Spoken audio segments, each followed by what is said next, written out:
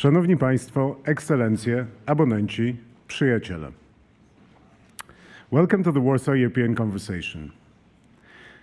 These are serious times, and such times demand serious measures. At today's Warsaw European Conversation, we will not solve the problems of the world. I'm sorry to have to break it to you. Today, we will not restore NATO to its former glory.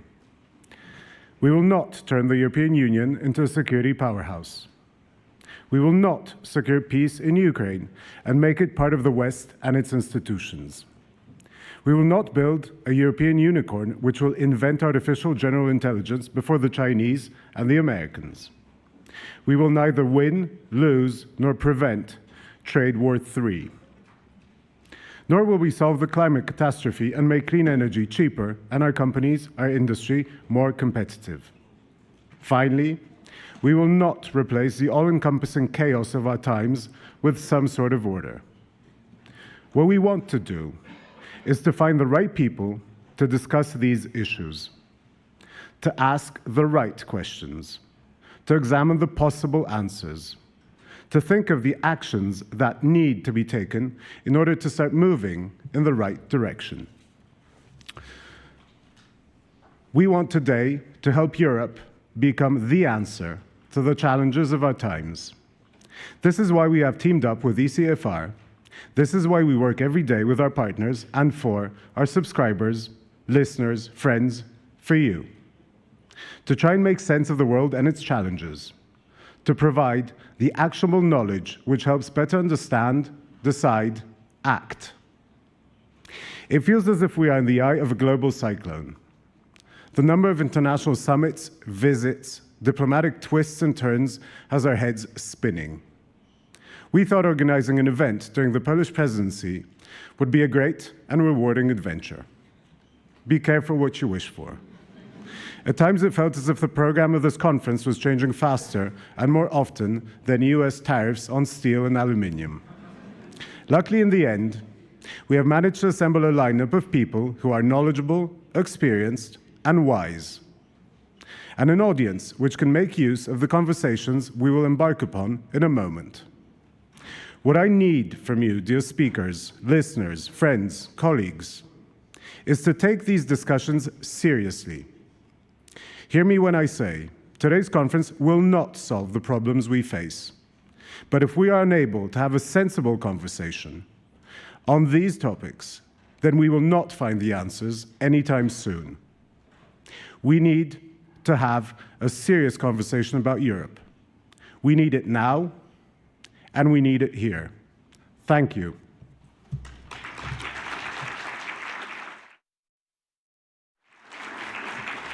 Thank you, Andrzej, for this welcome and important words, and above all for the excellent cooperation, as always, with Polityka Insight in organizing our joint conference. My name is Piotr Buras, and I warmly welcome you on behalf of the European Council on Foreign Relations, whose Warsaw office I have the pleasure to head.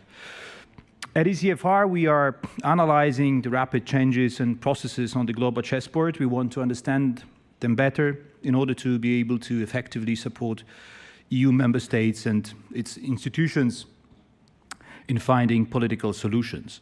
And the Warsaw European Conversation is, of course, one of the important means to achieve this goal. I'm very pleased that the European Conversation, with such distinguished guests from all across Europe, is taking place in Warsaw. And I believe that Warsaw is particularly appropriate place for such an exercise for at least two reasons. The first is that history of Europe is being decided today in this part of the continent, and Poland has serious assets to play an important role in this game, economically, militarily, politically. It is not only because of its current EU presidency that Poland has a lot to offer to Europe, and I'm sure that today's conference will provide many examples to support this thesis. The second reason is that not only does Europe need a strong Polish voice, but we in Poland also need a serious reflection on Europe with friends from other countries. In the past years, Poland has been right in many respects on several important issues, notably Russia and European security, and we rightly pride ourselves on that. But I think that this historical moment in which we find ourselves prompts also a more self-critical reflection. Where would we be today if a few years ago we had taken calls for European sovereignty in defense dimension more seriously? Are we intellectually ready for a Europe perhaps not only with less America, but with no America? Or rather, do we choose to believe that our special relationship with the US can remain intact? It's all not only about defense and security, but are we, for example, not throwing the baby out with the bathwater if we, I think, far too often juxtapose decarbonization and competitiveness? Today in Poland, we are, I would say, at a crucial point in our own Zeitenwende, and I'm very grateful to all those who, by attending our conference, want to help us navigate these stormy waters. While encouraging you to actively participate in our discussions today, I would like to thank our partners who have made this event possible. First and foremost, our main partner, Orange, as well as the other partners, which are Airbus, AstraZeneca, Citi Handlowy, European Climate Foundation, Foundation for the Promotion of Electric Vehicles, PKO BP Foundation, Novartis, and Visa. And I would also like to thank our media partners, Financial Times and TVN24 And now I have a great pleasure and honor to invite Mr. Adam Szłapka, Minister for EU Affairs, to take the floor. Thank you, Minister, for accepting our invitation.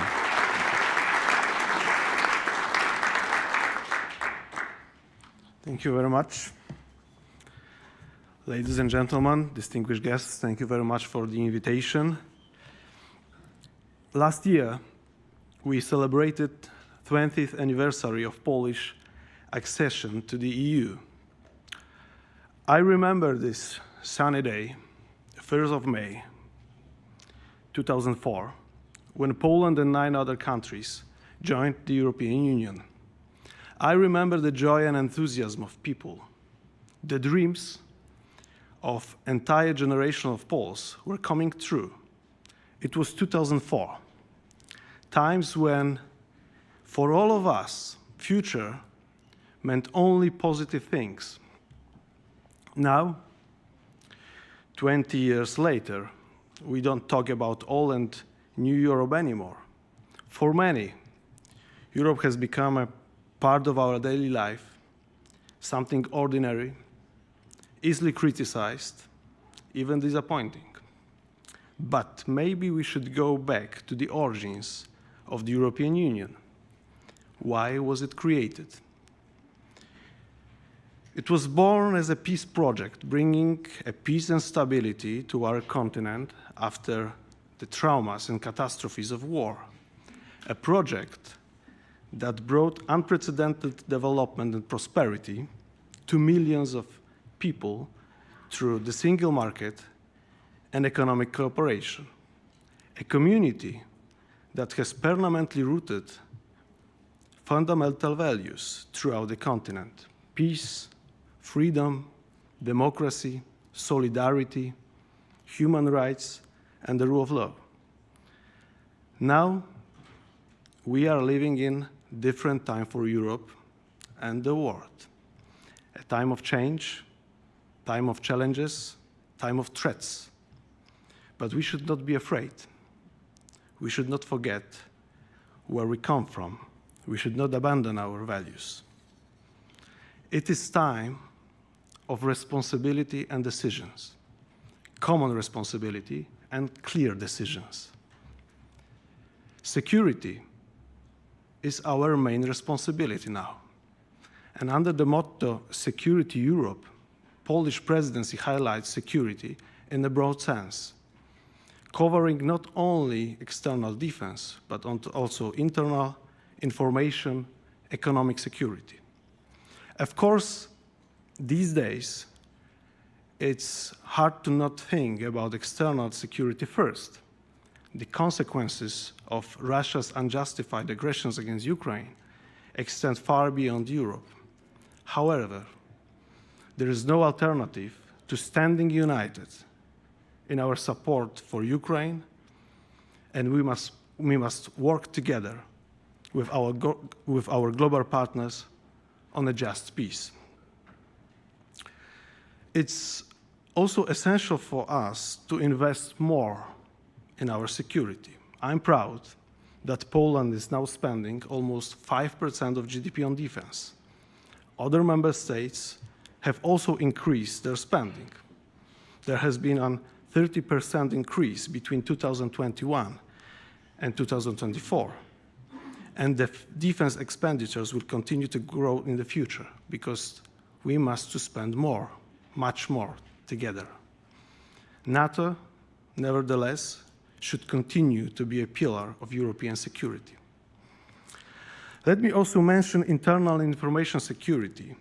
A key priority for the Polish presidency is taking hybrid threats at the EU level, especially the instrumentalization of migration and seeking new solutions to tackle the challenges of illegal migration. This is closely linked to information security, as hybrid threats and foreign disinformation campaigns continue to target European democracy. Only secure Europe can be free and strong to protect its values. We, members of the European Union, cannot forget that peace, stability, and democracy are still the subjects of dreams for millions. Millions of Ukrainians who gathered around the European flag during the Revolution of Dignity, and today are shedding blood for the values that are the foundation of the united Europe. Millions of Georgians who have been protesting for months, fighting for freedom, democracy, and for Europe. It's worth keeping in mind, even though it's obvious, like this dream, now our reality cannot be taken for granted. We have to fight for it. The world of 2025 does not look like the world of 2004. It's more unstable and dangerous. Reality forces us, the old continent, to grow up, to take the responsibility. We have created together a wonderful project in Europe that has brought peace, development, and stability. But for it to survive, we must give it our constant attention and commitment. Being aware of challenges and being aware of threats, we cannot be afraid. We must stay united and act.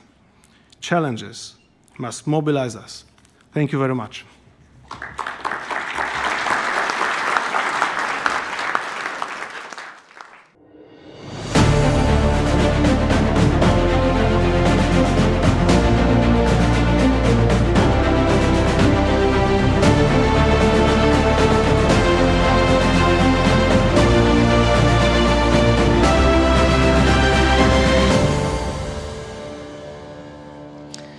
Good morning, ladies and gentlemen, dear friends and colleagues, our viewers online. Thank you for being here, there, and everywhere.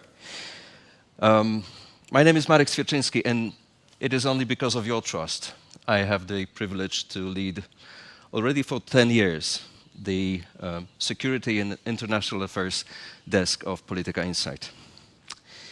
In July last year, NATO celebrated its 75th anniversary in Washington. The alliance showed no sign of weakness or aging. It was larger than ever, bolstered by newly adopted defense plans, and united in support of Ukraine against Russia. For the previous 2.5 years, we have heard that NATO and the United States will defend every inch of every allied nation, and that it will support Ukraine for as long as it takes. We all know what happened after the Washington summit. We know what the next and the current US president says and does about Ukraine, Europe, and NATO. We also know the fallout in Europe and Ukraine, with NATO, obviously, being in a quite a difficult position.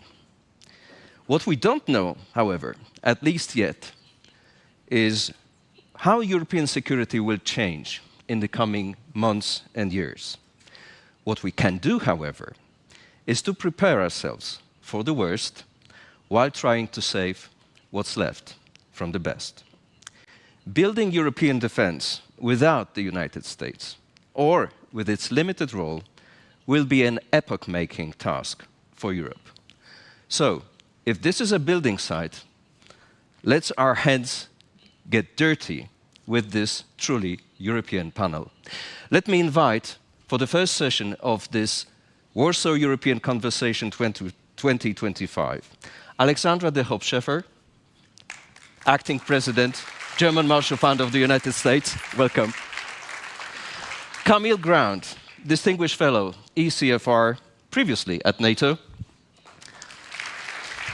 And Henry Foy, Brussels Bureau Chief of the Financial Times. Henry, please. Over there. Thank you for being here, Alexandra, for the first time. Welcome at the Warsaw European Conversation Conference. Dear friends, if this is a building site, who of you has the best skills in DIY or building? Let me start with the foundation. If we are about to build a new security architecture, as they say, what is our position between the United States and Russia today, while the United States sees Russia no more as an opponent, but more likely as a partner to building something new? What is Europe's position? What should be Europe's red lines, if anything? How should we navigate between those two blocks? Alexandra, let me start with you. I think this is a time for Europeans to be creative. I think first and foremost, Europeans need to change their strategic mindset. And that is linked to your question about the US role in European security and defense. There have been some deep trends redefining US strategic priorities for ages now. And what we are witnessing today is an acceleration of these trends. And so to your questions, Europeans need to accelerate as well. Why should we explore today something that you've said has been happening for quite a time? Because haven't we seen it? Well, I think Europeans have been very complacent to a big extent. And to a big extent, the war in Ukraine has pulled Europeans back into some of the old reflexes regarding the US role on the European continent, right? With the Biden administration, it was America is back. And after the 4 years of Trump, it was back to a sort of more normal, traditional transatlantic relationship. But in fact, Biden was an exception, if I can say, in the longer term structural, deeper shift in US domestic politics, and that's very important to keep in mind, but in US foreign policy, because today, I mean, I'm back from Washington, I spent these past 2 weeks. It's very striking to me that the conversations, the debates about the future US role in European security and defense is much broader than the Trump administration. A lot of Republicans, a lot in increasing Democrats also want to see Europeans stepping up. And so what you've seen these past couple of weeks is, yes, Europeans stepping up with a very strong French-British leadership, and I think that's a very important component. And what I particularly liked, being based in Paris, was to see the 5 Ministers of Defense from France, Germany, the UK, Poland, and Italy getting together. And I just want to quote the sentence that I think should frame our conversation today. It's not thinking of European security and defense without the United States, but probably with less of America. And the joint statement of March 12 said it's about maintaining a strong transatlantic link while significantly increasing the European contribution to deterrence and the defense of the continent. So that's, for me, how we should frame it. It's about rebalancing the NATO and the burden sharing between the United States and Europe. You know, let me stop for a second and talk more deeply about this change in America. Because on one hand, it echoes, you know, what you've been saying. It echoes whatever we've been hearing about having not noticed for the past 25 years the change in Russia, the change in China, and now we're discovering the change in America, to a shock to many of us. And again, what you've said about burden sharing, I've been hearing this for 20 plus years. So, I mean, what makes you think that this time it is really serious? I think there's a deepening and an acceleration of these trends. One country in the EU has been alerting and very aware of these trends is France, right? With the whole strategic autonomy conversation that in fact now is taking a central place in the European conversation. You know, I've been traveling in Scandinavian, Baltic states, here in Poland, even in the UK.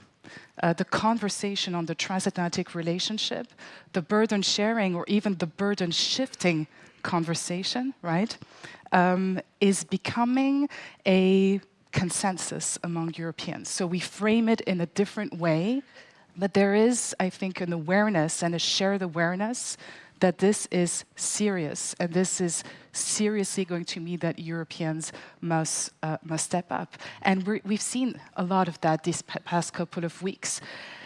Maybe one last point I want to emphasize as we begin this conversation is that there's also a tempo discrepancy.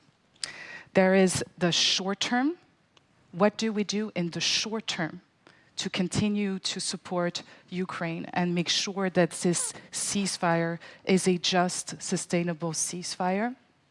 And there, the US support is absolutely indispensable. And then there's the middle to longer term question for Europeans in terms of building up and scaling up their own defense, security capabilities and industry.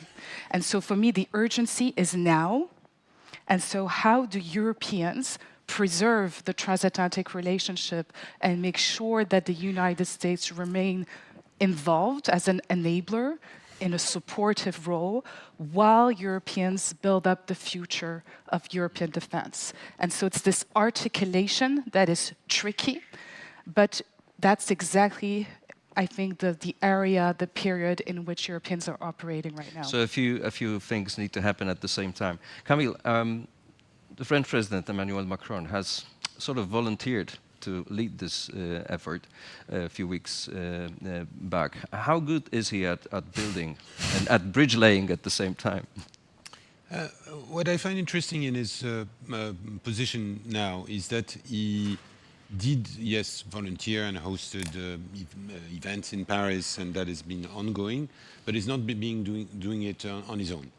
He's been, what I find absolutely fascinating as we watch this is to see how this conversation is unfolding in new formats with a active Franco-British lead, as Alexandra was mentioning, with a future German chancellor who's stepping into the defense and security debate on literally the day of his election, with new, who would have thought even 2 weeks ago that there would be 37 chiefs of defense meeting in Paris to discuss security guarantees and military assistance to Ukraine, with a range of countries and the US not being exactly included. the US. That is really that's very impressive.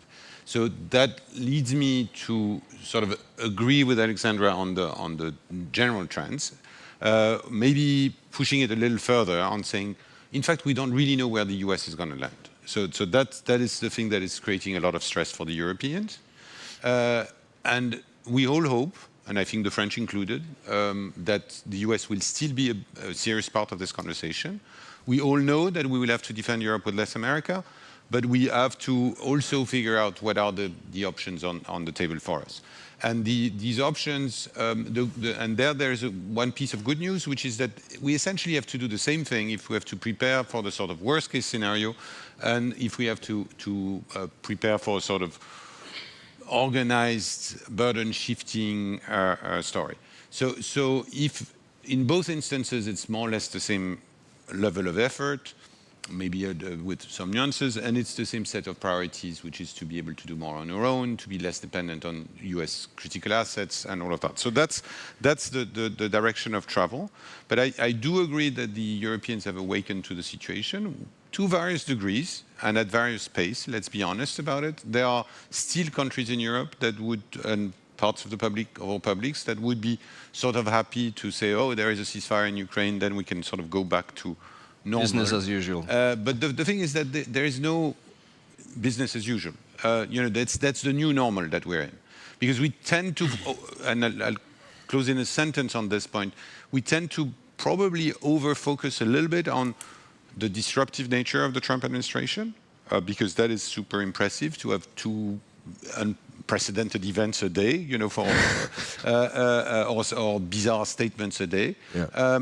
But on the other hand, I mean, the reality has more to do with a Russia that has turned the corner in its relationship with Europe, that is pursuing a very aggressive agenda in Ukraine and possibly beyond.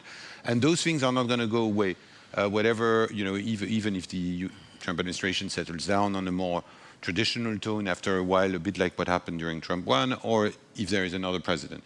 I think we have to look at the fundamentals that Alexandra was mentioning of a US that is shifting to the Indo-Pacific, that is more resource constrained, that is more politically polarized, and those things are not going to go away. So what we have to do is really look at the new security environment as it is, not as we would like it to be. And I think that's the big challenge for Europe at the moment. I do believe that, and I want to be optimistic on that we see some good signs of things moving in the right direction. Let me use your vast NATO experience to talk about this bizarreness and unpredictability. You must have watched yesterday's conversation in the Oval Office. What must have been happening in the head of the NATO Secretary General, Mark Rutte, when from a very friendly, even warm exchange with President Trump, he suddenly found himself in a situation that Mr. Trump was bragging about taking Greenland, and him, Rutte, being instrumental or even helpful in that? For me, I mean, that's the most problematic nature of this administration. And I'll be very blunt and honest here. I actually lived through at NATO the first Trump administration. I was in the room during the 2018 summit that you told the story about, which is your story. There is a wonderful story in the FT that last summer that was essentially capturing it, except that it was a slightly worse experience. But anyways, the bottom line is there are some elements that haven't changed with Donald Trump, and it's probably not going to change. He likes to brag. He enjoys putting his interlocutors in uncomfortable situations, especially when they start feeling comfortable, and that's not going to disappear. What I am worried about is a form of lack of professionalism, to put it bluntly. One thing is to say Greenland is super important for US interests, and we're going to have a very tough conversation with the Danes and with the Europeans about why this matters to us and what is it that we expect. That's those things happen in international politics. And that was, by the way, one of the avenues that Rutte was trying to explore to save the entire thing. Can NATO take care of this? And can you? And suddenly, here we have a statement, a repeated statement, which is also part of the problem, that essentially says it's okay to pressure your neighbors to grab land or do that, including allies. And that is, for me, fueling Putin's narrative. That is extremely problematic. So I think we have to really be very clear that those things are not right, not from a moral standpoint, but from a really strategic standpoint, in order to help this land in another direction. So I do remember when Trump, in its first incarnation, said NATO was no longer obsolete after saying it was obsolete. It's interesting that things are no longer obsolete. That's a concept. But anyways, the issue for me is how do we seriously find a working relationship with this administration that enables to address some of these And some of those US demands are, in my view, very reasonable. You know, yes, the Europeans need to stand up and do more. Yes, they need to be more responsible for their European security. Yes, there are some gaps in the way we approach a number of either regions and things like that. But what does happen? And that is, I think, for me, the unpredictable nature is the most problematic part. The rest we can manage. You know, we can have a tough, sometimes easy, sometimes much tougher conversation on what needs to be done. And I think there is the baseline for a plan of how much the Europeans need to do and how much they need to be in charge of is okay. And that's you know, it takes money and a bit of time. What is more problematic is indeed the sort of when we start going into the scenes that we've seen yesterday on Greenland, which you know, really sort of frees a lot of the European audiences and saying, my God, how are we going to deal with that? And what happens if it applies to another region or country? Yeah. Henry, should we oppose Mr. Trump openly, directly? President Zelensky tried. Yeah, it didn't look good, did it? Look, I actually disagree with you. I don't think this is the new normal. I don't think we know what the new normal looks like. I think it's going to get a lot worse. Mm-hmm. I think people like to talk about burden sharing like it's a number. We've made a percentage of GDP spending on defense this kind of holy grail. And frankly, it's nonsense, right? You can have all the 20, however many members, 29, 30 continental European members of NATO spending 5%. But if they're buying the wrong stuff, and frankly, if they're buying the same stuff as each other, capabilities don't get any better, right? We talk about the need to, Alexandra said, we need to preserve the US presence in Europe. I mean, it's not ours to make that decision. It's the Americans that will make that decision, and they'll make it based on American interests. And no matter how much we spend on GDP, as a percentage of GDP on defense, it doesn't change how much we as Europeans can do. I mean, the gap is probably 10 to 15 years at a really, really optimistic look at it, to replace what America does in Europe. I mean, but if we don't spend, then we will never reach... No, we absolutely have to spend, but it's about capabilities. I mean, before we even start talking about nuclear umbrellas, I mean, it's military mobility. I mean, you're right. President Macron has talked a lot about, you know, strategic autonomy. The French operation in Mali needed the Americans to get them there, get them back, and every 12 hours, an American plane to take off from Spain, fly over the desert and refuel the French jets in the air. I mean, this whole idea of strategic autonomy was always based on America being there. I will challenge you on that, because maybe not so many years while the operation in Mali wasn't going, but just, you know, in recent months and years on the eastern flank, I would say there are as many European aircraft flying in surveillance and reconnaissance missions, like as the US are.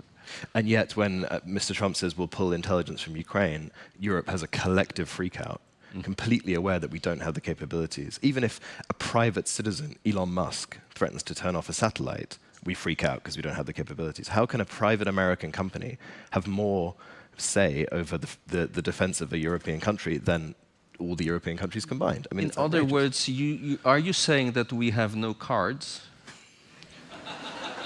If Trump were to use the Hague summit to withdraw from NATO, then yeah, we have no cards. Do you think he will? No. But I think he will reduce a large proportion of the troops that they have here, and I think he will reduce financial contributions and probably reduce some form of engagement with certain allies. I think what we have to hope for is a organized and formalized process. So basically working with the US on saying, okay, you've made decisions to withdraw some assets of Europe. As part of burden shifting, you do expect the Europeans to A, spend more, B, build capabilities, including with a focus on those critical enablers that only the US provides in large quantities. Yep. And let's give us, you know, 3 years to achieve that objective, 5 years to achieve that objective, and in 10 years from now we will be in a very different situation, so that the European will be much more capable of doing that. So that would be a sort of ideal scenario. So if I'm getting you right, there should be a negotiated, manageable, and predictable withdrawal. With a man who does not want to negotiate, who is totally unpredictable. Yeah, we do it. So that's the ideal world, which is called, and by the way, it's called the NATO defense planning process. This is not reinventing the wheel formally. It is putting pressure on allies to do more with a structured plan. And then thinking of what can the EU bring to the table in that process, how can it work? The reality is that indeed it's going to be a very unpleasant ride. You know, I tend to view, one image I've been using about Trump administration is that the first one felt like a roller coaster ride. You know, it's frightening, you get dizzy, you think you're going to die, but you end up where you wanted. I think there's too much of an assumption that Trump 2 is going to be the exact same thing. When I believe it's not going to be, so there are more risks of derailing, and you don't want to derail when you're on a roller coaster ride, and in French roller coaster rides are called montagnes russes, so Russian mountains, and so you certainly don't want to go through this. I mean, the other good thing about a roller coaster ride is that you know it's going to end. Yeah. Which is we knew with Trump 1. This one, I don't think we know it's going to end. Exactly. So, I mean, in 10 years' time, during Trump's 4th term, you know. But ultimately, and I want to end on a good news, because of course we can sort of not end, but to point at the good news, is we sort of know what we need to do. We have a pretty good assessment of what are the enablers that are missing, what are the capabilities that we lack, what are the problems, because sometimes those have been highlighted, because they're well identified, both in the NATO and the EU context, and there is some political will to mobilize. Then the issue is how to do this as a matter of emergency, and how to structure as best as we can, both as collectively as Europeans and hopefully with Americans, that process. We're also not talking enough about the mental shift that is required here. I mean, for 80 years, Europeans have only thought about going to war, arming, even business investment without America.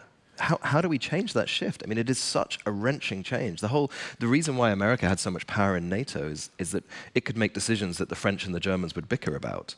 It could make decisions that sort of overrode the European cacophony. I mean, I sit in Brussels every day and I see how the 27 argue about the most minute, tiny details. I mean, for this to actually work, it's not just about spending more, it's not just about having a plan, it's about Europe finally trusting each other in a way to share defense capabilities without the Americans. One of the reasons why the Americans took on such a big footprint is because all European countries were like, okay, we can trust them more than we can trust some of our neighbors. I'll let you come in a second, but I will beg you all to answer my question. Are we able to formulate Europeans' own policy towards Russia, independent or in some kind of negotiation with the United States? I think the starting point is not the money. I agree. Europeans and NATO has been obsessed with the 2%. Now it's free. Now it's 3.5. I mean, everyone's showing how good they're spending. Mr. Trump how much. is talking about 5%. Yes, but I think that's a false starting point, because the starting point is the what for, right? And that is just starting now. It should have started 10, 15 years ago, but it's starting now. Where are the voids? Where are the areas in which Europeans are hyper-dependent on the United States? And we discussed that, the air-to-air refueling, the transportation of troops, intelligence satellite, I mean, all of that, we know it. So famous air and missile defense, yes? Yes. Air and missile defense. So these are the areas where Europeans need to collectively invest in. Why are we still having that conversation in 2025? Because the European defense industry doesn't exist. Why? Because of Europeans' fragmentation. Europe fails because it is fragmented. The EU manufactures, produces more tanks than the rest of the world, right? And the way we have sent armaments, equipments, tanks to Ukraine shows how fragmented and not interoperable this horrible word, but an important word is not functioning. And that's why I believe, and the French has very much got closer to that framework, that we should collectively, and I agree with Camille, have that conversation within the NATO framework, because NATO is a huge machine for interoperability, to share these best practices, to share the lessons learned from previous military engagement, and how do we improve these capacities together. And so what I would like to see is, instead of talking of a US pillar and a European pillar, and by the way, we don't really know who's in the EU pillar or not, and have the impression that when the US starts to partially withdraw, that NATO collapses. I would like to see American and Europeans define together a roadmap, right, for European security and defense. I don't believe at all that the United States will withdraw from European security and defense. I don't want us to go into the direction of a division of labor between the US and Europe, where Europeans should take care, and it should, of its neighborhood, while Americans are focusing on the big one, which is China.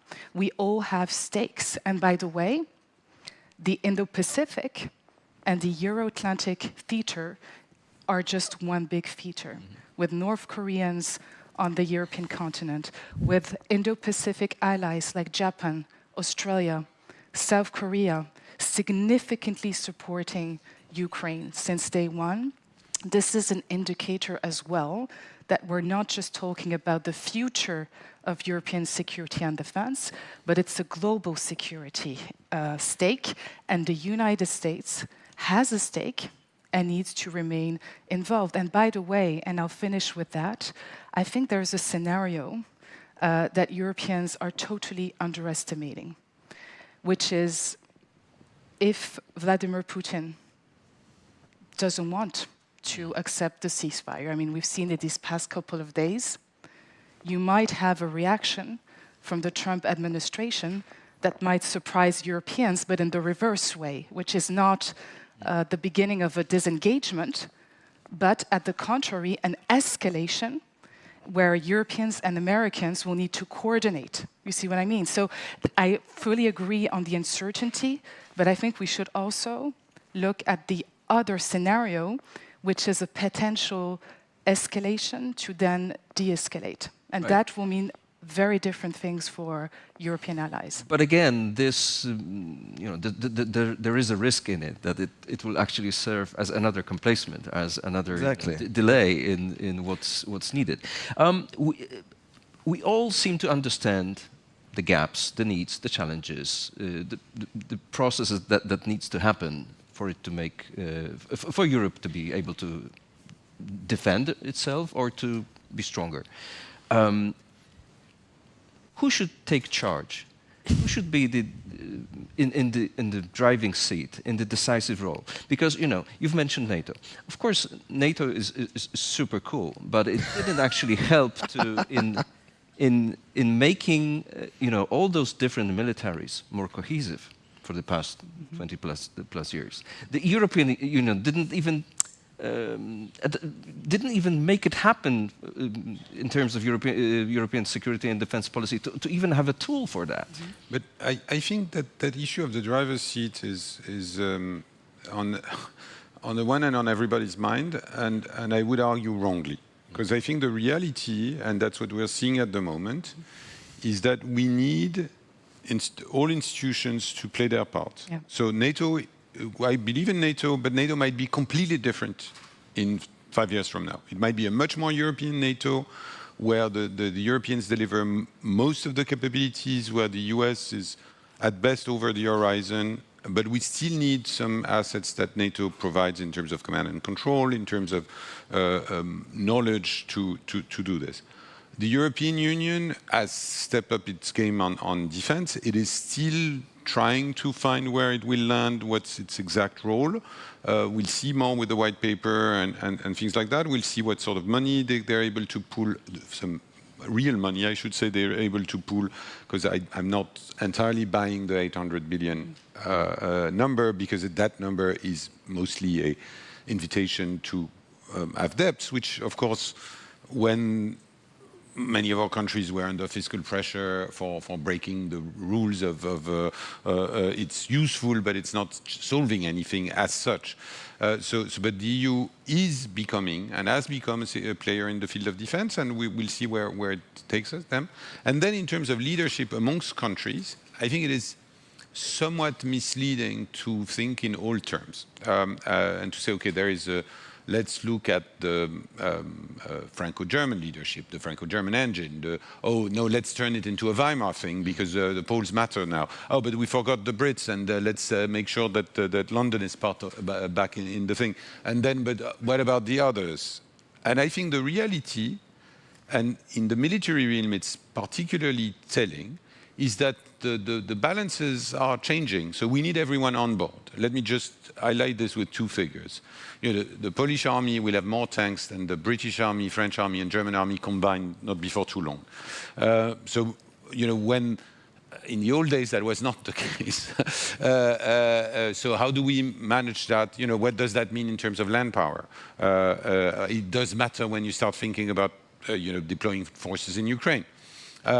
The combined 4 Nordic air forces, so Finland, Sweden, Norway, and Denmark, which are very integrated, are larger than the Royal Air Force, the French Air Force, or the Luftwaffe. Not combined yet, but they are larger, and they are very modern.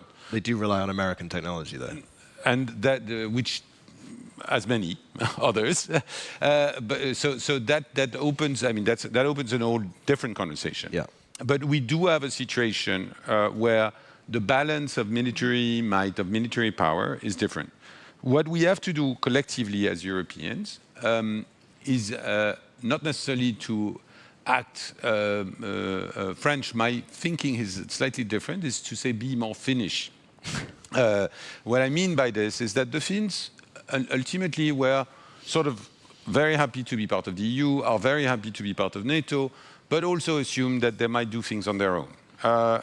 And in a way, that's a model that is very different from the model that Henry was describing of having forces that are very good plug-and-play forces to be a junior partner in a US-led coalition. Right. So to various degrees, we all have to think through this and say, okay, how can we be much more capable of defending ourselves, preferably collectively as Europeans? What does that mean for NATO? What does that mean for the EU? And what sort of coalitions of capable countries can make a difference? And there are multiple coalitions. It might depend on the task. You know, the nuclear conversation might be slightly different from the purely Ukraine conversation, which might be different from the industry conversation and all of that. So that is the sort of thing that we have to think about, and maybe not saying who's going to be in the driver's seat. And in all fairness, I would say that Emmanuel Macron, in particular, in the way he's played the last couple of weeks, has not been on a sort of, how would I put it, traditional French lecturing mode of "I told you so" and "please follow my lead," but much more of an effort of let's bring everyone together. Let's try to work with the allies and partners. And then, of course, the formats is always a diplomatic headache because you know, the minute you add one, there is another one who says, if they are coming, why am I not coming? And so on. So, but I think there's lots of things happening that are truly fascinating. The Nordic Baltic 8 group is a very interesting group, and also in terms of might, not only and. My point to this, and I often have these conversations with civilian and military leaders, is, by the way, you're in a situation where you can weigh in.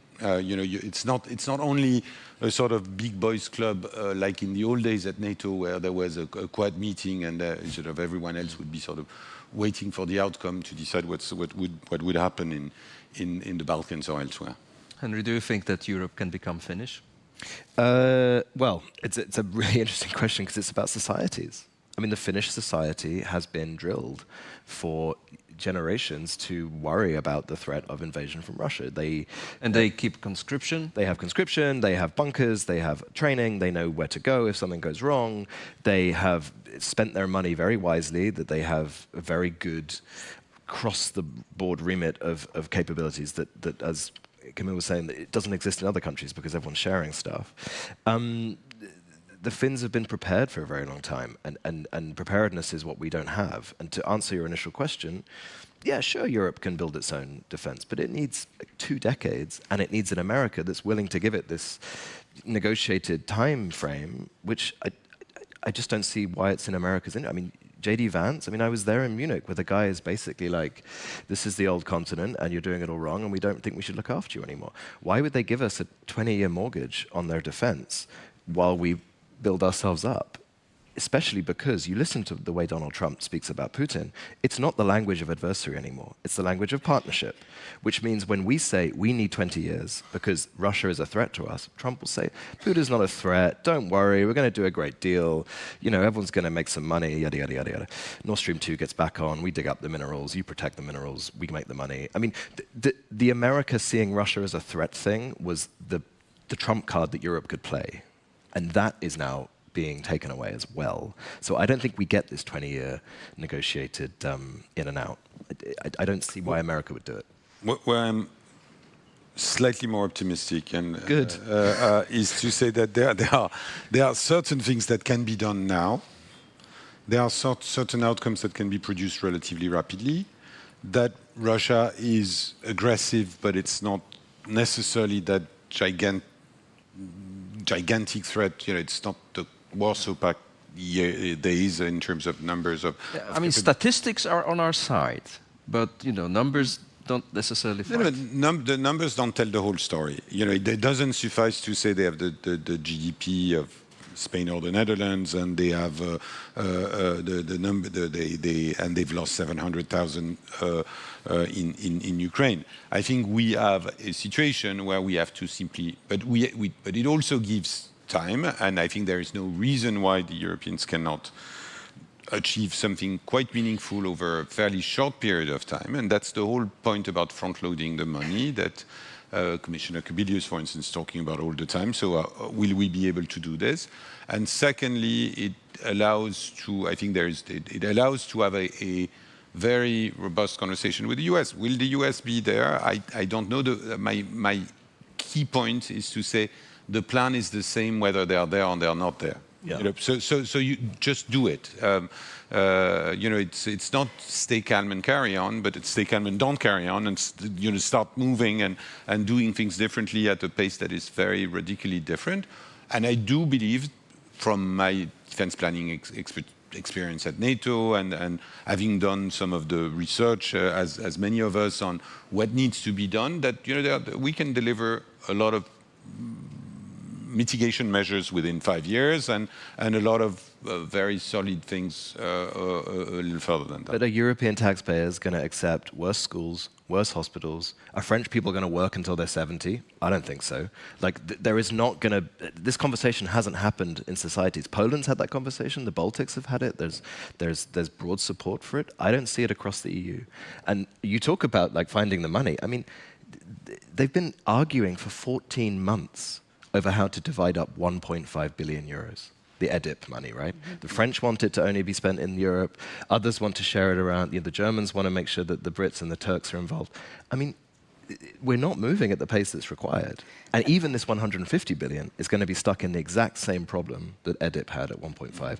And the 800 billion is magic money. I mean, that's a made up. That's a really important point, but that's a political decision. I think European political leaders, except in the Nordic, you've mentioned Finland, the Swedes are doing an incredible job as well in explaining to their people why it's important and critical to invest in defense, right? And that it's not just about hard power, it's about the resilience of your societies, of your democracies. It's also fueling technological innovation. It's about explaining to the people that investing in defense, and it's investing in your future security, but it's also going to have, positive spillover in other critical sectors that are part of building and enhancing your country's long-term resilience, right? So we're back again and again in this stupid guns or butter debate. And I think we should move to a guns and butter debate. And yes, you will need to make some decisions. The thing is also with the rise of the far right political parties across all EU member states. This is fueling the sort of a toxic debate that if you invest in defense, then you don't invest in social programs or schools or hospitals. And it's up to the political leaders again to make this extremely vocal, extremely audible to their public opinion. So this is just starting in France, in Germany, etc. It has started more than 10 years ago in the Nordic Baltic states. So again, it's about accelerating. But if the people do not believe or do not understand why it's important to invest now in order to be more resilient in the months, but also years to come, then the whole European defense strategy will not work. What would be your prescription, your recipe, how to do it? Because I mean, so far the debate has been probably driven from top to down. I mean, politicians, elites, experts, military leaders have been explaining to the public that the threat is real and they should be willing to accept, those, guns versus butter dilemma. I understand that you argue that it should be the other way around, that the societies, having changed their mindsets, should be urging their leaders to be more active. Mm-hmm. I think it's really a societal challenge. I mean, Ukraine is on the European continent, and Ukraine's destiny and future will be de facto and is already European, right? Especially if the NATO doors remain closed. And they will remain closed, especially in the transatlantic context that we all know. So it's about understanding this. And I have been always struck by how the British have framed the Ukraine war vis-à-vis their public opinion, which is to hear Minister of Defense and others say, this is our war. So there was a sort of early ownership of the Ukraine war, and it was sold that way to the public opinion. That has not been the case in the majority of European countries. So again, this is about raising awareness and always about explaining the why, right? And not just putting out there the numbers, we need to spend more, but why do we need to spend more? And that in particular for the younger generation, I think is really important because peace is perceived as something that is totally guaranteed, right? But it's not. Peace and democracy are fragile. And if today, within NATO, NATO pillars are being shaken up, it's because, and I like to refer to the American political scientist Stephen Walt, who published a piece in the Survival Journal in 1997. I encourage everyone to read it again today. It's called Why Alliances Endure or Collapse, and why NATO still exists today. It has been built in 1949, and it has survived despite the many challenges. It's because it's built on two pillars, the community of values and a community of interest. And what you're seeing today is that this convergence of values and convergence of interest is being challenged, both internally because of the trends in our domestic politics, but also externally because of the shifting strategic priorities between the United States and Europe. And so it's about being, and I agree, very realistic of where we are, and at the same time try to co-define together a roadmap of where we want the transatlantic security, European security to be in the 4, 5, 10 years from now. Let's not fall into the trap of short-termism, right? And commenting tweets and everything. Let's have a forward-looking vision and work together on that future roadmap. And that's what I'm doing with the transatlantic task force that I've put together at the German Marshall Fund, getting together with corporates, industrials, young leaders, diplomats, military leaders, and co-defining, co-designing that future roadmap despite the current challenges we're facing today. If I can add the Polish perspective on that. It is becoming more and more difficult 3 years into the war, with all the fallout, with all the challenges that we have, not only in this country but across Europe. Henry, but every praise for Poland is of course very welcome. But I would just comment to your previous argument that Poland is still, one of those countries with the lowest pension age in Europe. So it's not that we really had that debate. It just happened. It's going to come in a lot of ways.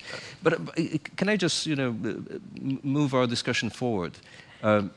So we've agreed that we sort of realize the needs, the gaps, the procedures that need to happen. We agreed that politicians need to feel pressure from societies, but still, I'm not quite all right with Camille's version of this dispersed leadership. I mean, when we are in a process which very much resembles the military command and control, there needs to be a commander, doesn't it? Yeah, I enjoy when I'm in NATO saying to the Americans, okay, so you want the Europeans to do more. When do we get a European Saka? When do you give us the keys to the tank, essentially? But that's not going to happen in the current framework. The Americans have the supreme commander. They want that. I think you're seeing the British, French, German triumvirate come together around support for Ukraine, but also in general defense terms.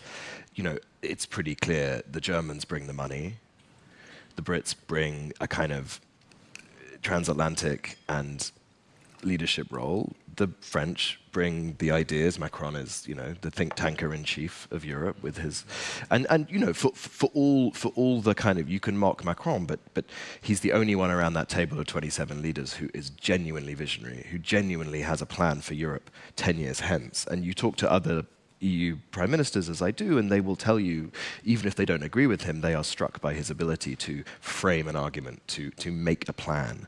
And you're absolutely right. He's been much less Macron in the last 2 weeks that we've expected with his sort of grandstanding. But to be fair with Keir Starmer, I mean, he has emerged also as a maybe unexpected European leader. Well, I mean, yeah, I guess so. I mean, he had a pretty bad first few months with the reset, which was a very bad word for it. The way that the French and the Brits have come together has been quite striking. But I think it also goes to the heart that this sort of cliched version of the French being against the Brits and leading the European charge against Britain is nonsense. I mean, the Brits and the French coordinate. I mean, this inside NATO on the nuclear front. They've shared aircraft carriers and things. I mean, they're the serious people in both countries talk to each other all the time. For me, the key is Merz. If indeed Merz comes to power with the ability to spend an enormous amount of money, how does he fit into those two in that three-way? I understand from talking to German diplomats that Merz's key priority is to restart the French relationship, which really soured under Schulz. If that can work, and Germany can get over this idea of not wanting to pay for other countries' defense after having paid for other countries' economic revival under COVID, then we might have a plan. But Macron doesn't have money to spend. Giorgia Meloni does not have money to spend. The fiscal space in these countries is already gone. So either he's going to put his people under a huge amount of social pressure, which in France will not happen, or there's a European borrowing pot, whether it's an SPV, whether it's a development bank, a defense bank, whether it's Eurobonds that we sort of say will pay off in 25 years. That discussion still hasn't properly happened and needs to, because there just isn't the fiscal space, apart from in Germany. And yes, countries can put up 2-3%, but without sounding disparaging, if you're not France, Germany, Britain, Italy, your economy is not big enough that 2% more of GDP on defense makes a massive difference to European security. It needs these big economies to put proper money on the table right now, not to argue about it for 3 years. I very much agree with that general assessment. I think what makes the debate complicated is that the argument might differ from one country to another. In some countries, you might say it's sustainable. We're talking about moving 2 points of public spending. Yeah. Stop making this, and honestly, I would make that point in France when I hear people who immediately, when Macron starts talking about let's be serious on defense, it shifts overnight in a debate about the retirement age. This is ridiculous and this is embarrassing. So the problem, we have a political class that is partially not up to the challenge. In other places, it's more about dramatizing a little bit and helping Spaniards and Italians understand that what's happening with Russia might have an impact. Interestingly, Pedro Sanchez yesterday said something along these lines of saying, yes, the Russian forces are not going to cross the Pyrenees, but there is a broader security dimension that is threatening our society, and we need to understand that. So I find that interesting. In some instances, it might be about that's going to benefit your industry, and in Italy they are very interested in seeing their defense industry benefit from that thing. So I think the complicated thing is that it's not a single message, and that indeed some of the solid Finnish experience cannot be replicated further south or further west easily. So my point there is to say, it's doable. We're not talking, and there I am a little cautious about the welfare versus warfare thing, because part of the message is also to say we want to protect our models of societies, both our democracies and the fact that we are wealthy, modern countries, and we don't want to turn into a sort of militarized Russia by any means. That shouldn't be the plan. We don't want to be autocratic and militarized societies. North Korea is not a dream for our citizens.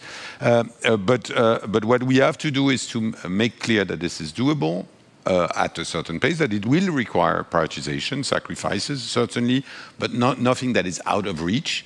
I think that is a problem with some of our statements over the last years, which have meant we've lost traction. Macron first started talking about war economy in June 22. Yeah. That has not really happened in France or elsewhere. There's been some very positive movements, but not something that is across the board enterprise.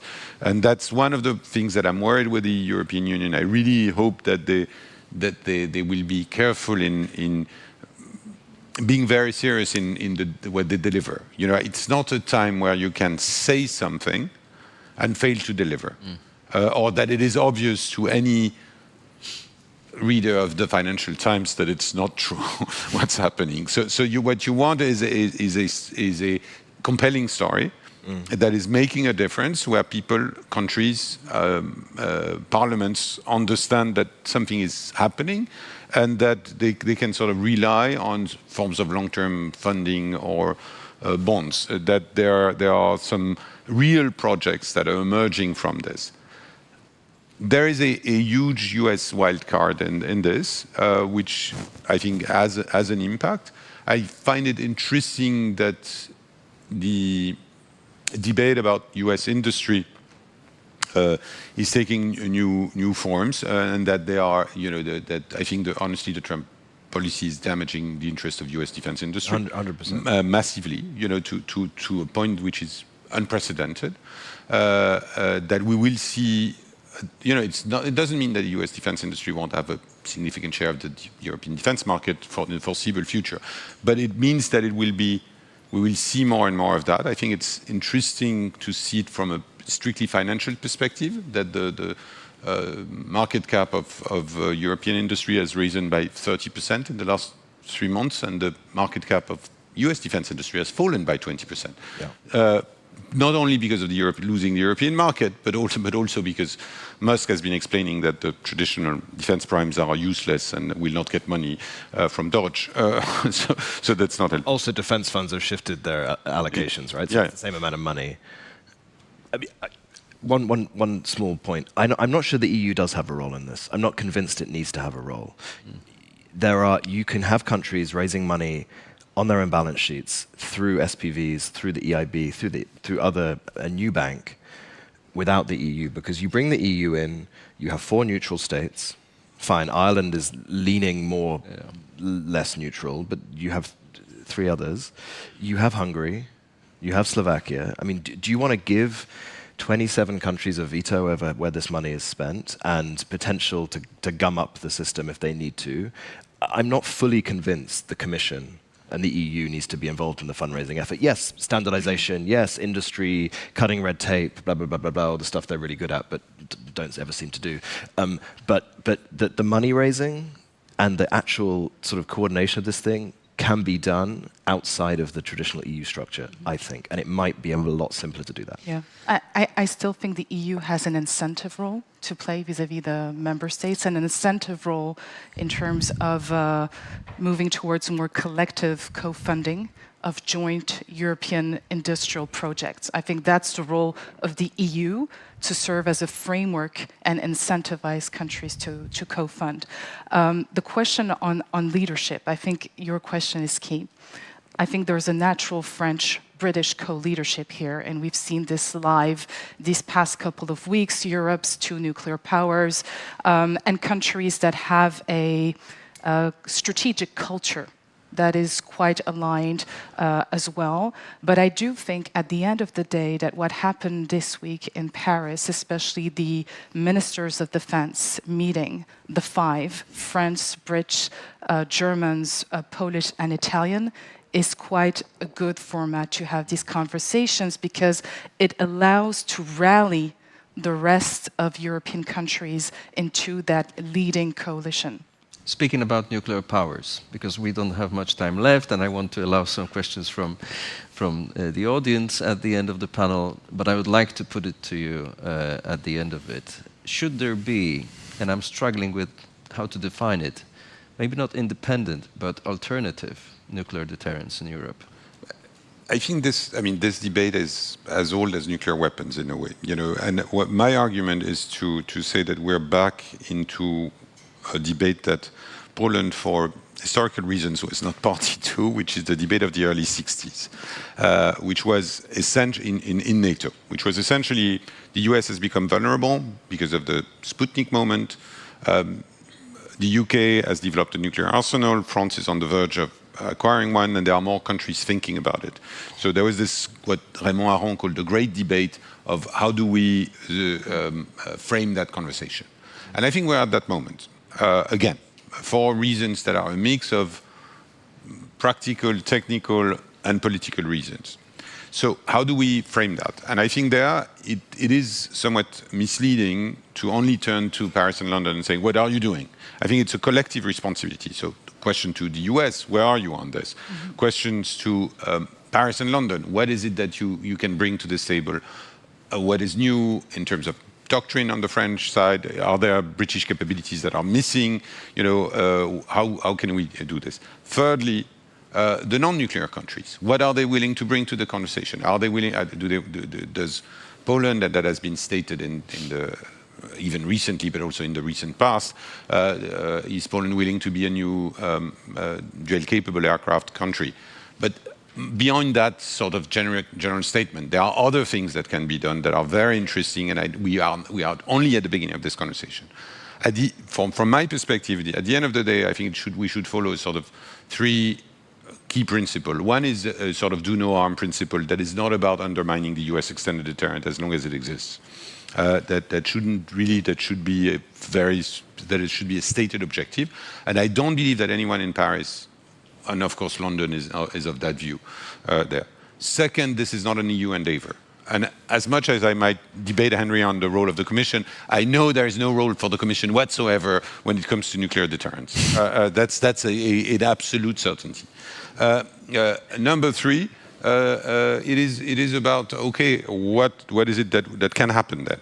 And what can happen is a mix of deepening a nuclear conversation, which was not happening until recently. So let's be blunt about that, and the French had been making offers for years, and that was not happening. So let's deepen that conversation and have serious conversations about these things. What are the expectations? It's not something that's going to be granted by Paris or London.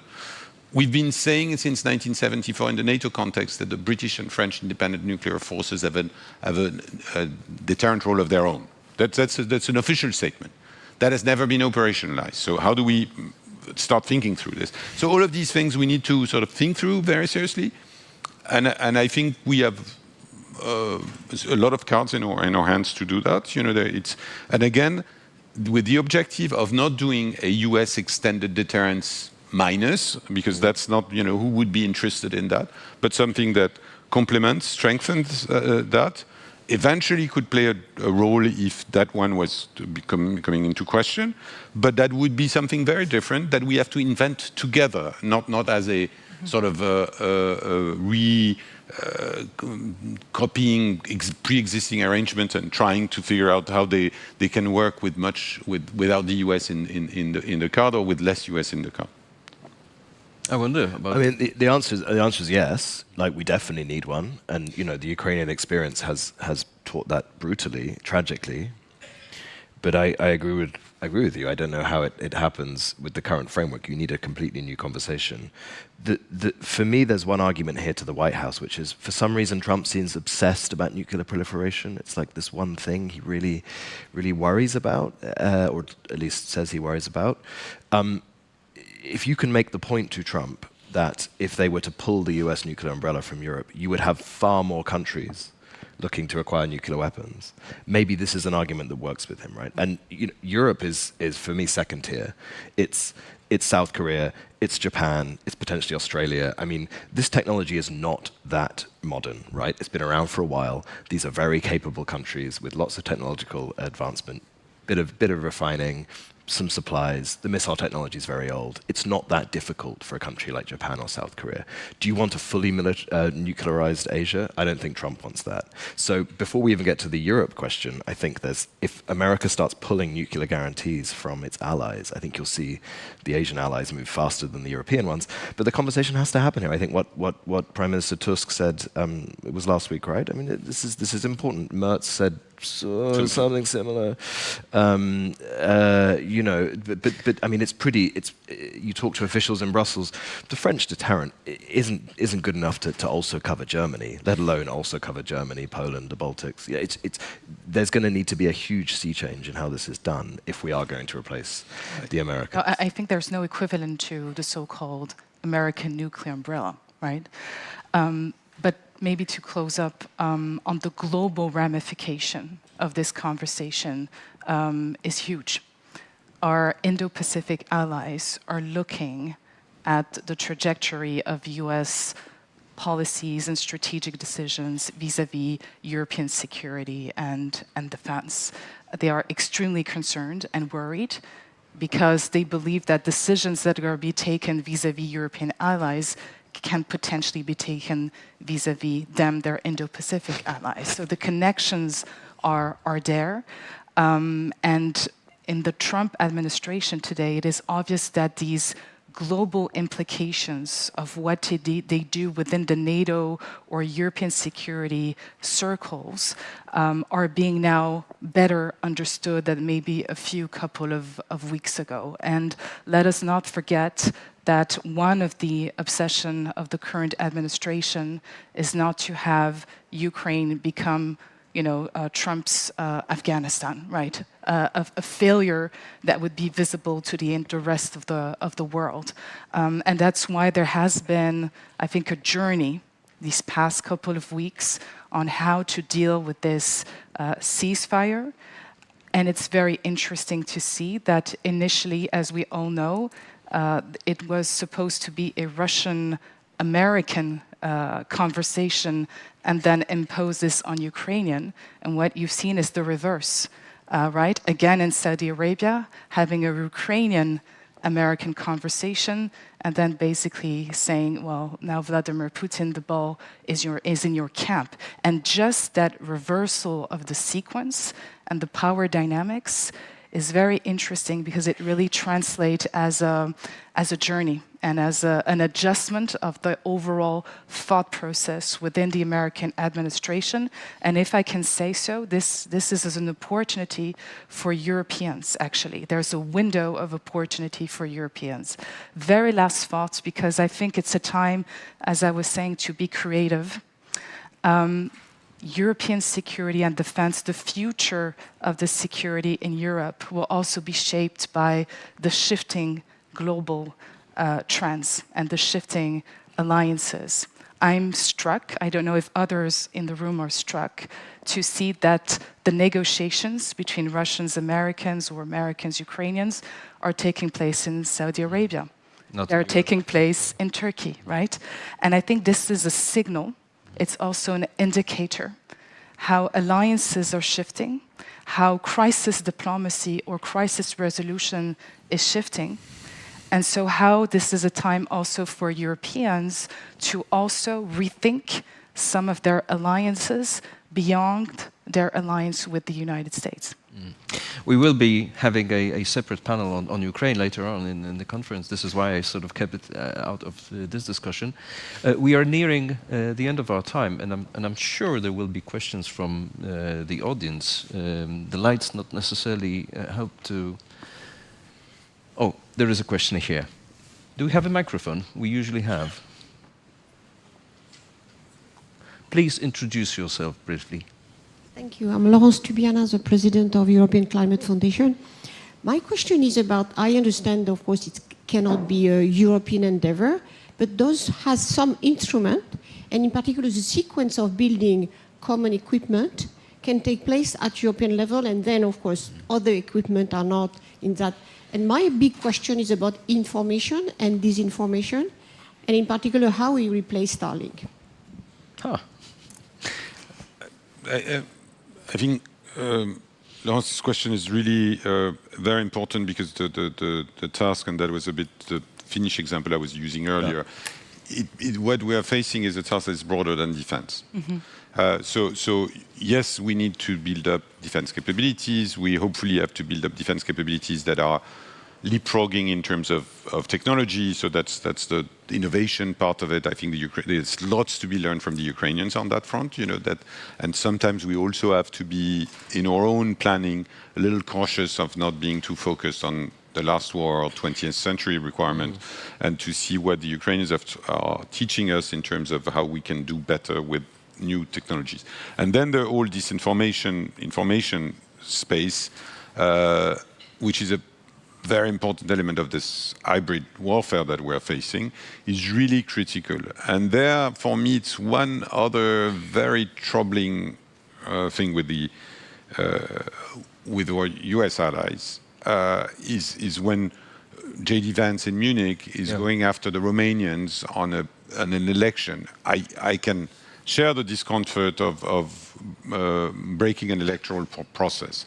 But the idea that that the U.S. vice president is undermining a complex, difficult political and legal process in an allied country on the basis that it's okay to disrupt elections and that it's for the voters to say, is for me very, very, very disheartening. So I think we have to really pay a lot of attention to that the European Union has some very good tools on this, by the way, in terms of fighting disinformation, that I wouldn't want to see undermined as part of the broader tech conversation. And that we need to collectively, because that's something that we share as Europeans, EU and non-EU Europeans, we really need to be thinking of that info space, because that is something that is really a very direct threat. If we have more, let me be blunt, in the region, more Hungaries and more Slovakia, it's going to become very difficult. In the early days, there was this notion, the Eastern flank allies, they are serious and they are more concerned. I mean, the reality is that those that are disrupting some NATO and EU decisions are the Eastern flank allies, not Poland, obviously. I think the most striking comment of the recent days is one from Mike Johnson, that Elon has the largest platform and can basically blow things up. Though he tried in Germany, and the AfD numbers didn't really move after he did that. To the Starlink point, I think it goes to another question here, which is Europeans shouldn't beat themselves up too much that they've relied on America for a very long time. America wanted that situation as well. It's very good for American defense companies. It's very good for American tech companies. If Europe isn't encouraged to build a equivalent to Starlink, we'll have to buy Starlink. And so effectively, this has worked in America's favor for a long time, the corporate relationship. I mean, it's embarrassing that we don't have a like-for-like replacement that we could just turn on for the Ukraine. But that was the deal, wasn't it? I mean, that Europe didn't need to have a lot of those things, because there was a deal with the US that they would actually be a provider. The problem is Europe took the benefits of not having to pay for it and used it on making sure we didn't work in August. and making sure that we could have a much more chilled life and stop working earlier. I mean, the question I want to answer, like, where did the peace dividend get spent? We keep hearing about this peace dividend. It's like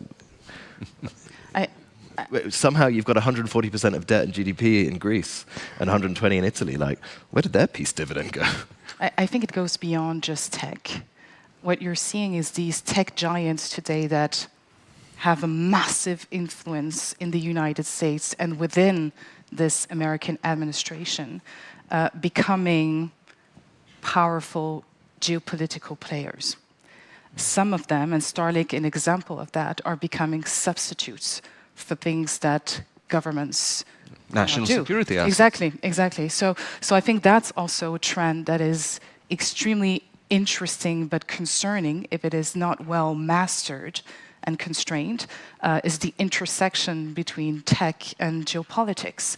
And to be faced with that situation in Ukraine, where satellite information is being provided by a giant American technological company, is pretty interesting, but challenging at the same time. And this is, to the big extent, what you're going to see more and more in the future. These tech companies have taken so much place, and such data. an important, in data, in everything, in intel, that it is becoming sometimes even more important than governmental services or intel services themselves. And Ukraine was an eye-opener to a big extent. I think there's something interesting here, and it's bizarre for me to refer to this in Poland, given the spat between Musk and Radek Sikorski over the weekend. But what is telling there is that not so much. I mean, I find it appalling that type of attacks. But what I find very interesting is that at the end, it is Elon Musk who says, oh, by the way, I will never cut Starlink because he has a business interest in this. And he suddenly realizes that fueling this campaign of saying, I can do whatever I want and I'm the big guy in the room and I'm the only big guy in the room, you pay attention, small man, is literally shooting himself in the foot because he's making the case for going out of dependency on such assets. Nobody wants to buy his cars anymore. Yeah. So if buy satellites. And talking about technology, it's interesting that Eutelsat, which offers a mitigation solution, its stock market cap has raised by 350% as everyone gets nervous about Starlink. So you get interesting, shifts there that can work both ways, because those tech giants, they also have business interests. They want to be part of the conversation there. Let me see if we have final question from the room over there. Here, yes. I'm Michał from the Polish press agency. I just wanted to ask, we've been talking about maybe building a new format which would be outside of the European Union, which would be outside of the institutions. But before Minister Szłapka mentioned values, how can we build this on values, this new format, and keep those values? Because democracies are democracies and they have elections and governments will change. How can we keep this balance then if we don't have a valued-grounded system that the European Union built? I mean, I would say European Union values they didn't sort of fall from heaven, right? They were created by the members of that club. And you see how, I mean, just look at migration, right? How sorry, this is really awkward. How the Overton window on migration has shifted because the leaders have shifted their position on migration. Giorgia Meloni, Mette Frederiksen of Denmark have. And so the EU values that we refer to on human rights, on asylum, on the right to safe passage from a dangerous country have moved. And so I actually don't think that by creating a system, a new kind of defense alliance outside the EU means it won't have values. It will just have the values of the members that participate in it. Just like the EU was set up on those things. I find this whole reference all the time to EU values kind of a little jarring, right? When it's a union of compromises, and it always was. And I mean, just look at what happened this morning with the sanctions, right? You know, the other 26 agreed to take 3 sanctioned people off the EU list to accommodate Hungary and to keep 2,397 people on the list. Did we break European values by doing that? Arguably, yes, because we said these people should have been sanctioned in the past, but we've taken them off. We had to do it for compromise, to keep everybody else on the list. So I actually think that European values are a constantly moving entity, and so if we do create a new defense union outside of the EU, it will also, like the EU, have that reflex. Final comments? On that important question, I think values are constantly being challenged, and democracies are fragile. They're constantly being challenged, and they cannot be taken for guaranteed. And you see that across all EU, NATO member states. It's a real transatlantic issue. I would finish with the younger generation. When you look at the voting pattern of the 18, 24 years old, you know, they're going to be the future transatlantic leaders. It is a signal, it should be an alert to see how they are increasingly voting. Today, there is a crisis of trust, maybe less in democracy, but in the performance of democracies.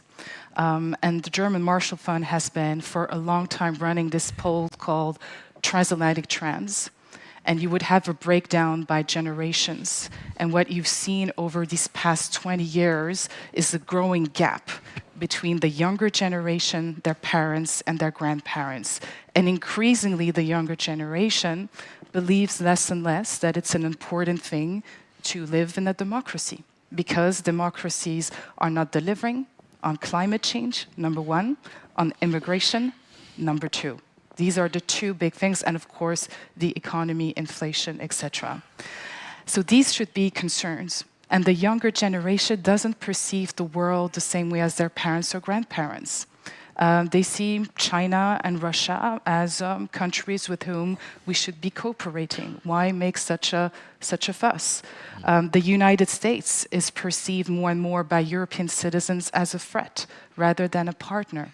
And so I think these are trends we should be paying much more attention to and looking at the root causes of this crisis of trust in democratic institutions. And for me, it's rather a crisis of performance, of our perceived performance, and how governments answer key citizens' preoccupations. That's absolutely key. And to a big extent, the re-election of Donald Trump has captured that dissatisfaction by the American people. And the rise of the far right across Europe captures the dissatisfaction as well. And so that, to me, is the real challenge. If we want to preserve, as you were saying, our core values, it's really being very realistic in terms of assessing how representative democracies perform on citizens' daily preoccupations and how all of this can be improved. How can democracies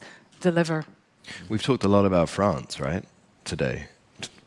If the French presidential election goes the way it probably will go, it will make what happened in Austria and what happened in Germany and what's happened in the Netherlands look like small fry. And then we have a big problem, because that's not just EU and NATO, that is the Franco-British-German alliance too.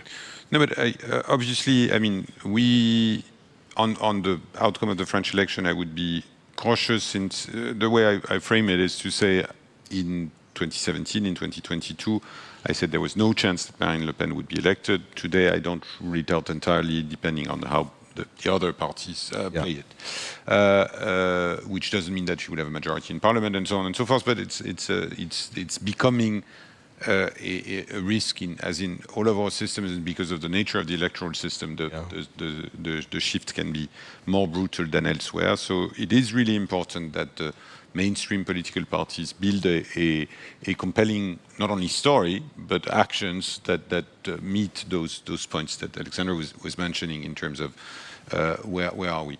I think on the interesting point about the values and working together, and how this issue of values and leadership join or are a problem, I find it interesting is in the fact that E5, we have very different political parties. We have very different individuals. You know, Giorgia Meloni is not of the view of Keir Starmer on many, many issues, and Emmanuel Macron is a centrist, and when Friedrich Merz will be a more conservative, traditional German Christian Democrat on many issues. So I think there is a space which is partially shrinking on the pressure of the far right, but also to a certain extent the far left. But that remains a space where, especially when it comes to international and security issues, there is a shared assessment. I find it interesting that in spite of the J.D. Vance sort of extended hand to the entire hard right, far right in Europe, there has not been that many parties and individuals that have, sort of decided that there was a big thing to be embracing that entirely. So I think people understand that they need to be they need to find that sometimes the European neighbors are more important, and that they will have to work with them no matter what. Thank you, team, on this building site. I'm not sure how much progress have we made, but I'm sure the next shift will take over. Henry Foy, Financial Times, Camille Ground, ECFR, Alexandra de Scheffer, GMF, Marek Swierczyński, Polityka Insight. Thank you very much indeed. Thank you.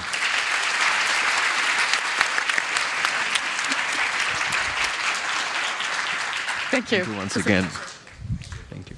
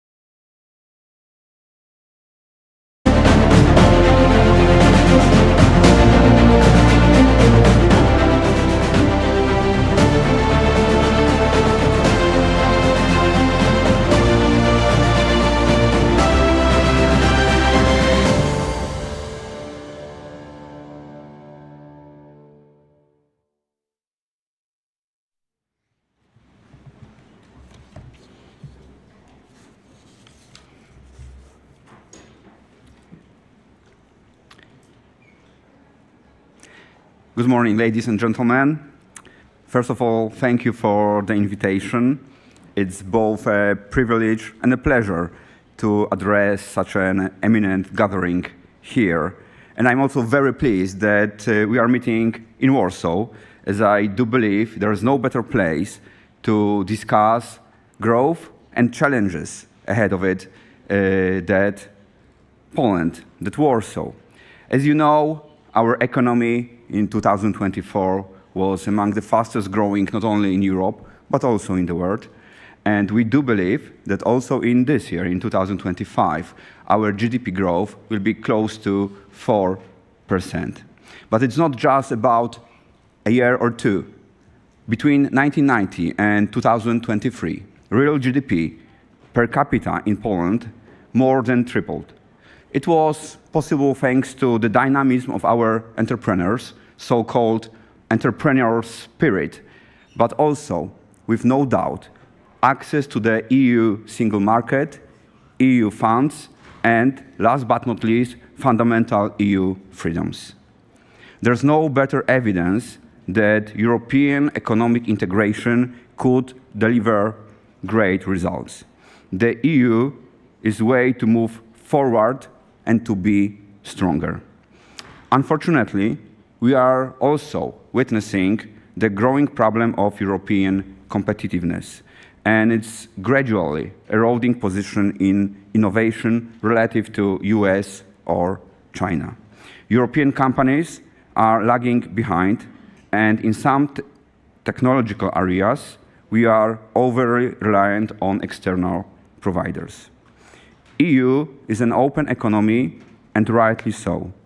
But very recent economic studies point out that economic dependency might be viewed as market failure and as such poses a threat to national security. You may remember the motto of the Polish presidency, Security Europe. For that reason, aside other threats to security, such as energy or military, of course, we must not lose sight of our security in this dimension as well. Government action should aim at eliminating this externality not only by supporting the diversification of supplies, but also fostering domestic production where needed. This is also what we read in the Letta report, in the Draghi reports, where we find proposed tools and actions to stimulate European companies and reduce the scale of these dependencies. Europe needs to be there at the forefront. For example, a new global technological rivalry is emerging, also in the field of artificial intelligence. Europe must not and will not remain a passive observer. Proactive engagement is essential to remain competitive in this race. While our most valuable asset is undoubtedly highly skilled workforce, significant financial investments will be absolutely critical to our success. We are aware that we cannot respond to today's challenges with the answers from the past. This is particularly evident in the economy, which is undergoing fundamental changes. Digitalization is a major driver in shaping economics and creating a new balance of power in global affairs. The AI revolution is only one of the examples of this new emerging reality. In Poland, we are happy with our economic success, but we are also well aware of challenges that are ahead. We see the twin challenges of digital and energy transition, and we want to face it with all the means that we have. To be more concrete, our IT sector employs almost 500,000 specialists and is serving companies from all over the world. We are home to digital champions and unicorn founders, from e-commerce and game developers to leading AI voice application.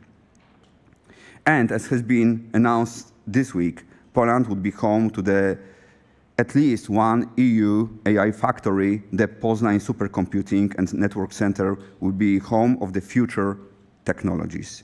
50 million euro from EU funds has already been granted to this project, and similar amount will come from our national budget. This year is a breakthrough for Poland. The plan is to boost the economy with a large-scale investments.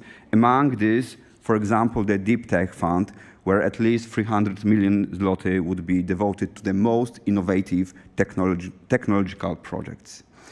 But our plans are of course more ambitious. We need to re-steer the Polish economy, putting it on the tracks of innovation and modern technologies. Our government is committed to developing the necessary policy tools to enable faster and more extensive adoption of new technologies within the Polish private sector. In the next year, we will spend 25 billion Polish zloty on digital transformation of our country. I'm proud to say that over the years, Poland has attracted the largest global companies to invest here, and we are working on more to come. But we are also closely observing the changing geopolitical circumstances. This is why we make every effort to support our domestic enterprises and strengthen their position in the global value chain. In the EU, we have spoken about digital sovereignty for years. Now, with the European awakening on political level, there should be a European awakening in economical sphere as well. We have to make sure that the digital transformation does not rely only on foreign technology or foreign services. It's true that a secure, sovereign, and economically beneficial digital sector needs well-designed, comprehensive regulations. But even the best regulations will not bring prosperity on their own, and too much regulation can only serve as an obstacle to development. Europe must be an economic superpower, not a regulatory one. We are thus working on simplification projects in the EU, at the same time strengthening the Polish technology sector at home. Let me repeat, we are committed to strengthening our economy and reducing our dependencies in order to increase our security. In industry terminology, this is called internalizing externality. This may be costly in the short term, that's true, but in the longer term, we can only win with this approach. We are open to all partners that want to contribute their expertise, technology, products, or of course, capital to the vision of economically strong and secure Union, strong and secure Poland. As President von der Leyen recently stated, our freedom and sovereignty depend more than ever on our economic strength. And I couldn't agree more. Thank you.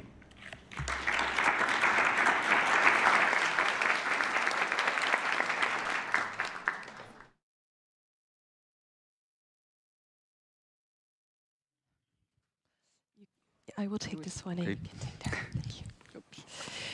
Good afternoon, everyone. Thank you for joining me on stage. My name is Barbara Moons. I'm the EU correspondent of the Financial Times in Brussels, covering tech and competition policy.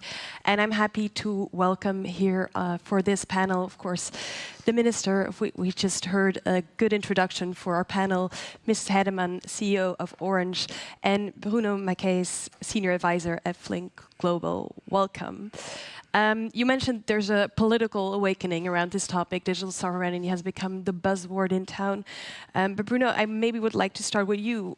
Hearing all this conversation in Brussels, was Thierry Breton right all these years? Yes, he was, and he's no longer around. He emphasized a number of points that I think we have to return to, and perhaps he didn't even go far enough, because of course he was talking at a time before Donald Trump's re-election and before DeepSeek. And those two events have changed a lot of things, I think. Essentially, the lesson for Europeans, and I'm going to stress the geopolitical angle perhaps more than my panel colleagues. The challenge for Europeans is, first of all, to realize we made a tragic mistake 20, 25 years ago when he allowed our internet economy to be dominated by other players. And we can discuss the reasons that happened. It wasn't because of excessive regulation in Europe, and it wasn't because Europeans are not capable of innovating. It was most likely because we didn't understand the geopolitical stakes. There was this naive idea that the internet exists in some ethereal space, the cloud, or as Walter Wriston that wrote about this in the early 90s, and I think he symbolized those illusions. He said, information will flow through the heavens. Well, but it turned out not to be the heavens. It turned out to be infrastructure. It turned out that these large companies like Meta, like Amazon, like Google, they are in fact the infrastructure where the digital economy exists. And if we don't have companies like that, we don't have a digital economy. We can't make the same mistake with AI. I think we'll return to AI later. We absolutely cannot make the same mistake with AI. Thierry Breton was emphasizing some of these points, but to answer your question directly, maybe he didn't even go far enough. And what can we do now? You mentioned AI, but turning to our dependencies on American tech companies, how do we make sure that we reduce that dependency, especially given the current US administration? Minister, how do you see that? I believe that's the best what we can do while managing this, let me be open here, a growing kind of tension is focus on Europe. Yep. It's focus on our strength of our economy, strength of our companies, strength of our capital markets. One of the reasons why we have relatively little strength and not too many unicorns in Europe is the weaknesses of European capital markets. It's quite a shame that so many European companies with a great prospects decide to be listed in New York instead of Frankfurt, Paris, or even better, Warsaw. And this is one of the things that we need to do and to manage relatively quickly. And I can assure you that within the Ministers of Finance, this awakening is also visible. And this is why we will accelerate this work. It's visible, but you have the Polish presidency. When it comes to the Capital Markets Union, for example, that you mentioned, everyone agrees that we need it, but it's still not there. Do you really feel that this time is different?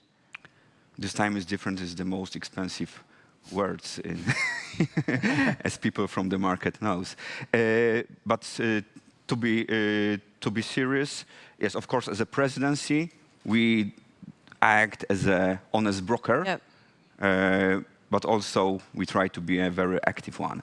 And we do see that countries are more eager to adjust their positions than it was a couple months ago, let me put it this way. So we are working over, for example, securitization. That would be important for the banking sector, would enable more credit for the economy, and there are plenty of other smaller projects that we want to push as a Polish presidency. We try to be pragmatic, yes, so we don't want to decide, and we know that we will not decide whether the capital of the capital markets in Europe will be in Frankfurt or in Paris, but we just want to take the low-hanging fruits, as there are still plenty of them. Okay. Mrs. Heydemann, as a company, how do you navigate these discussions, global collaboration that you need, of course, as a CEO, at the same time, more talk of digital sovereignty? Well, I think as a telecom operator, operating in 8 countries in Europe, investing every year more than 5 billion euro in our infrastructures in Europe, every year. I mean, this is something that's been top of our mind for many years. And somehow the reason why we don't have tech giants is also because if you compare, I mean, the European landscape and the Draghi report, the Letta report, they've said it all. We're missing the scale of our consumer market. So all our regulation has been great to promote the consumer market. But when it comes to attracting investment, as a company, as a telecom operator, all telecom operators in Europe today, our investors are telling us, stop investing because the return on capital is not good enough. Actually, the cost of capital for us is higher than the return on capital. And why is that? Because we operate in a low-growth environment. We have to invest massively to build 5G networks, fiber networks. And yes, the big tech giants, they're investing a lot. But let me tell you, the last mile in the networks, they are the one costing more, and they are the one that ultimately bring the services to companies and to citizens and to administration. So the situation we're in is that we've invested a lot, but we know there's a huge gap of investment if we want to continue to have the best digital network infrastructures. So we are ready to take our part, but unless we change something, and a lot has to do with the regulation, unless we consolidate as well the telecom landscape, look at India. I'm not going to take China and US as an example because I think that's too much geopolitics. But India used to have 12 operators. They have 3 operators. Our telecom business is a business of scale. The consumer web, the tech giants, it's all about scale in our industry. If you want to invest big, you need scale. So you need a few scaled companies that then can help the ecosystem grow behind. Our ecosystem in Europe has been actually putting scale behind because we wanted the cheapest consumer price. We wanted a lot of values that are actually good for consumers, but I think we did not take into account the ability to attract investment in Europe. And I think now, if we want to create growth, you need to attract private investment. Of course, we can talk about public spending, but private investment attractivity in Europe is not what it... Now, let's see with geopolitics, we have an opportunity, but that's really what we have to change. And this is obviously what Draghi mentioned in his report. Are you disappointed in the way the Commission is picking this up now? Because when you mention, for example, larger scale for telecom companies, there's still a lot of hesitancy with a lot of politicians, regulators. They fear that this will actually lead to higher prices for consumers and will have other downside effects. What is the debate that you're having with policymakers? Well, the debate, and by the way, not all policymakers think that way, because if you look at the UK, they just decided to combine to only 3 mobile operators. Yeah. The real debate is that if you realize that for us, we have to invest in the network. It's better to have 3 players investing more for consumers than 4 players who do not have the ability to invest. And then when you realize that scale brings more ability to get cheaper, it's very simple, the cost of gigabit per user. And scale brings that. So if you have a cheaper cost per gigabit, which is what we have in a country where we are number 1 compared to a number 4, then you bring actually the ability to compete also for consumers with cheaper price. So I think we really need to take into account the dynamic of our industry, which is really about big investments, and there's no magic. If you're number 1 in a country, you have higher margin than if you're number 4, so you have more ability to invest. So if we take into account for consumers, and with 3 players in a low-growth environment, let me tell you, we do compete on price with consumers. So, and that's good for innovation, that's good for price, etc. In Spain, actually, Orange, we've been very active on consolidation. We've been consolidating in Romania. We've been doing it in Belgium. We merged 2 big companies in Spain. We generate big synergies that then we can reinvest in the network, and that's also what we need for consumers. And is that also where you see the opportunities in the digital sovereignty debate? Where can European companies now make the difference? Because we've already lost quite a lot of sectors. Where do you see the potential? I mean, we have to, and I tell you, as a company, we own a lot of our infrastructure. We own our towers, we own the fiber, we actually own submarine cables, boats to repair them. So, but this is something that if you are struggling as a company and you have balance sheet issues, to start selling. And what you see about the European infrastructure landscape, more and more it's very fragmented, and you see companies like Telecom Italia in Italy selling their fixed network to KKR, and then they have to lease it. This is the situation we're in now in Europe. So really need to make sure that we have a healthy environment for, yes, telecom operators, but not just telecom operators, because if we think about AI, and that's, I mean, and we need to invest indeed in data centers, but AI will also happen at the edge of the network, in the hands of consumer, in the sites of companies, and that's something that we are very committed at driving, and we are convinced that actually, as operators, we are trusted partners for our customers, for governments. We are local because our business, we know how to deal with regulation, and we know that, and the race for AI is just starting. We've seen the DeepSeek moment, and there's still a lot of innovation coming. So AI will be very different from what maybe we were thinking 2-3 months ago, when we all thought that the race was over and that big tech company had done it, because it's a lot more open source. And I think as operators, and I know at Orange, we are very committed to working with open source model.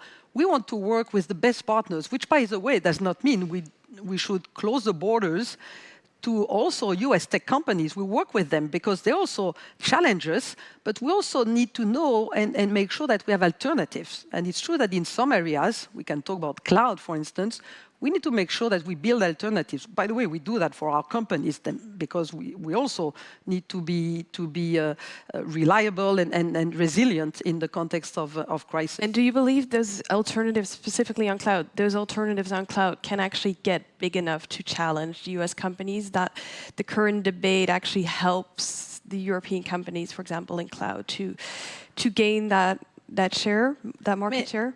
Cloud is a very complex landscape, depending on what you look at. I think if we just want to focus on replicating what the big hyperscalers have done on public cloud, that's not going to work, because the scale and the amount of investment is just gigantic. But we are working with some of them to design sovereign cloud in some countries, making investment, and they know that in any case, if they want to continue to do business in Europe, and I think they do, want, they will have to adapt. And that's something that then we can take a role as local players to build a solution. That's for public cloud. But then there's also hybrid, private, enterprise. There's all type of version. And this is something that, of course, in Poland, our Orange Poland team are doing day after day with all companies and the administration. So we really want to take that role. And I say Orange, but I'm sure my colleagues from, I mean, of course, we can talk about operators, but that's true for other, you talk to SAP. I mean, all the big companies in Europe have the same willingness to strengthen Europe, while, of course, remaining global players. Yeah. Minister, where do you see the opportunities for growth? Is it AI? Should that be the big focus now? Sure, AI is one of the fields where there's plenty of growth in coming years. I really like this approach that the race is not over, because still many players were thinking that it's too late. Yep. Apparently, it's not. And it's, of course, not our job of the politicians to challenge any company, but definitely it's our job to create an environment for European companies, Polish companies, to be able to take part in this race. So there are plenty of fields where we see still lots of room for acceleration of investments. From our side, we are doing whatever it takes to enhance investments in Europe, in Poland. To be honest, it's really important to notice the change of the perspective in some European countries. Let's be open, for example, in Germany, where they are changing their attitudes towards investments with this huge fund and hopefully changing this constitutional limits. And as a country, as a government, we will further invest in AI. And for sure, our Ministry of Digitalization will present the further works. Bruno, do you agree? Should AI really be the focus? Yeah, it should. For several reasons. I'm slightly less optimistic because when I look at DeepSeek, it didn't come out of nowhere. You know, China had been making rapid progress in deep learning, and so they adapted quickly. I think we're further behind than China is. The stakes are much higher.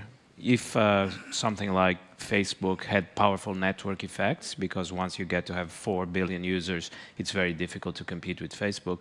AI has an even more dangerous kind of network effect, because once AI starts to teach AI, once AI models learn from AI models, the process accelerates dramatically. For me, that was the main lesson of DeepSeek, actually, because with DeepSeek, you have a model that is based on reinforcement learning. Therefore, the AI itself is able to learn from its own experience. And apparently, DeepSeek also used what is called distillation, so the model was learning from other models. I suspect the pace now of AI development will be faster than even the last 2 years, which already felt supersonic. We know that Baidu is bringing out Bernie 5 the second half of this year, which apparently, according to rumors that are circulating, is really going to be the moment when AI starts to be used extensively for digital services, financial services, health services. So we have to move very quickly in Europe. And also remember, AI is going to intensify the problems that we always complain about, the problems of algorithmic bias.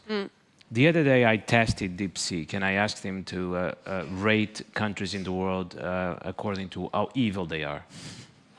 And I encourage you to do that. And it turns out that the most evil country in the world, according to DeepSeek, is Russia, threatening China-Russian relations. But why is it Russia? Because in fact, DeepSeek has learned from the internet, from internet data, and the internet data is mostly Western, mostly American-based, so it's not surprising. But in the future, we'll have AI models that will have an intense bias on political issues, on political economy, on issues that we deeply care about. And so if we don't have our own AI models, we'll be living according to the values that other people have inserted in their models. That's how serious it is. It's the security aspect, right, that you touched on. It's not just an economic issue, it's also a security issue, which you also mentioned in your speech. Starlink came up in the previous panel, given the power of Elon Musk. Should we build a European Starlink? And maybe I can absolutely first. I mean, not a European Starlink, but first of all, I mean, Starlink is indeed disrupting the way to actually, they are really improving the customer experience when it comes to satellite broadband connectivity for emergency, because we have other solutions. We're using European constellation, but the experience is not the same. So that's what we have to address. Now, do we need an alternative? The answer is yes. There's the IRI² project. I mean, I'm not in the driving seat, but definitely we're very committed. And by the way, Orange is going to has responded already to contribute, because we tend to focus on the space, of course, and the satellite. Yep.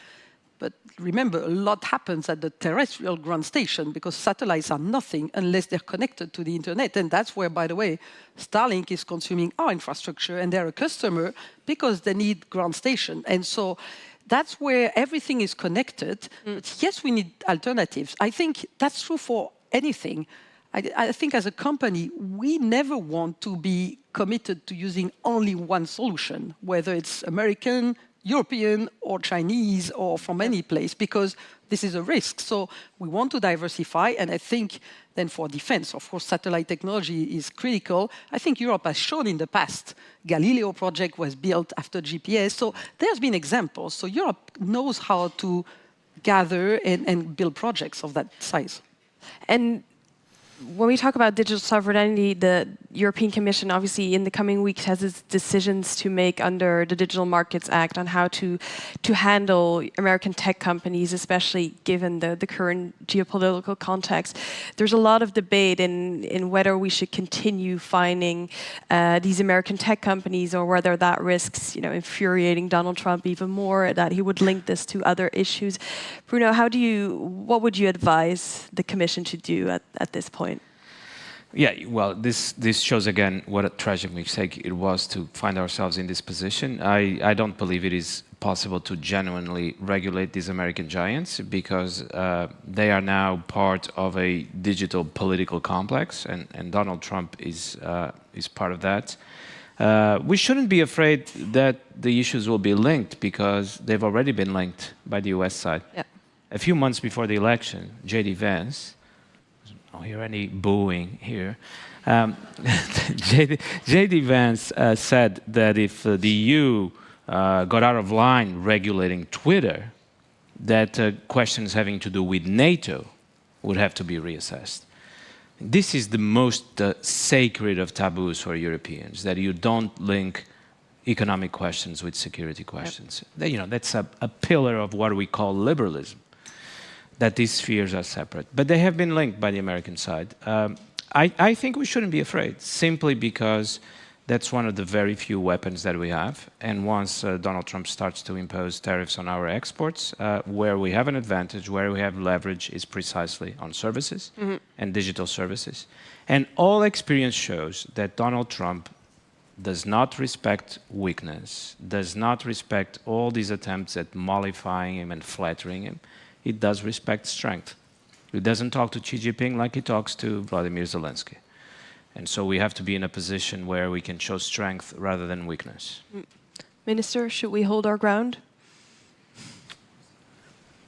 I will not advise to the European Commission. Having said that, I do believe that we need to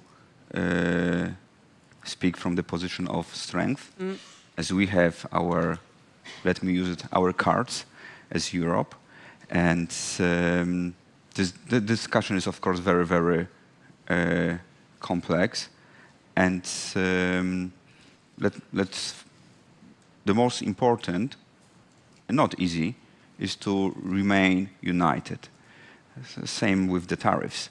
Yes, it's crucial for us not to be played by U.S. administration, and same with the regulation on big techs.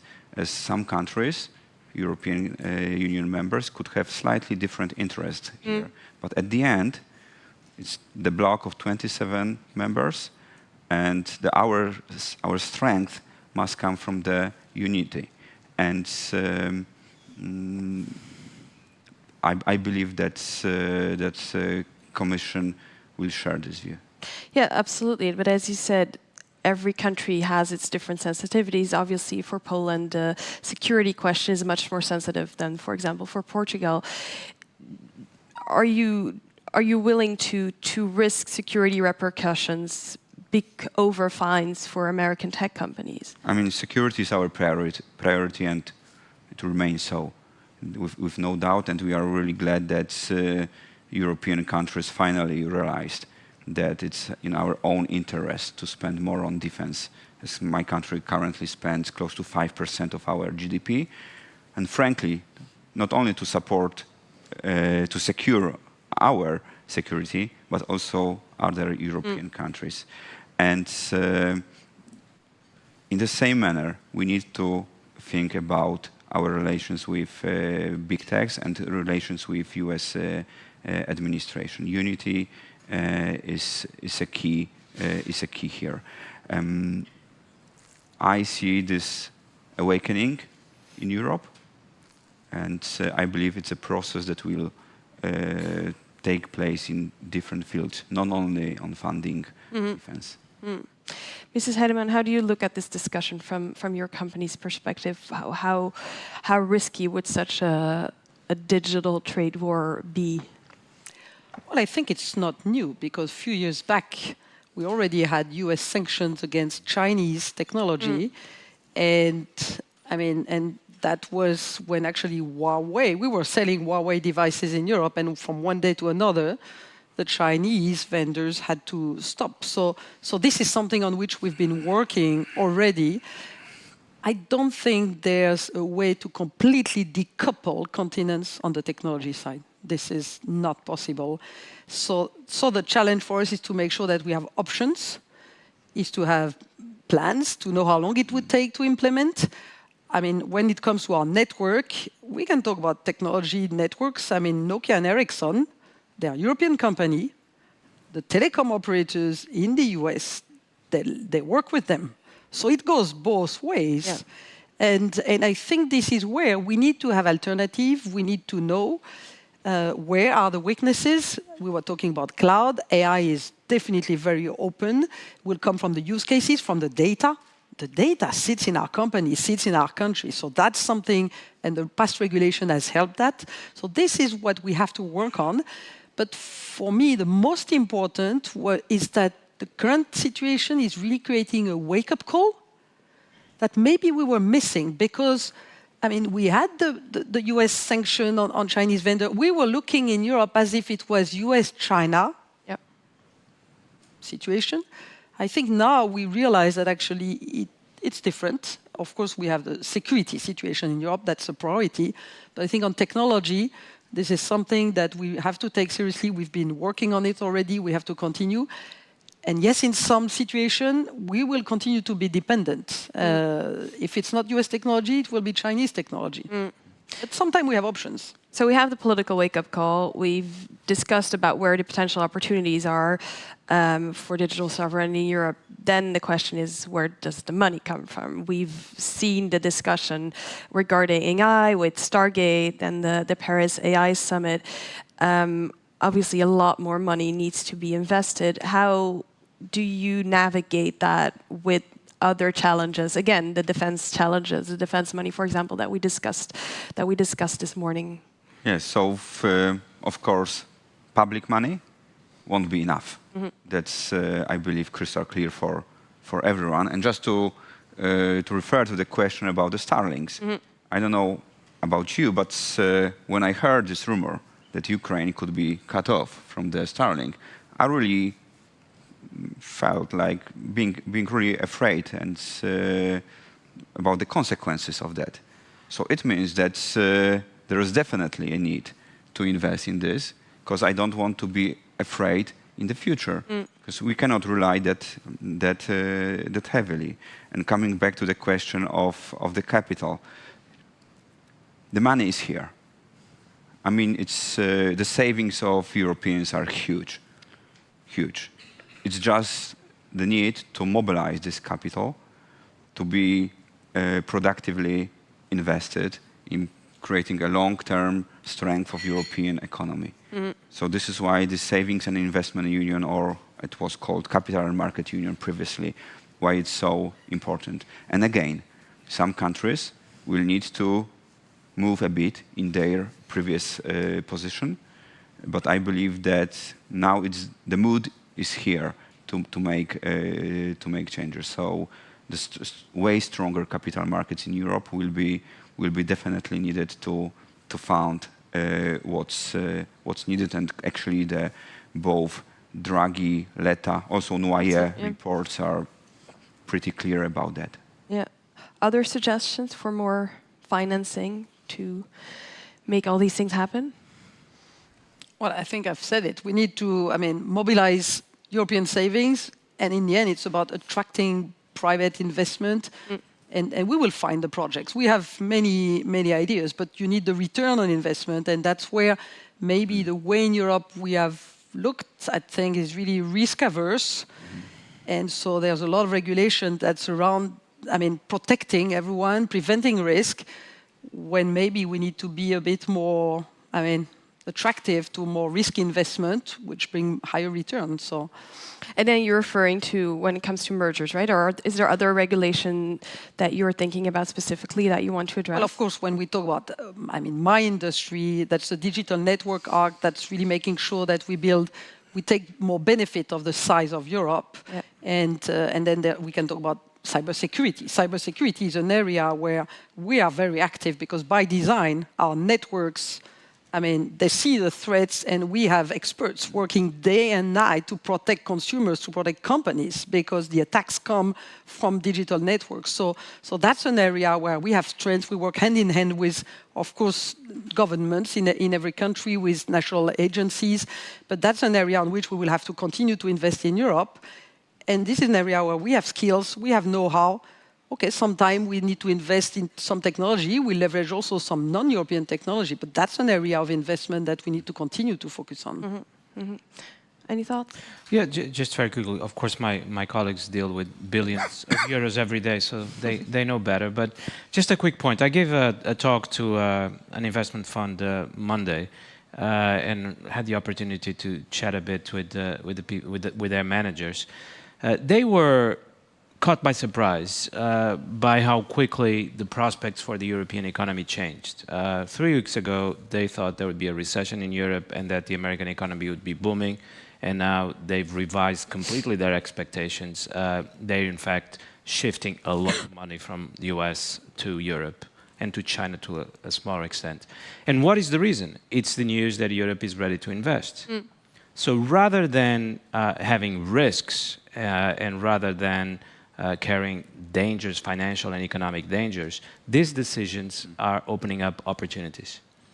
So I hope there will be a kind of a feedback mechanism where European leaders are perhaps cautious at first, but as they make bold decisions, they are rewarded by the markets. You see that the major defense companies in Europe, they're doing better than Google, than Nvidia, than Tesla. And that's because their prospects for investment, their prospects for scale, their prospects for growth for the first time in many years. So I hope decision makers will be rewarded by the markets as they make bold decisions, and then they will feel more confident to make even bolder decisions. That's the process that I expect can happen. But things look much better now than they did even 3 weeks ago. We shouldn't be scared. We actually should feel quite optimistic, because the economy and defense and AI and technology go very well together. And which countries do you really see kind of leading that discussion, leading that front? We had the AI summit in Paris with Macron. Which other countries are you looking at, or which companies maybe, when it comes to digital sovereignty? I don't think this discussion is very helpful. Last night with Minister Szychowski, and I don't think you'll mind quoting him on this, he said, this discussion about which country will get what is not helpful, and it's not realistic, because we're talking about such complex and deep supply chains that they will necessarily involve all European countries one way or another, or at least those that are interested and willing to put in some money as well. And they will actually involve also America and other partners, and they could involve India, and they could involve Turkey, because we're not talking about easy things to do. So it's not going to be whether Poland gets this or Germany gets that. There's room for everyone. And also, you know, we're talking about timescales that are so accelerated. If one country is expecting to do everything, it would be on a timescale of decades. But we need to do these things in months or very few years. So it's a collective effort, otherwise it's not going to work. Yep. Let me be slightly more, realistic, Bruno, about that. At the end, of course, there will be a huge competition between countries. Who will get what, and what will be our part in this in this race? I'm realistic here.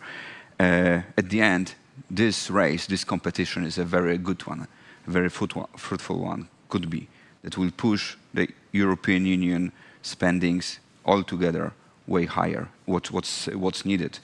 My biggest headache in the previous year was, of course, the weakness of Eurozone. Because of the weakness there, I had a negative impact of net export from Polish economy. So definitely, when there is a rise in Germany, France, it's perfect for Polish economy as well. But of course, we will compete, and that's clear. But it's not a zero-sum game. It's not. It's not. Do you see that with state aid as well? Because we talk a lot about competitiveness, and again, this wake-up call with the Draghi report, we will allow more state aid for the green transition. But at the same time, some countries fear again this race to the bottom. Is that a fear that you have as well, that you outcompete each other with a subsidy raise, especially by the big ones like Germany? We are not taking part in the subsidy raise. Actually, most of the subsidies that were allocated to European companies were allocated in two biggest countries in Europe. As I said, we like competition. Polish people like competition. Our companies prove that they can do really well. It's our job, politicians, to secure an environment for them to compete. And then, of course, the biggest challenge is a single market. Yep. And we do focus on tariffs. Let me tell you that we have internal tariffs within Europe. I mean, it's the single market for services is actually very, very, very weak. And maybe not non-existing, but it's very difficult for Polish company to provide services in other European member states, and little has been done in the previous years about that. If we want to make European economy strong, as we want in the long term, then we should focus on that as well. Yeah, another Draghi recommendation. Before I give the floor to the audience for some questions, I wanted to touch a little bit more on China, because we talked a lot about the US. There is some discussion now in Brussels that given we need more diversification of trade flows, that we should maybe think again about how to deal with China. There has been some offers from Beijing as well. How do you look at that debate on tech, but also more general? How wary should we be of that? Maybe we can start with you.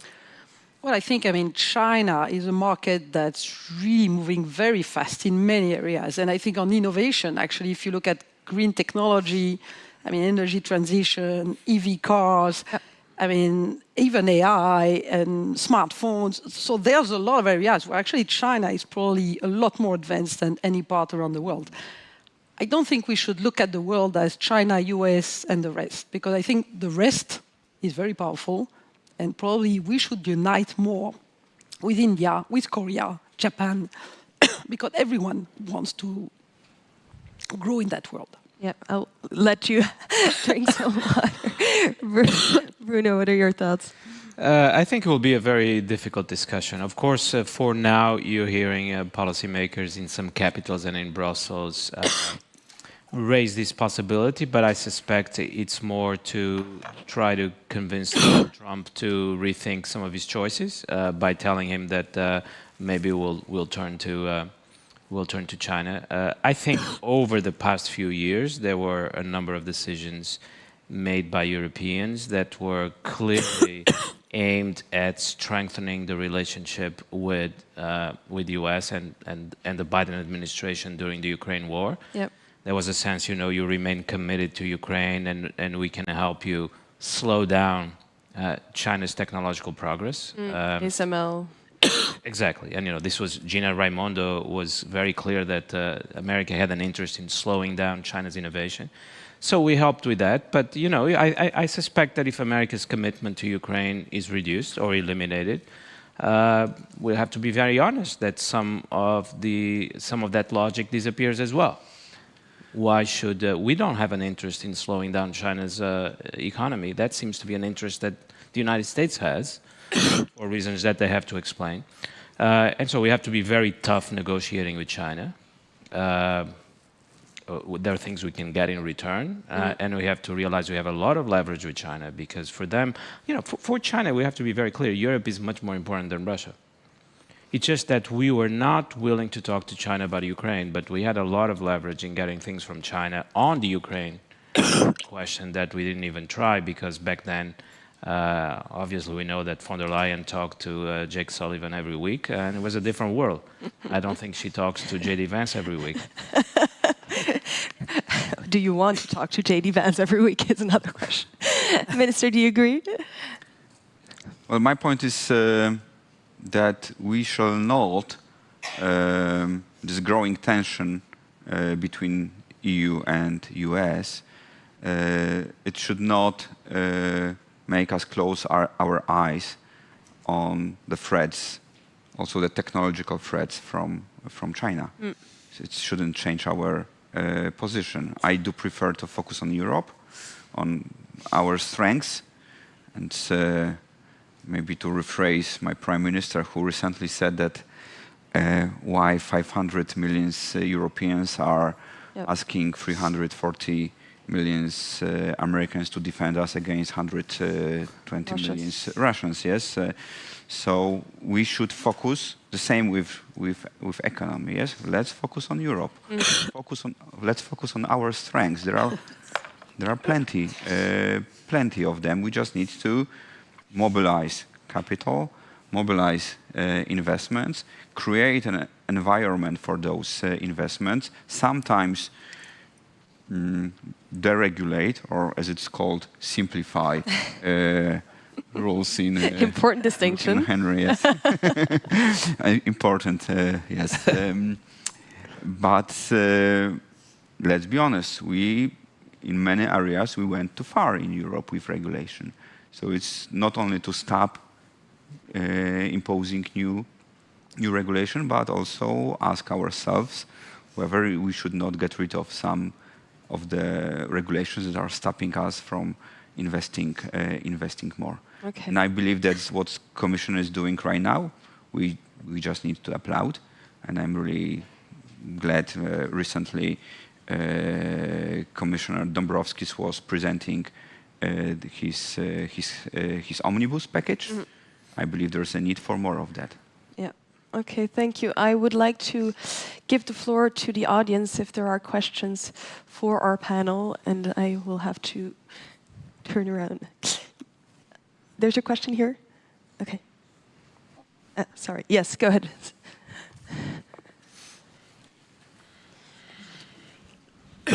Victor Woboda, Euro Prospects. When talking about digital sovereignty, we mustn't forget about the sovereign himself, our societies, the people.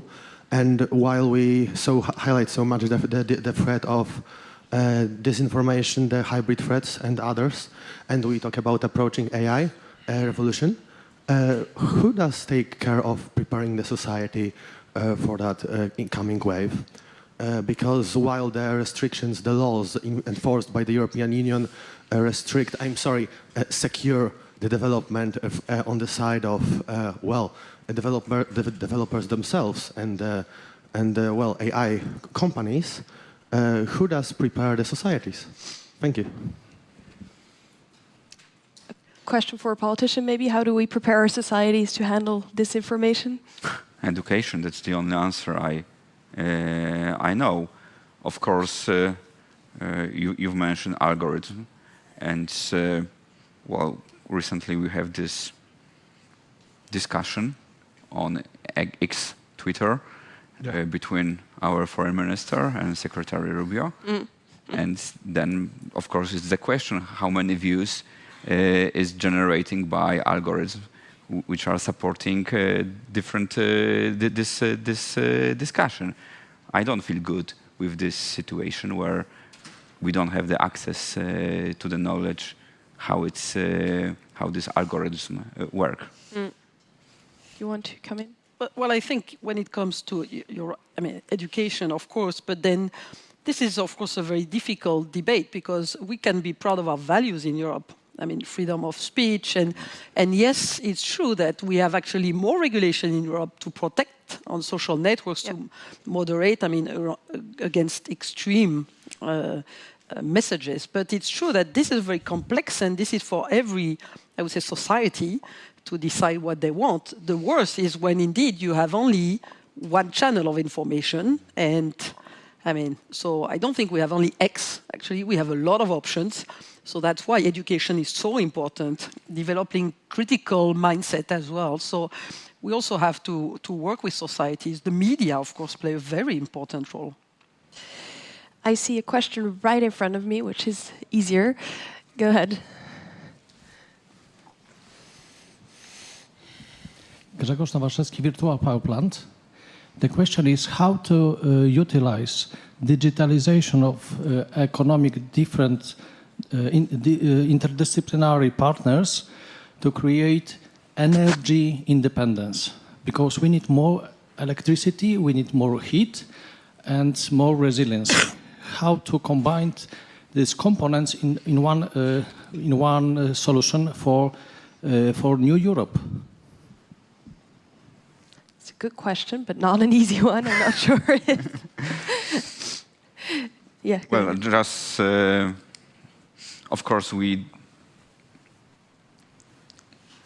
energy transition goes in pair with digital one, and this is why we invest so heavily in that in Poland. As of course, we have still lots of coal in our energy mix, which makes it expensive, and then it makes it also difficult for some companies to invest in the digital transformation in Poland, but we are working to change that. Then, of course, there is a room of making the network, making the grid, let me put clever, more flexible, better match demand with supply. Your question is a really complex one, but this is what I can, how can I answer? It must be a challenge for you too, right? Yeah, no, I was going to say, if you realize that every year the traffic on our network grows by 25%, so it's really a challenge, but today we work hard to make sure that we don't consume more. So, but that's something that we do by the way, modernizing our networks, because 5G is a lot more efficient than 2G, fiber is a lot more efficient than copper, and so when we decommission copper step by step, so technology brings a lot more efficiency. Now the challenge is that we operate in a brownfield environment where we have very old technology, new technology, so every time we have opportunities to invest in new, of course we bring the latest technology, the more efficient. Then the grid, of course, smart grid is not something that's easy to implement. But yes, it's something that all companies are doing. And I would say, of course, Europe is suffering as well from the price of energy that's a lot, more expensive than in other parts of the world. So companies, they have the price signal to be efficient. And that's the other part, because we need to be efficient on the consumption side, on top of working, of course, on the mix of production, and then the smartness of the grid. Okay, thank you. Just to point out quickly that for AI, energy will be crucial. We have every other element, but I think in Europe the biggest risk to our AI plans is in fact our energy scarcity. Solution, I think investment in nuclear has to be massive. not just go back to what we had, but have a lot more. And solar, of course. China is doing both. The US is very committed to fossil fuels. We will need fossil fuels for a long while. But just to give you a stat that I find quite impressive, China installed more solar panels in 2024 than the United States installed in all its history. So we also have to do that. I think we lost a few years already. Just to add, we are investing heavily in generation, like, of course, renewables. Actually, right now, I believe we are the biggest investor on the offshore wind projects. We are changing our law in terms of onshore projects for wind, and of course, nuclear. But there is lots of efficiency that we can achieve in Europe, but making the energy market more better connected. And interconnectors, I mean, in France, there is like close to 70% of energy coming from nuclear, whereas in Germany, we have lots of wind energy. Those two could be well better connected, and it could push the price lower for the whole Europe. And we have recently asked the IMF for a special paper on that. So I believe that we can push energy prices in Europe way lower. We have another question there, and yeah.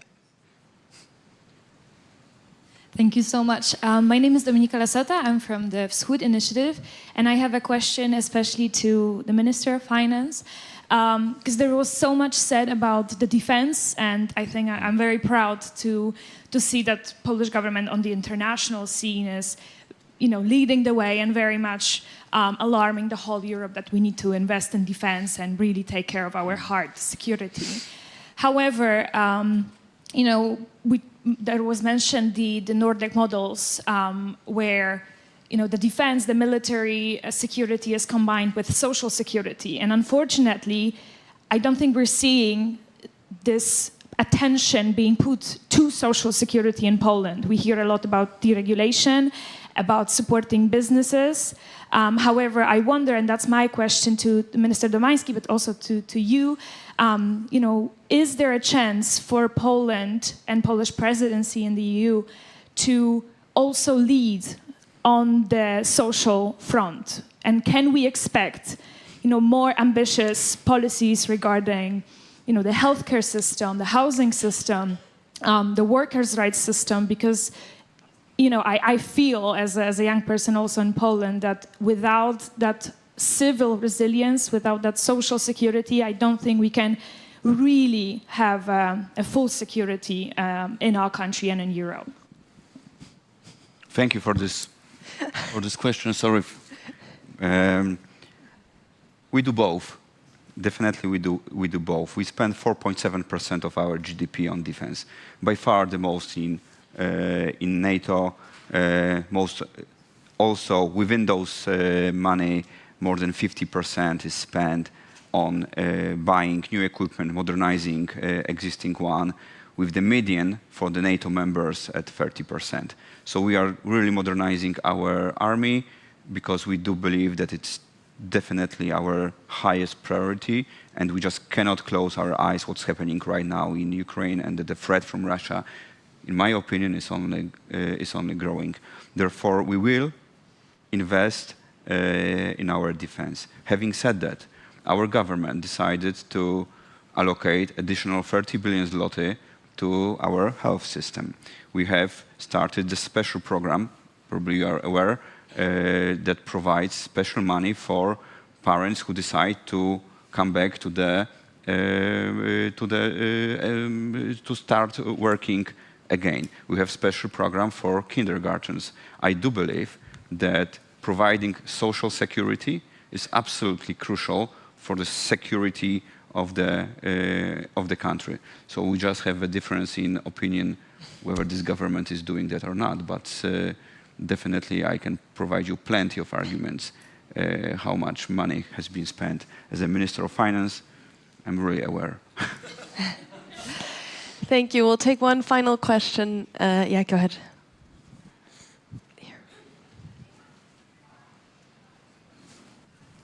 Thank you. Hi, my name is Jacob Turovsky. I lead public policy efforts of Meta in Central and Eastern Europe. I have a question for Mr. Domański. So I guess the main question of this panel is why Europe doesn't have any real tech digital champions.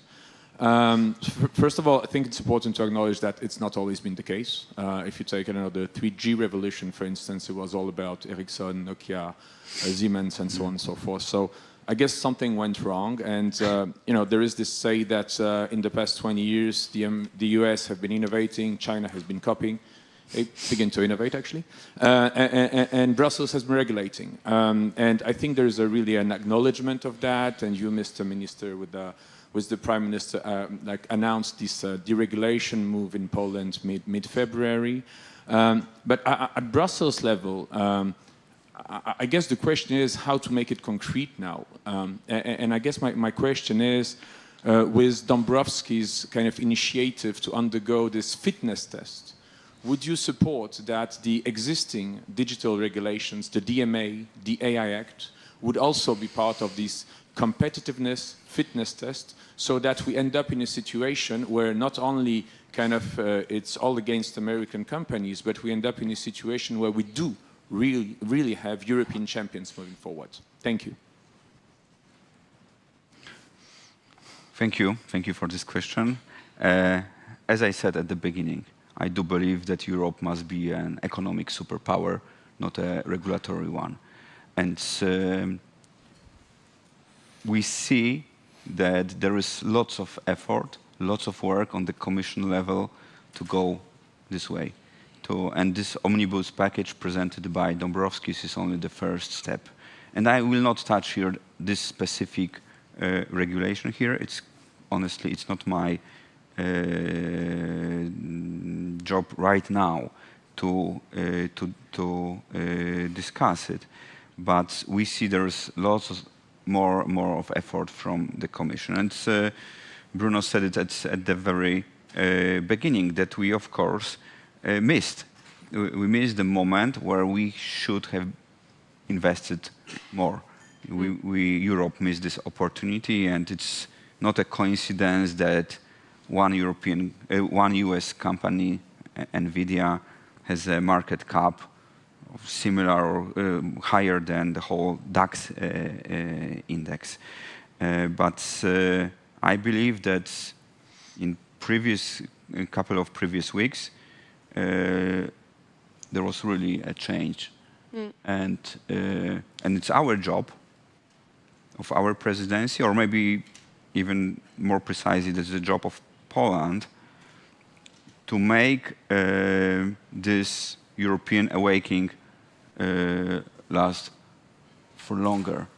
Because I'm a bit afraid that some countries could be willing to take a sleeping pill as soon as possible and close their eyes for the changes in the geopolitical landscape. And Poland will never let to be a business as usual in terms of pre-war market, if you know what I mean. Yeah, it's a very specific question, but I was wondering if you would back that demand to put the digital regulation, the Digital Markets Act, Digital Services Act, to also put that as part of the fitness check omnibus regulation in Brussels?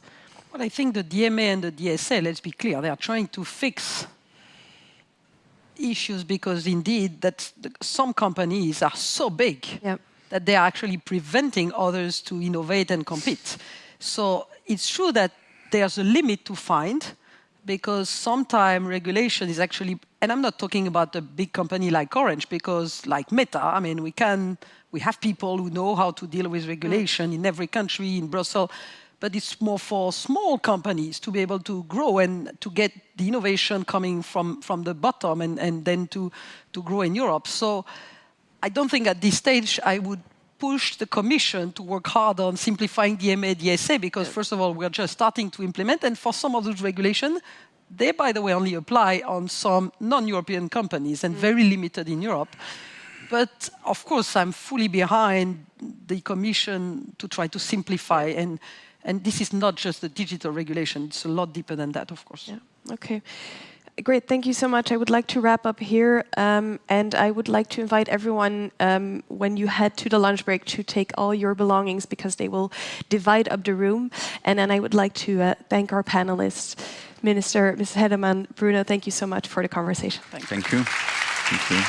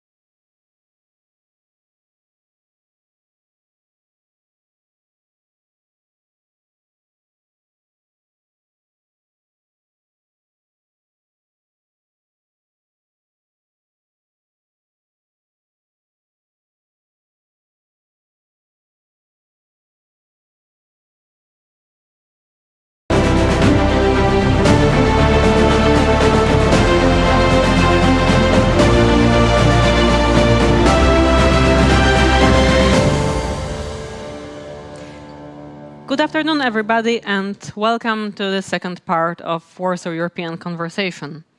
I hope you enjoyed the morning sessions and the lunch. My name is Hanna Cichy, and I am head of business desk at Polityka Insight, and I will have the pleasure to moderate the panel, How Can We Prevent the Trade War Free? With me to discuss this very, very urgent topic are Joanna Szychowska, Director of Asia, Services and Digital Trade, Investment and Intellectual Property in European Commission. Hello. Matthew Kaminski, Editor-at-Large Politico. Christian Schulz, Deputy Chief European Economist at Citi. And in a very brief moment, I hope we'll be joined by Michał Baranowski, Undersecretary of State in Ministry of Economic Development and Technology. As you all know, he's based just across the street, so, you know, it's very difficult to get there. Well, to set the tone for our discussion, I would like to open with a quote from Frank Herbert's The Dune. The people who can destroy a thing, they control it. And this is something I have in mind when I think about the global trade and the global flows of goods and capital recently. I remember it was 10 or 15 years ago when my colleague of my parents, he wanted to install solar panels from China on his roof. And, you know, this was times when on the Polish cottage, you were more likely to apprehend a cow than a solar panel. So, but it was not possible to buy them in retail. So he ordered a truckload and was reselling them to friends and family. And now, every week, we have millions of Western teenagers ordering cheap dresses almost directly from a factory in Guangzhou. We take these open borders, this free trade, global trade, for granted. And then came pandemic, of course, and planes went grounded and ships stayed at the docks. And suddenly we learned how this very long and very tangled and very fragile value chain, added chains are. And now, every day, we find ourselves discussing the trade war possibility and the maybe not the end of globalization, but the end of globalization as we know it, as we love it. So, but firstly, I would like us not to start with President Trump, give them a moment of peace, maybe. I would like to take a step back and ask my guests if the Europe really want to stop the trade war. It's been 5 years since we used terms like nearshoring or friendshoring or strategic autonomy over and over again, or protecting our industries. And the EU competitiveness policy, as I see it, is not about being competitive in the global economy, but being competitive against people who want to sell us something. So are we really willing to support this global, more or less free trade? Yeah, maybe let's start from the top, from the EU Commission. I know that you cannot go into details, but your gut feeling on this. Thank you very much. Maybe I'll be even able to give you more than a gut feeling. Thank you for the invitation to this event. Thank you very much for the question and for suggesting that we step a little bit away from the daily chaos and what we hear and see, well, daily, hourly.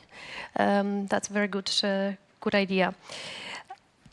If we really want to stop the trade war, I cannot see anyone who would like to have a trade war. Well, some do, and who would like to continue, and certainly not us.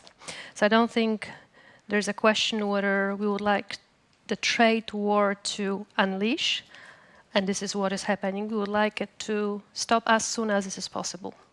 It's an interesting way of formulating the question, because you seem to be putting a trade war in the context of the competitiveness or internal policies of the EU, as if those policies have potential to escalate the war. I'm not sure this is exactly the right approach. It's an interesting question, but I will try to argue the contrary. And let me start by saying that the prosperity of the EU has been built on the openness. And the openness is the future of this prosperity. I think there is no doubt about this. We are not going to close, we are not going to change the concept of the open trade. I don't want to quote the numbers, and there are many of those, that trade created 30 million jobs in the EU. There are many more.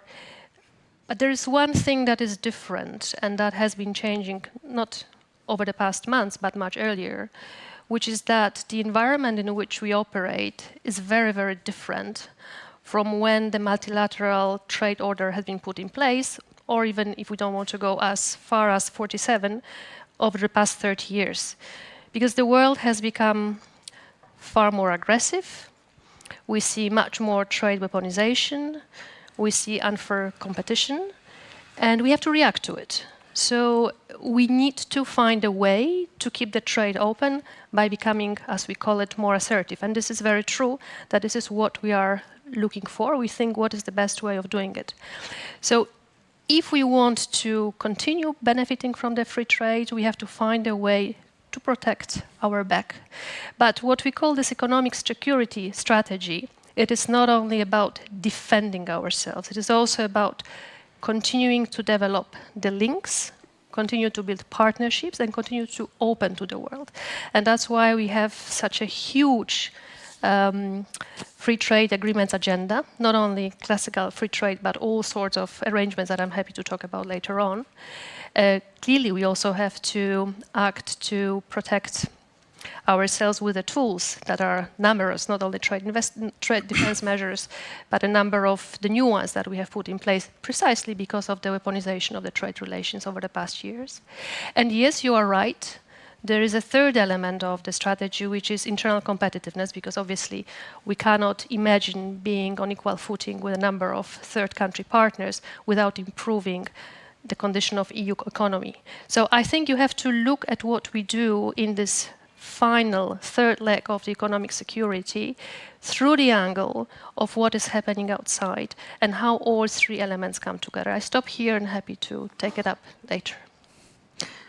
So actually, we already discussed this topic with Mr. Schulz earlier on for the podcast, and he made a lot of arguments for how now this is a time that we need less trade and less efficiency to buy ourselves some security. Could you repeat some of that to the wider audience? I think the point I was trying to make in our podcast, which comes out next week, and which I of course recommend to everybody to listen to, is that there's always trade-offs in economics, right? And there's also a trade-off between efficiency and resilience in production and in economics.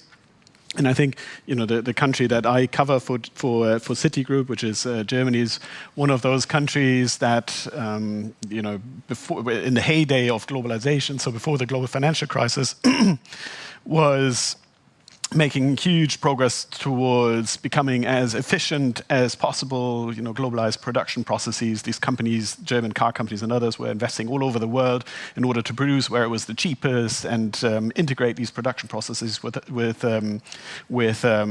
production at home in Germany.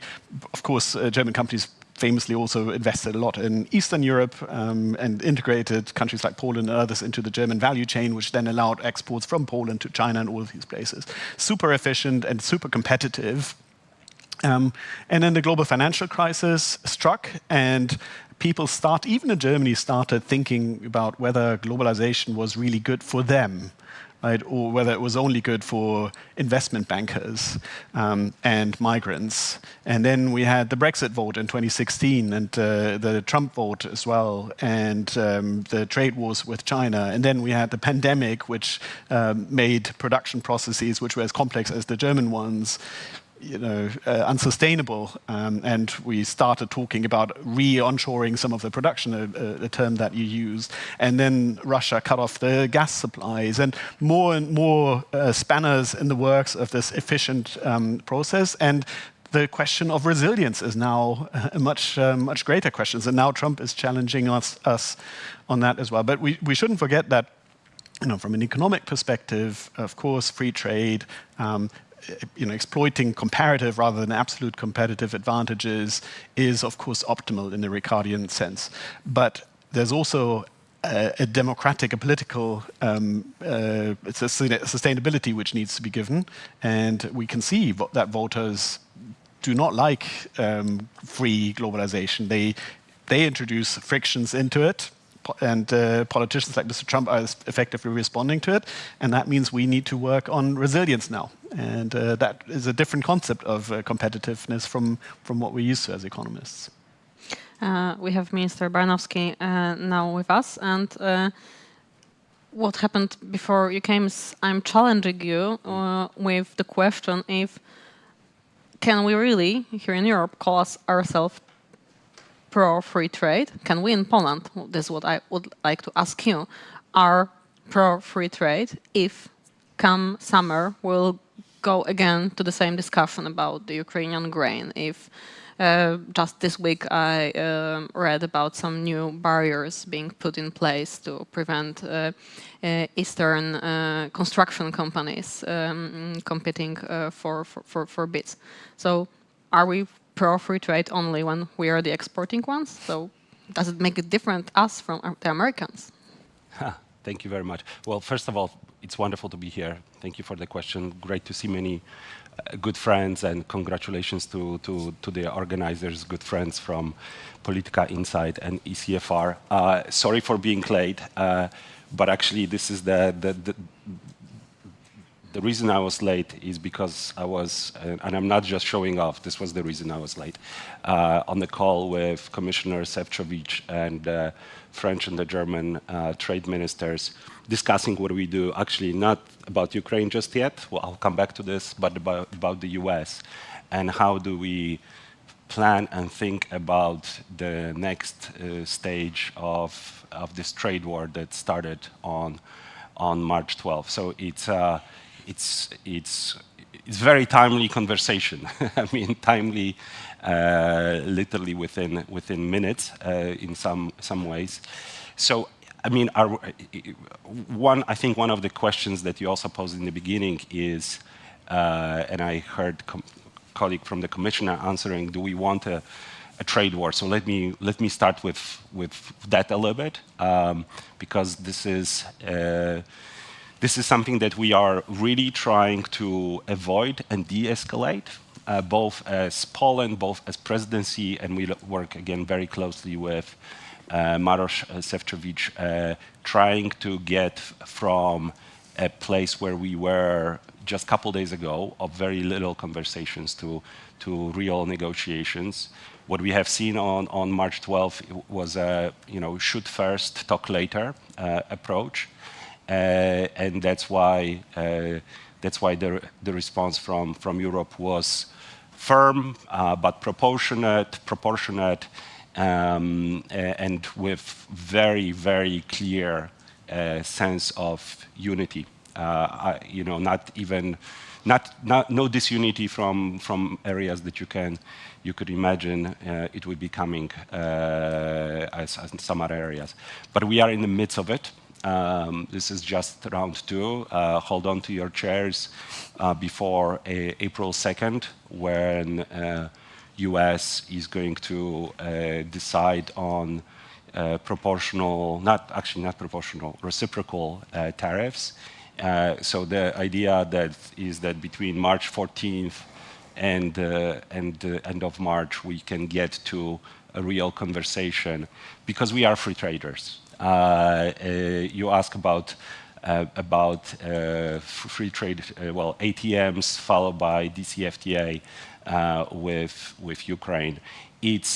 Of course, it's not politically the easiest of issues in Poland. It's something that right now is squarely in the hands of the Commission, and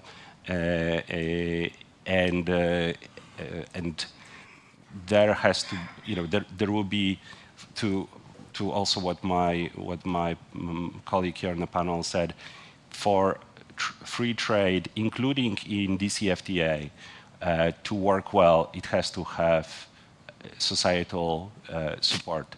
So we will have to make sure that the agreement that will replace ATMs is something that is acceptable to all member states. But of course, we will support and push this forward again with the Commission in the driving seat. But to be entirely frank, you are asking about something that will happen in June. June is so far away. It's what happens between now and June might be entirely a revolution in the way that we work with our partners and allies, and that's frankly where I'm focused on. Big part of my time.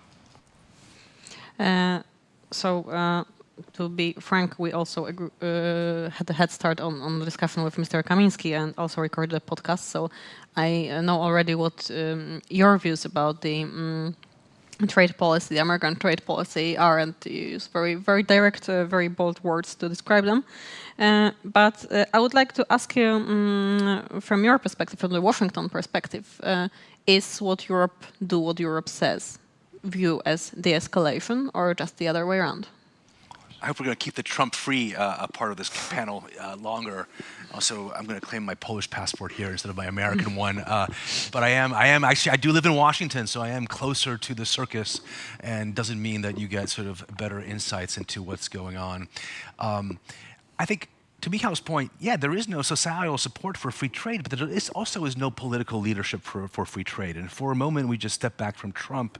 You've had a decade plus of a concerted attack on the free trade system in the world. The Biden administration did not move to support the WTO. Obama killed what was so plainly an American economic and political interest agreement out in Asia. And it is striking when you travel to Asia, as I have very, very recently, that we're looking to the US for military support, but we're also looking for economic leadership. So Trump is not in isolation. There has been an abdication of political leadership on trade. Did it start in Seattle in, 2020 or 1999? Or did it happen sort of, post the Great Recession? But that's the world we are in now. So if you want to fight that, you have to kind of recognize the problem and then step up to fight it.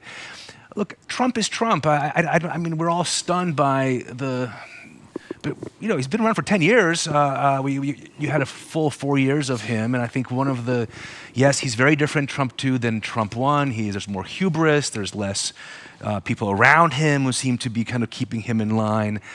But one of the things which is familiar to me, which is that don't let him drive you crazy, which I try and tell myself, but I think this is true for policymakers too, in that Trump can change his mind within minutes and certainly within days on something fundamental.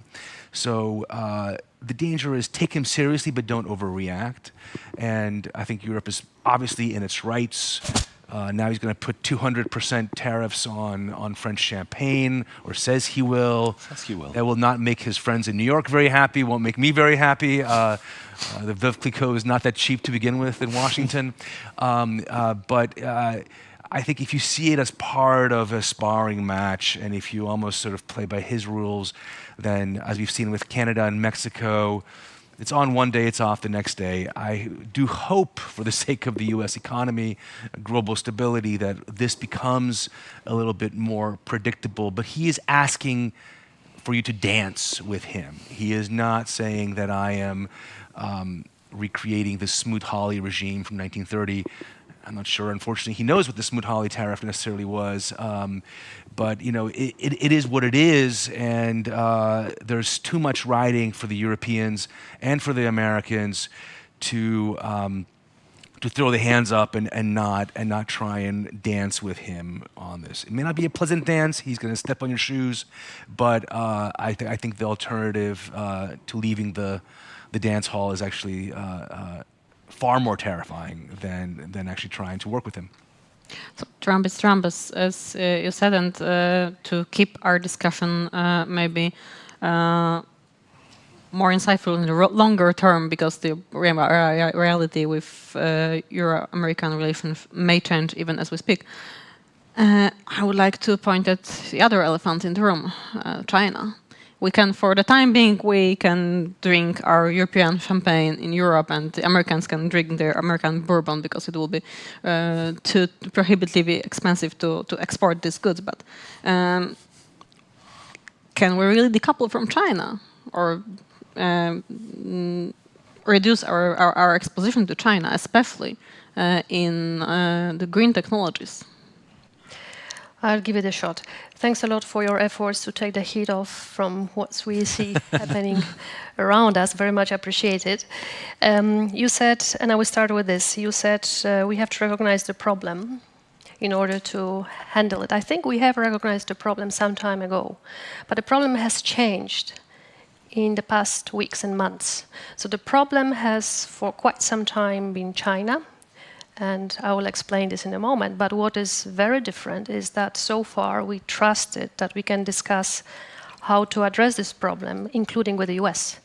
And we have tried to discuss China with the first Trump administration, with Biden administration. We expected and we hoped that we'll continue discussing it with this administration. And it has become extremely difficult to do it because there are problems between the two of us that we'll first of all have to address. So understanding and knowing how big concerns generated by China are, the big question now is how are we going to approach those? I will give you the example of steel that we've been discussing in the past days, not only because of the tariffs, but we have tried to find a solution, a global solution to China overcapacity several years ago. We were not concluding a deal, but we were not far away from this deal, and that would have been a solid underpinning of how we can handle more systematically the problem of steel. It wouldn't solve the problem because the source is China fundamentally, but we were not far away.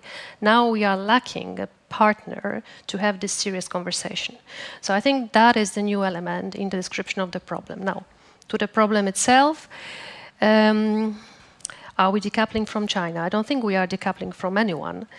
China might have the idea of decoupling from the world, having these policies of self-sufficiency that they have been consistently realizing and implementing for the past 15, 20 years, 10 years, Made in China 2025, that is about to close this year. But then there is the new flurry of policies that aim exactly at the same thing, at ramping up manufacturing and making China less dependent on the rest of the world, while making the world more dependent on China.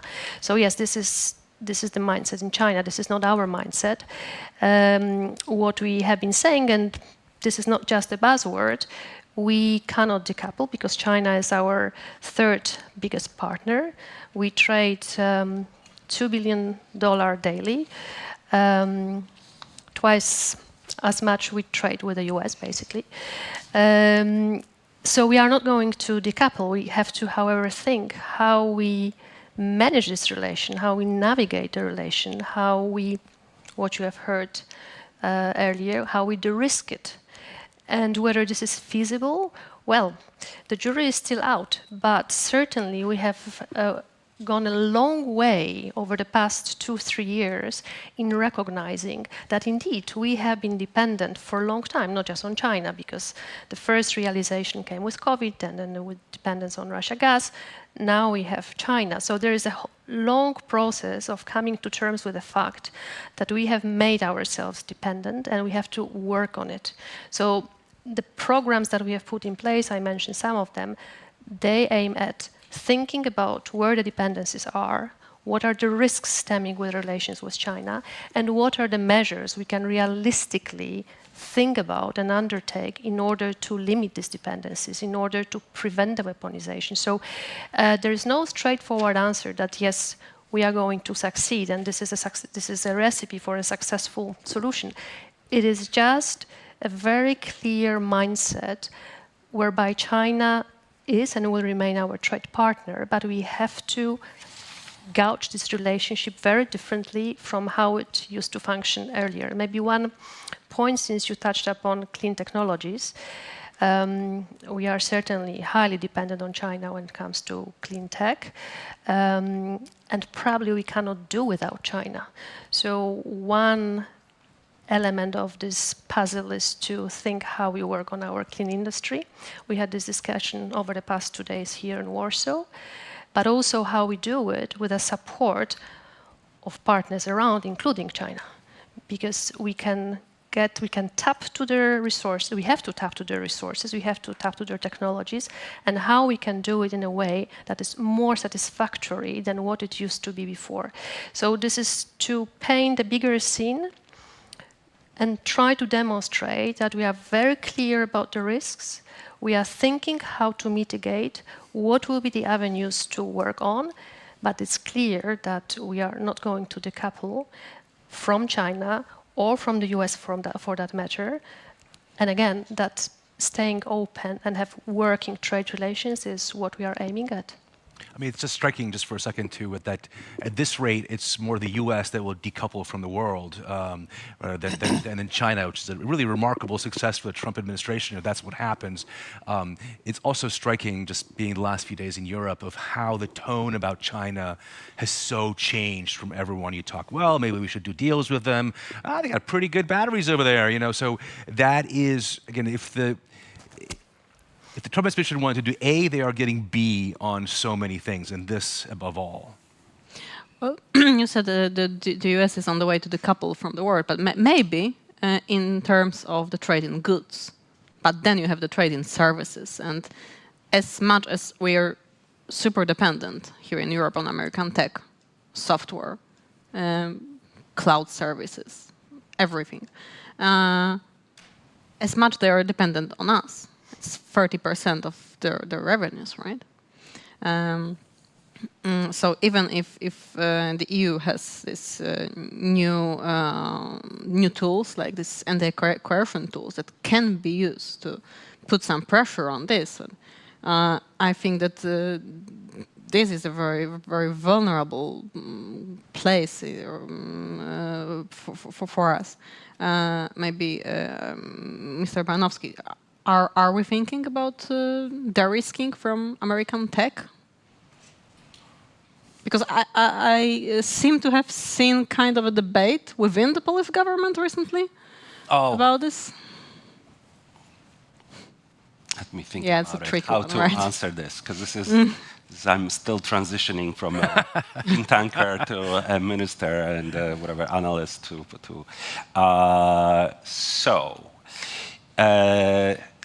let me spin it. No one is watching, right?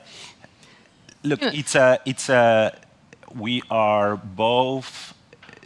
We are mutually dependent with Americans. It's both something that we rely on, and I don't mean Starlink. I mean the big tech, and they rely on the European market.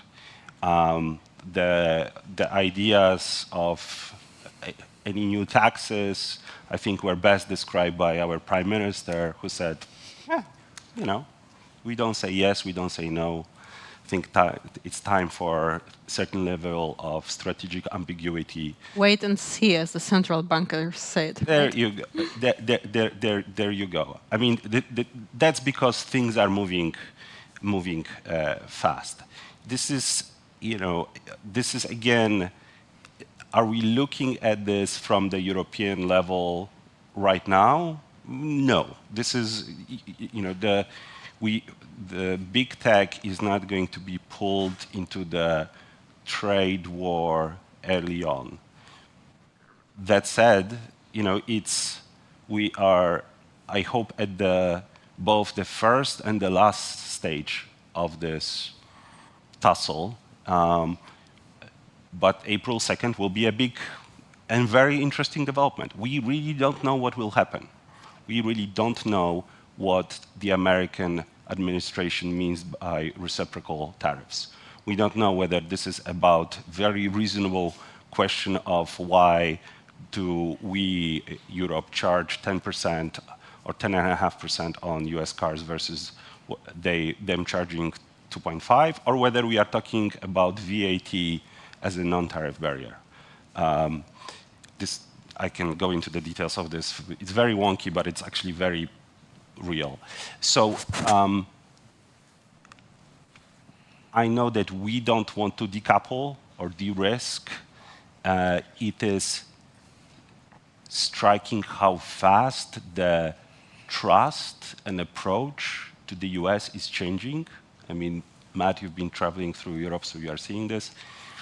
You know, China, you mentioned China, it's at the official level, there isn't yet conversation about it.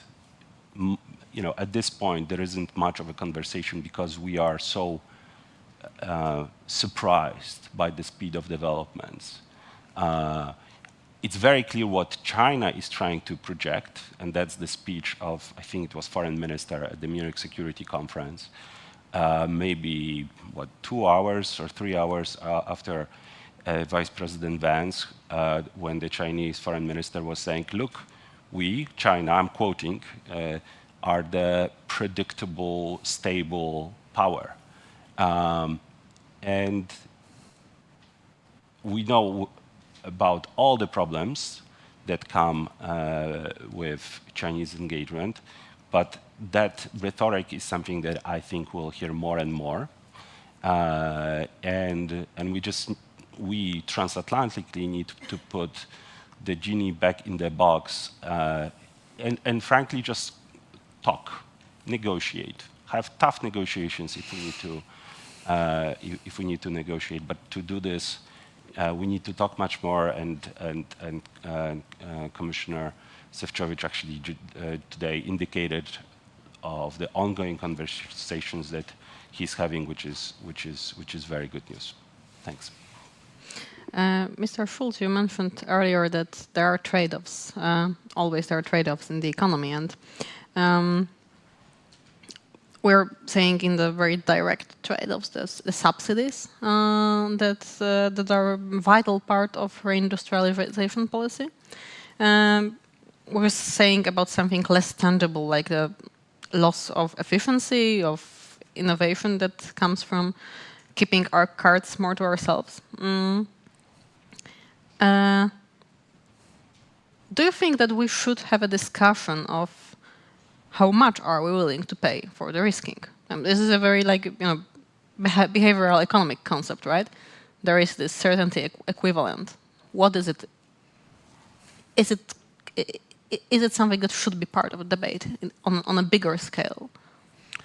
That's a very good way of putting it. It's like an insurance premium that we're,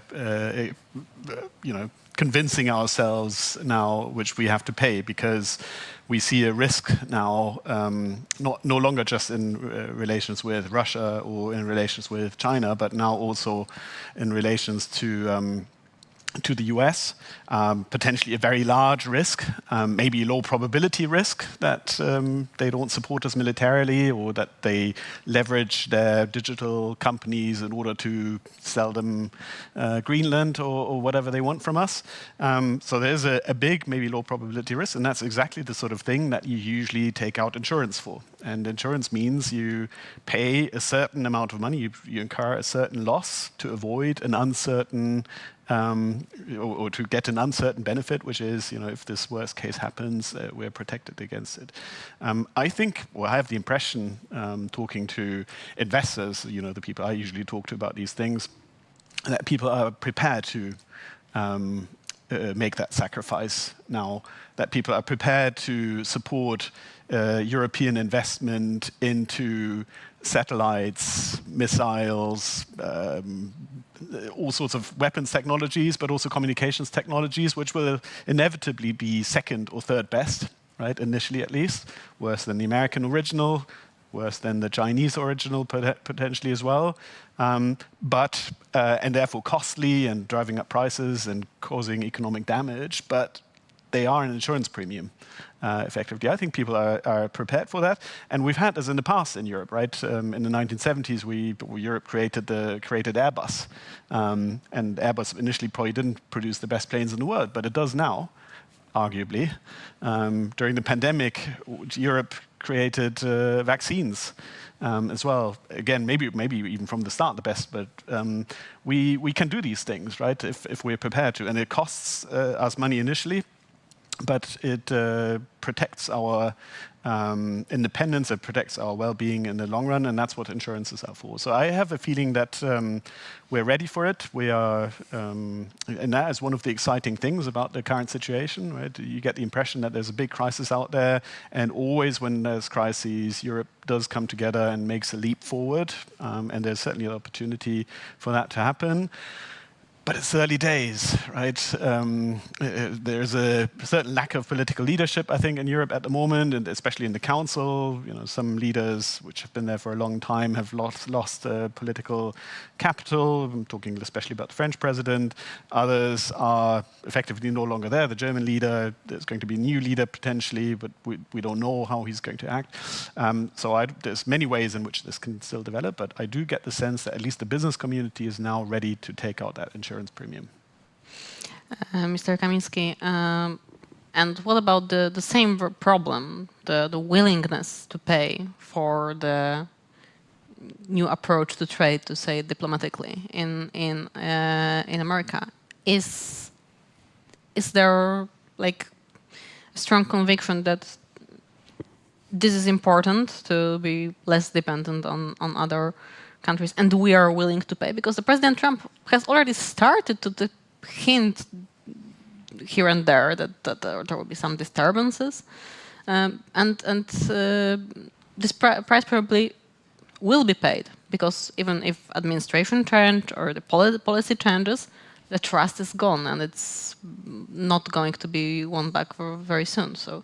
I just don't want you to have this sort of the misimpression that there's a elevated, sophisticated, rational, normal conversation like this anywhere in Washington. Well, this is the proposed policy. Well, there's some trade-offs here. Maybe we should think about doing this way. How does it fit into our larger China strategy? No, it's bonkers. Okay, it's actually and I'm voicing the views of people who are in industry, who voted for Donald Trump, who had very high hopes for this.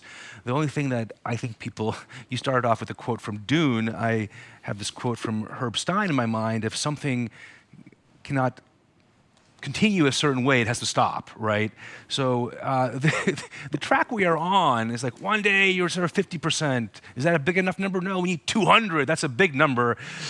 It's not as if you had, there were some policy groups came together, put forward papers, and Donald Trump read them all, and then he decided, well, this is really the most sensible move. No, it's done on the fly, and it's kind of crazy. Maybe there's a larger instinctual goal that he has in mind, but what is it doing? One, it's making his base really happy that if you're in a MAGA hat in Kentucky, in a sort of impoverished town, and there's a steel mill that's been sitting idle, like, this is what I voted for, even though, so they're not buying Veuve Clicquot, right? They're buying, maybe they buy Mexican beer, and that costs a bit more now, but they're willing to take that. But if you are I was just in Chicago a couple of days ago and meeting with some CEOs, and they're Republicans, good Republicans. This is bonkers because, look, if you're a manufacturing CEO now, you're in the US, you are producing goods that cross the border, especially the Canadian or Mexican border, multiple times. And the reason why you're seeing the stock market down 10%, why you're seeing the confidence, consumer confidence, the sort of executive sort of business confidence going down. 50 days ago, we were talking about America is by far the best performing economy in the world, lowest inflation, lowest unemployment, going strength to strength. And now we're talking about a recession. So I don't think that, I think that it's actually going to be, look, Trump's very brutal, but I think the reaction to this is going to be very brutal as well. And that is the hope, at least you're in the business community, maybe if you're in Europe, that is the sort of check on him. It is not going to be someone as smart as Michał sitting in his office telling him, sir, this is, some costs here are a little bit high than we thought. No, it'll have to be, the pushback will have to be as strong as the push from him has been. I agree with a lot of what Matt has said, but the analyst in me also points to, I also don't think that there is a group of smart economists just giving the president policy options, but there is a hypothesis laid out pretty well by Lighthizer and others. There is both thinking and some element of ideology that over time high tariffs would bring production back to the United States. But we now have, that's why I guess I'm pushing a little bit on the bunkers aspect of it. But there is one other aspect of this, and I'm totally not doing this. I think it's bad for the US economy, it's bad for everyone else's economy. I don't think it's going to work. But there is another aspect of it, which is the unpredictability, which that I think no one is arguing that if you have one day, 2 weeks ago, 25% tariff, then 0, then back again, that unpredictability is bad for US businesses, is bad for international businesses that are thinking about what to do about it, and it's certainly not super helpful for US trade partners. Again, predictability in the end, at least in this, so we can have real conversations, real negotiations. So I'll stop here. If all this international trade, these global value chains, and are so complicated, so interwoven, and there are so many ways in which a country can distort its competitiveness by lots of subsidies and different policies internally. And maybe we should have a global organization that puts some procedures and mediates in this. Oh, but wait, we have. It's WTO. Where is WTO? Really, why are we not talking about WTO? There are communications that, okay, so we are putting these tariffs and we're applying this case to the WTO, but where is it? What happened? Well, you will not be surprised that I will make a plea in favor of WTO. Before I do this, let me come back to one point on China, to what Matthew said. Whether we are now more inclined to do business with China just because we are facing uphill struggle with the US. And I think the answer is no. I think we'll continue on the path that we had chosen earlier, but the fact that the problem of China has not disappeared, or China is not less of a problem just because the US emerged as one. I think we have to be very, very clear about that. So it's not that we see the value of the technologies cutting-edge technologies or conventional technologies that we need, that we see now. We have seen it before. We are thinking how to make the best deal for both of us, but it's not because we have a problem with the US. We are turning our head more toward China. I think that's very important to remember. At the same time, we'll continue talking to China. We are planning our first high-level visit in Beijing in 2 weeks' time. You know very well about that. And, well, let's see where this one will take us. So just a side comment on the previous topic. On WTO... I'm not attacking WTO, to be clear. I'm worrying about it. Like maybe we should help it. Help us. I didn't have a feeling you were attacking anyone or any organization. At least that's not my reading. But you are right to say that there is a problem. And I think we've been conscious about this problem for quite some time. That has now aggravated. Because if you think about it, that, well, WTO has 166 members, 98% of global trade. And for us, it's still an important framework for trading because it's more than half, or it covers more than half of our partners with whom we don't have preferential agreements. So it's a very, very important organization globally and for us. But if you think that from among the members of WTO, out of 3, the most important, the 2 are turning their back on it, we are really not in a good place. So we thought we had a problem with China in the context of WTO. Now we have a problem with the US and China in WTO. And that's not good because US is one of the founding members, or not really members. Conceptually, it was the US who was pushing forward with establishment of the multilateral system, and they are not there, or they think they are above or outside of the rules. And this is really, really not good. So taking one problem after another. First, the legacy problems. That's how I call them. So the problems that haven't been sorted out on time for the organization to be up to speed, which is, indeed, we know that the way organization has been working through consensus or through multilateral deals is not exactly fit for purpose. We have seen a number of deals being negotiated for years on end without materializing, whether this is agriculture, fisheries. We have a couple of plurilateral agreements that are still not there, and I will come back to it because that's an important one. We see that the dispute settlement doesn't function. So to your question, if we have a problem with a tariff, why won't we go to WTO? We still do. We very much do. We have challenged very recently a couple of measures taken against us by China. So of course we do. Not everyone does, though. So it's clear that it's not considered as a tool that is sufficiently strong in solving the problems. But then I would say there is the third element, and this is moving now to what we should be doing aside of fixing the old problems.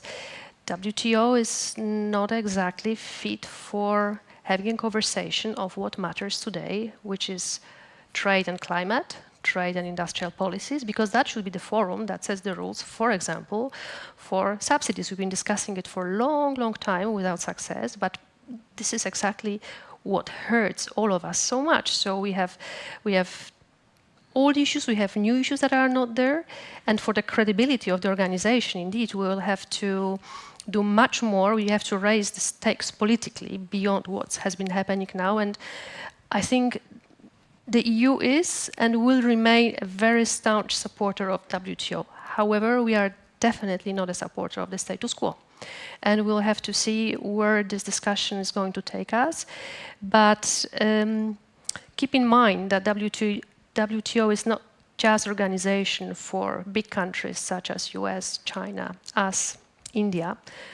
Majority of the countries are small countries. They function within a certain framework that offers predictability and certainty, and that matters as much as it matters for us. So I think there is a lot at stake, and we will try to make sure that the process of reform advances. Well, this year is the 30th anniversary of WTO. Let's hope that this anniversary will be a lucky one, rather than, well, you have doubts. You can comment on it in a moment. But a lot to do, a lot of uncertainty, and we are completely aware that without shoring up support from everyone, things will not go better. So a lot of homework to do. I think you need to come to more of a consensus around free trade at some point. It's not going to happen in the next 30 days or probably the next 3 years. I don't see how the WTO is salvageable. What Michał mentioned about Robert Lighthizer, there's Peter Navarro also around Trump. There is actually a philosophy around what Trump is. There's a kind of an intellectual movement that, you know, the West let China in without enforcing the rules. That ended up hurting a lot of, you know, the people sort of lower down on the economic scales, and that was the cardinal mistake, and we are undoing it. Trump, I think, this is where the question about Trump becomes: is this more Trump 1, where he's starting these wars, and then you're going to end up with like the treaty you had with Mexico and Canada, which was, frankly, probably a slightly better version of NAFTA, or because he's now torn up his own treaty, has hurt trust so much, and Trump doesn't have many core beliefs, but one core belief seems to be that he thinks tariffs are good, and that you can return to a world of the 1970s or 60s, where you had manufacturing, you know, protected by high tariff walls. Yeah, people do seriously think that, you know, this. You mentioned the transition cost. He said, there's some transition cost. People will get used to it. The problem is we're just not 50 years ago, and the cost of transforming the U.S. into that sort of economy is, I think, so incredibly high that I just don't see how this flies politically. Trump is supposedly in his honeymoon. He's now at 45% support in the popularity numbers. The Republicans on the Hill are cowards, but they are up for election next year. I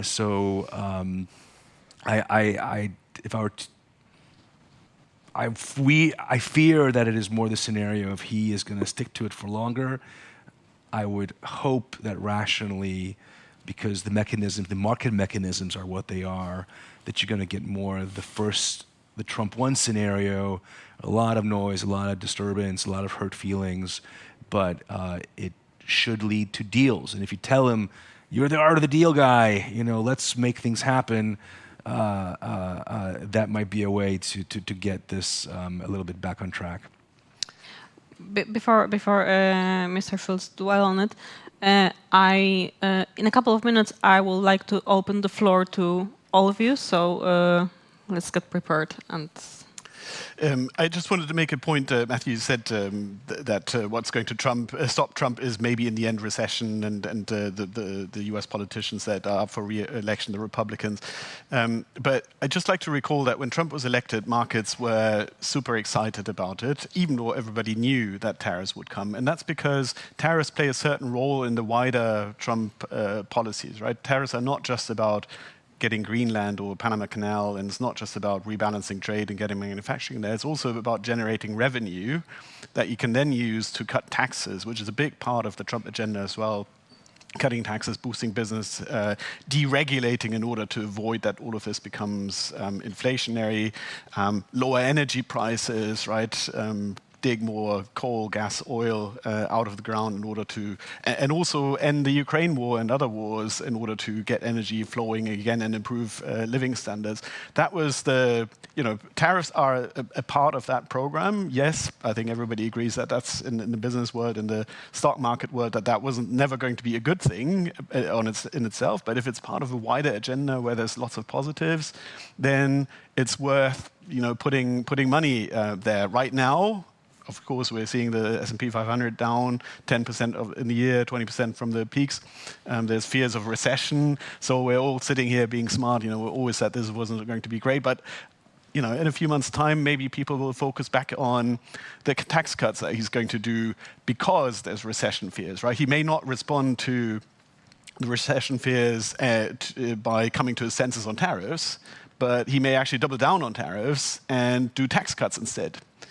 And I think for us Europeans, that means we cannot hope for the US economy to bring him back to his senses. We have to fix our own economy. And I think that's why my excitement at the moment is so much about this 800 billion program for defense in Europe, this 500 billion fund that looks like it's going to be approved in Germany, because finally we are generating demand, right? We are generating growth. We are going to make ourselves attractive for investment. The Chinese will want to sell us stuff. The Americans will want to sell us stuff, and that gives us leverage potentially, ultimately, in that trade war. If we don't grow, there's no hope, I think, in this trade war. Anyway, sorry. One last question from me. It's in about half an hour here on this floor, my colleague will host a discussion about climate policy and competitiveness. But I would like to throw a bridge from us to this future discussion because I feel that climate policy can be used to de-risk, because there is no better way to de-risk from Russian or American gas than to use less gas by nuclear. I think the nuclear program in Poland is very much built in this philosophy. This will make us safe, not from the climate threats that we cannot pinpoint to our actions, but from these guys from the West, right? But there is much more in this to be done. So I don't know why we're foregoing the climate policy, why we're saying, okay, it's put a stop to this. The competitiveness is now more important. This should be the part of our competitiveness and of our de-risking. We don't need your raw materials, dear third countries, because we are having circular economy. We don't need your energy resources because we're all on renewables and nuclear. Mr. Baranowski, is the Ministry of Economic Development, when they think about the development, the investment, is there this kind of thinking, or is all this, no, climate, no? So one totally non-answer to this one is that another ministry is dealing with climate, which happens to be true, actually. No, we are. There is.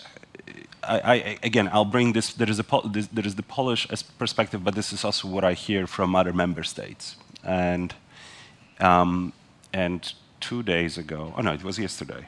Anyways, this week, we had a competitiveness council in Brussels, where these issues very much came up, and it's very clear that in the longer term, we want to be dealing both with competitiveness and decarbonization at the same time, and there is a full commitment to this. The challenge, and member states agree, the challenge that though came up very clearly, and it's something that I see in Poland as well now that I deal much more, I've never talked with steel producers, glass producers, other chemical industry, other energy intensive industry, is how much they are suffering with the energy costs. And the problem is not, in the long term, we kind of know how this needs to look like. We don't really know what happens in the short and medium term, where we are hearing, from the Italian and the French steel industry, I hear from industry here saying, we are about to close. And that's the problem that we are facing. And at the same time, we are also, let me just spin it into also another world I know a little bit more about. We are talking about really gearing up and on defense. And we do need this energy intensive industries, especially steel, but cement as well, also in the short term. So it's breaching the short and the long term that we have the biggest challenge with. Isn't it always in economics, right? Well, our dear listeners, we have a question here. Can I ask someone from the staff to pass the microphone over there? Yeah, thank you. I'm Rafael Minda. I'm correspondent for Financial Times. Michał Baranowski mentioned the strong and very united response on tariffs from the EU. That's fine at this stage, but the history of the EU on tariffs is not one of unity, at least not since I've covered this for quite a long time. We had recently, for example, on the Chinese electric vehicles, we had a split, which was 12 countries abstained, 5 voted against, the others voted in favor. And that was at a time when China was clearly identified as the bad and evil country on the trade scene. So how confident can we be? You know, Poland, for example, at the moment cannot get through higher tariffs on Russian and Belarusian potash fertilizers because farmers in Germany, Spain and other places want to have cheap fertilizers. How confident are we that we're not going to descend into an internal EU fight, especially when it's so hard to read exactly what Trump actually wants to achieve? And you know, as Matthew mentioned, champagne is made in a very specific northeastern part of France, nowhere else. So it may not be everyone's concern if it's a sort of list of individual goods that get hit. Let us maybe collect 2 or 3 questions from the floor, and then you answer. We have 10 minutes left. We have a question here.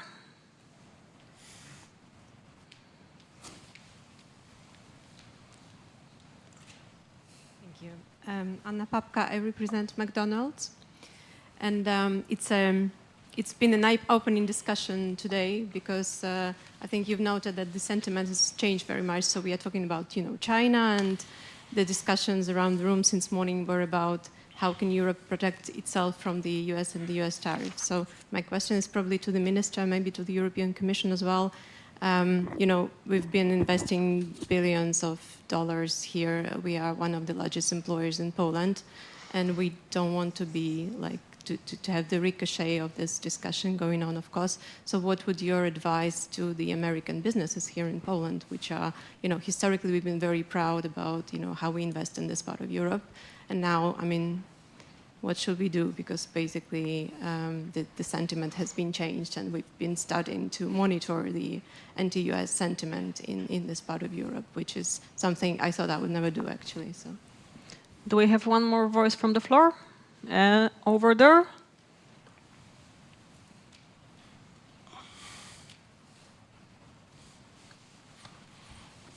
Thank you very much. Marek Wąsiński, Polish Economic Institute. I wanted to say that I can also see the demand side, as Mr. Schulz said, is the issue here, and the European Union is doing a lot to decrease the dependencies on external countries. If we take EU and the US, EU is twice as dependent on demand side from other countries than the US. So investing in the EU is the possible way. And here comes the questions, and maybe to Ms. Szychowska, if I can. How ready should the EU be to bear costs of the possible trade war with the United States? Because actually what Trump is saying, he's ready to bear the costs of this policy. And if we want to reverse, if we want to get the responses, we will bear costs of this, as we see, for example, now with different sectors. So how ready we are to bear this cost, and how maybe we should be. Thank you. So any volunteers on this? I can start. But I'll start with the last one just very quickly. I think on the costs of the trade war, of course we don't want that, but I think there is a clear understanding that if Europe does not respond proportionally, because we are not escalating, if we don't respond proportionally, this will not end. So this is a matter of how this administration is functioning. I mean, it's a hypothesis. Maybe turning around and playing dead would be a better idea? Perhaps not. And let me connect to the question from McDonald's and American business community. So actually, in this hotel, my very first meeting with bigger business association was with AmCham, and my message there, and it was before it all started fully, was we need you guys to speak back home to. I think I used to say, I then said probably to your Congress people, I think now just speak to the White House. Pass this message. Well, but you know, I mean, President Trump listens to business community. You know, maybe to big business, he's definitely listening. And you know, I think we are actually on the same boat, and you are on the boat with us, so to say. And I think that's the pain will speak then, I think, to his calculation. And to Rafael, it's wonderful to see you. You know, and I think that the picture that I'm seeing, the picture that Europe is projecting, is a picture of calm and proportionality. I used to say before March 12th is that EU is speaking softly but carrying a big stick.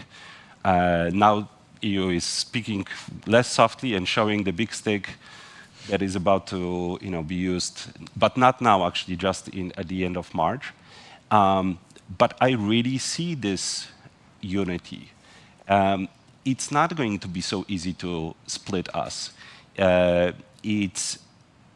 Yes, you can target different products, but if I heard the French trade minister even today, I see no worry about champagne or, you know, or other stuff. So it's this dynamic. I mean, we'll be, you know, we'll see what comes out from this. But again, the mood in the room is one of calm, of unity, and defiance, but at the same time switching this dynamic from confrontation and escalation to more productive and deal making.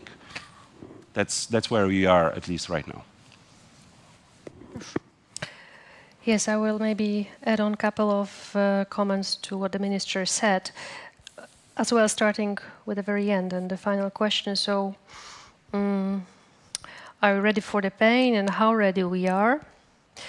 Well, it depends on the degree of pain, and I don't think we are still very clear about what will come our way from the US side. So we can do the calculation, we can think where the vulnerabilities are, but I think we have never been our level of resisting pain has never been testing to such an extent. So it's a very difficult question to answer, whether we are ready to stand up to it.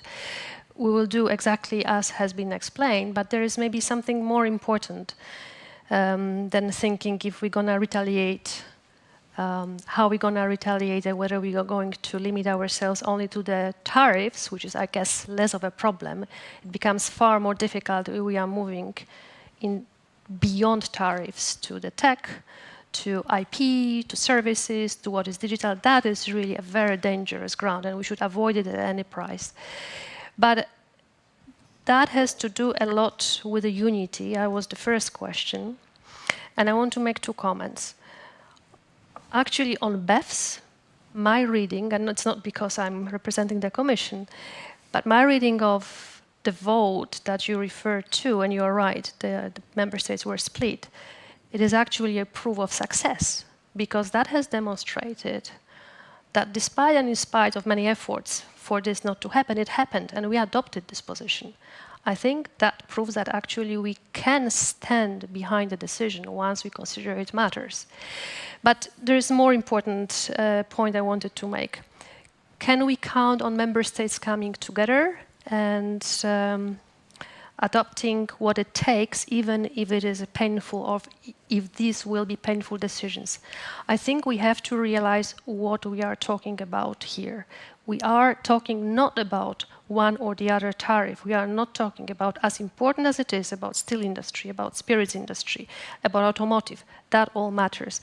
But we are talking fundamentally about an assault on the EU. And unless we understand it, there will be a problem. But let's make no mistake. The stakes are as high as they could ever be. And unless member states understand that this is what matters, and they back the decisions that will be there in order to protect us, then we will be indeed in trouble. But I think this realization is building up, and I think we should be confident and calm and stay as determined and as united as the situation requires. Thank you. If you do not object, I think that it's time to be wrapping this up. Thank you all very, very much for the wonderful discussion. Thank you all for being here with us. Now I will invite you on a 15 minutes break, and at 4 o'clock sharp we'll have a discussion about climate policy and competitiveness on this floor, about the future of Ukraine on next door. Enjoy the last sessions of the Warsaw European Conversation 2025, and remember, the spice must flow. Spice must flow. Okay.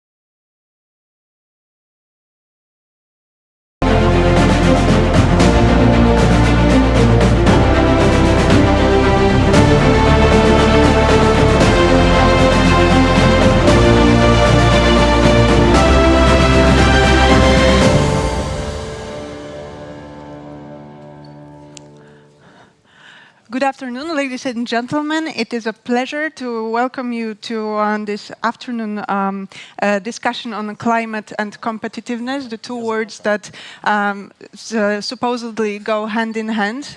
We will examine if that really is the case. Together with me are Madame Laurence Toubiana, President of the European Climate Foundation. Mr. Grzegorz Onichimowski, President of the Management Board of Polskie Sieci Elektroenergetyczne, the transmission system operator for electricity. Mr. Krzysztof Bolesta, Deputy Minister for Climate and Environment. Welcome. And Mr. Mats Engström, Senior Policy Fellow at the European Council on Foreign Relations. And we are meeting at a fascinating, at least to me, moment in time, because it has been nearly a decade since the Paris Agreement, the landmark climate agreement, was signed. A great success at the time, followed by years of negotiations. And yet we find ourselves in a moment of turmoil, upheaval, which that agreement was built to resist, right? It was built to last decades and drive climate action forward. So my first question goes to Madame Toubiana. Now in 2025, it looks like 1.5 degree Celsius goal has been breached or could be breached soon. Is it still worthwhile to keep a climate target that could soon be missed? Thank you for this question. And of course, having been at the center of the negotiation in Paris at that time, of course, the temperature goal was a long-term goal, but then we put some practical step to get there. What I think is, one, we have made progress beyond the 3 something or even 4 degrees we were before Paris, like we are going down now, at least still too high, and we are not going fast enough. But at the same time, I think there is a value, because this signal, even if, of course, we have backtracking today, there is, of course, a lot of pushback. Trump's decision to withdraw from Paris Agreement has really a lot of consequences, even much more than in 2017. But still, you see now, and we have seen even in the omnibus discussion we have recently in the EU, that there are now a growing sector in the green transition that is now strong enough to voice their concern and be behind this transformation and want the public policies to continue. Nevertheless, we are at a very low point of climate action. Everybody is afraid. Governments are, of course, concerned with the war, the geopolitical issues. But just I wanted to remind us, very few days ago, I published an article in a review, and there was an op-ed in that Le Grand Continent, which was signed up by Pedro Sanchez, President Lula, and President Ramaphosa, saying we have to work together. Yes, US is out. But you know, US have been in and out so many times, so it's not the first time. And then you see that Europe, in my view, can play a role in having other allies and in a different setting.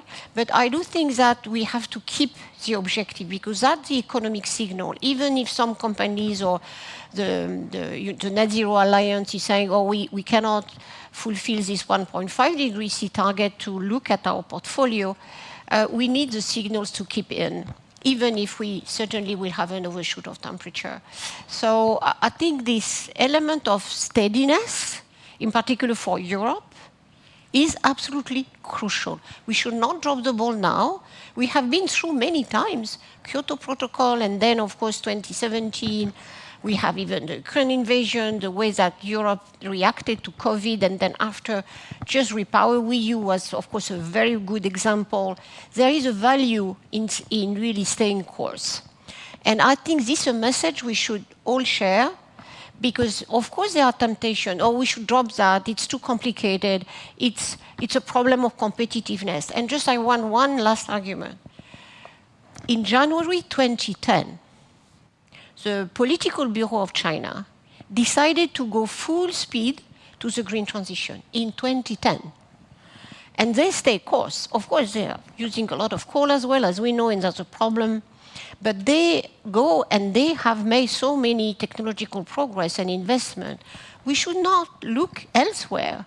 We should be trying to compete with them or work with them or whatever, but we should not change course. That, I think, is the message I would like to give.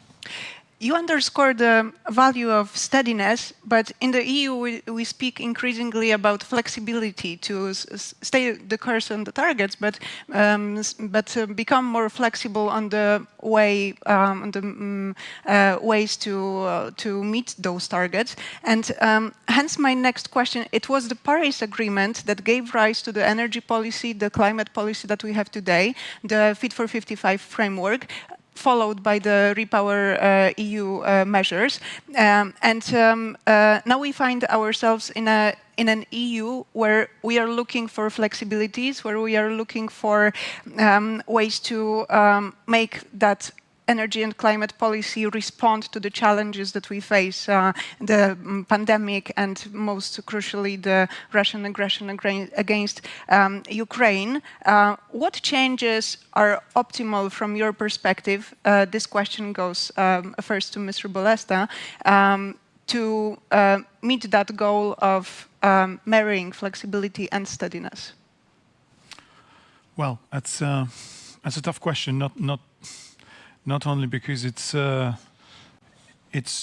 that difficult times require difficult actions, but also that we need to provide certainty for investors. So you need to you need to catch the balance somehow. But I think for me, two or three things would be key. First, and it's not about change. It's about staying the course, and I think we need to make sure that we really stop imports of fossil fuels from Russia. And absolutely, the thing is that some countries still buy some oil, some gas. Some gas is Russian gas is finding its way back to Europe in different routes. Same goes for oil. So I think that's absolutely priority number one. If we want to go ahead with our ambitious targets, this is becoming one of the targets as well. Absolutely. Get rid of Russian energy. Does it hold in a world where peace is some sort of peace is achieved in Ukraine? Listen, I think it doesn't matter. I think it doesn't matter. It's that if you see how historically we planned energy and climate policies, it was early 2000s when the objective of the first renewables directive was to cut the oil and gas bill. Mm. It wasn't about climate. It was about cutting the import bill. And of course, the policy evolved since that time, but I think it still makes sense. If you cut your import bill, then you save a huge amount of money, and this money could be spent on health service, on transport, on social security, what have you. It's like we basically have been shipping money in trains to Russia for years. Subsidies. And that's that doesn't make sense. So for me that's absolutely priority number one. We need to stay the course. Never mind, some people say, oh, it's too expensive. Maybe we should buy some gas from Russia. No. I think we need to stay this and be consequent. I mean, this is something that will come back in profits.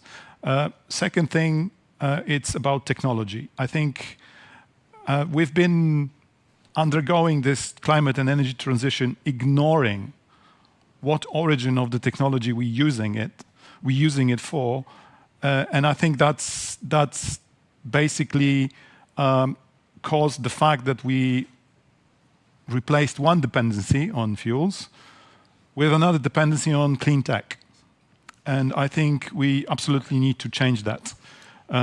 We need to look for technologies that we can produce in Europe for the energy transition, and a second component of that point would be we really need to be technology neutral. I think it's absolutely stupid that we have this competition between renewables and nuclear. We need every technology to decarbonize on time. So I don't really think that it's wise to have these camps in Europe, like nuclear group, renewables group. It's like kids clubs. I mean, let's be honest. The target is 2050, and let's have everything on the table. And third component for me, what to change is to find components on climate and energy policy that are the most scary ones for the population, and surgically change them, like ETS2. This is, you know, this is too much for people who are afraid of certain things, and give them more time for investment. So that would be my three points. So as a small follow-up, what would it take for technology neutrality? I mean, so let me start over.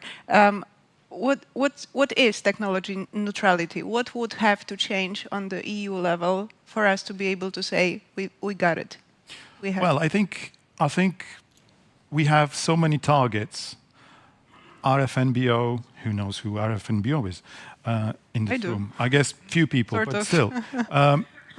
RFNBO target, hydrogen target in industry, renewables in transport, renewables in heating. It doesn't make sense. Let's have a CO2 reduction target. And then, if you use nuclear, if you use renewables, if you use energy efficiency, it doesn't matter, because the target is one, and you can choose. So for me, simplifying the architecture of targets will bring technological neutrality. And that sounds like flexibility in our climate and energy regulations.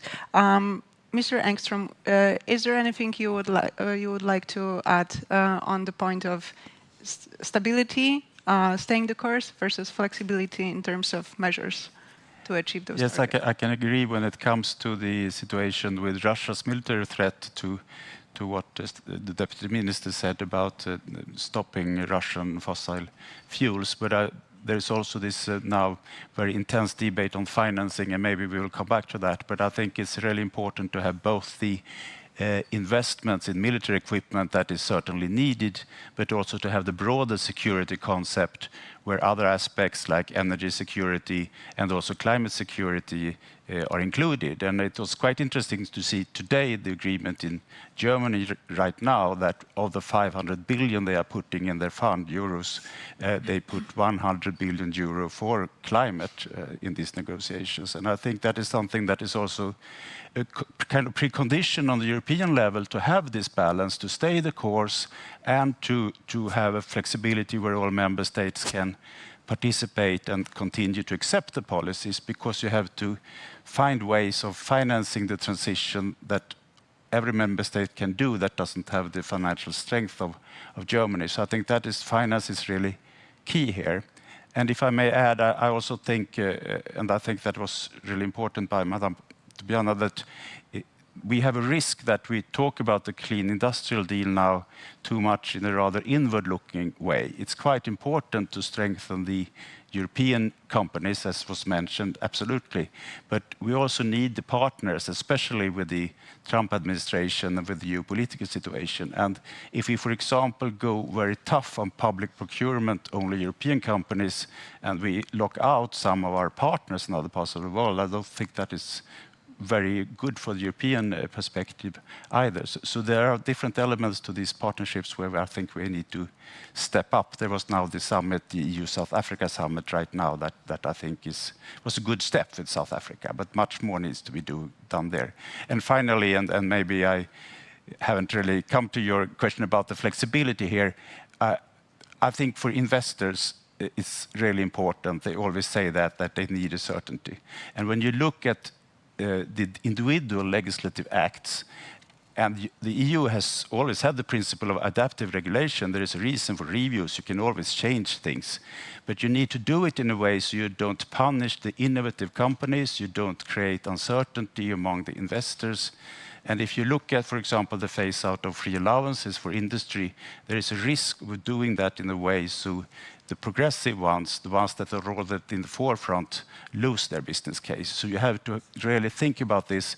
How do you do this? Maybe you do a review, but you need to do it in a way so you still reward the innovative companies. And I wanted to touch on the topic of partnerships, because you all mentioned it in the context of energy policy. What is a quality partnership in the energy sector? We have replaced the majority of Russian fossil fuel imports with imports from Norway, from the United States, from the Middle East.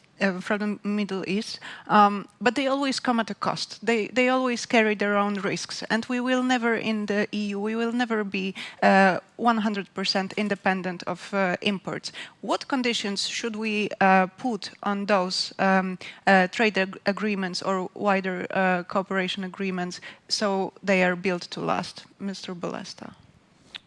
Well, I think we all need to remember that this is a transition phase. So gas will always be a transition fuel, and as well as oil.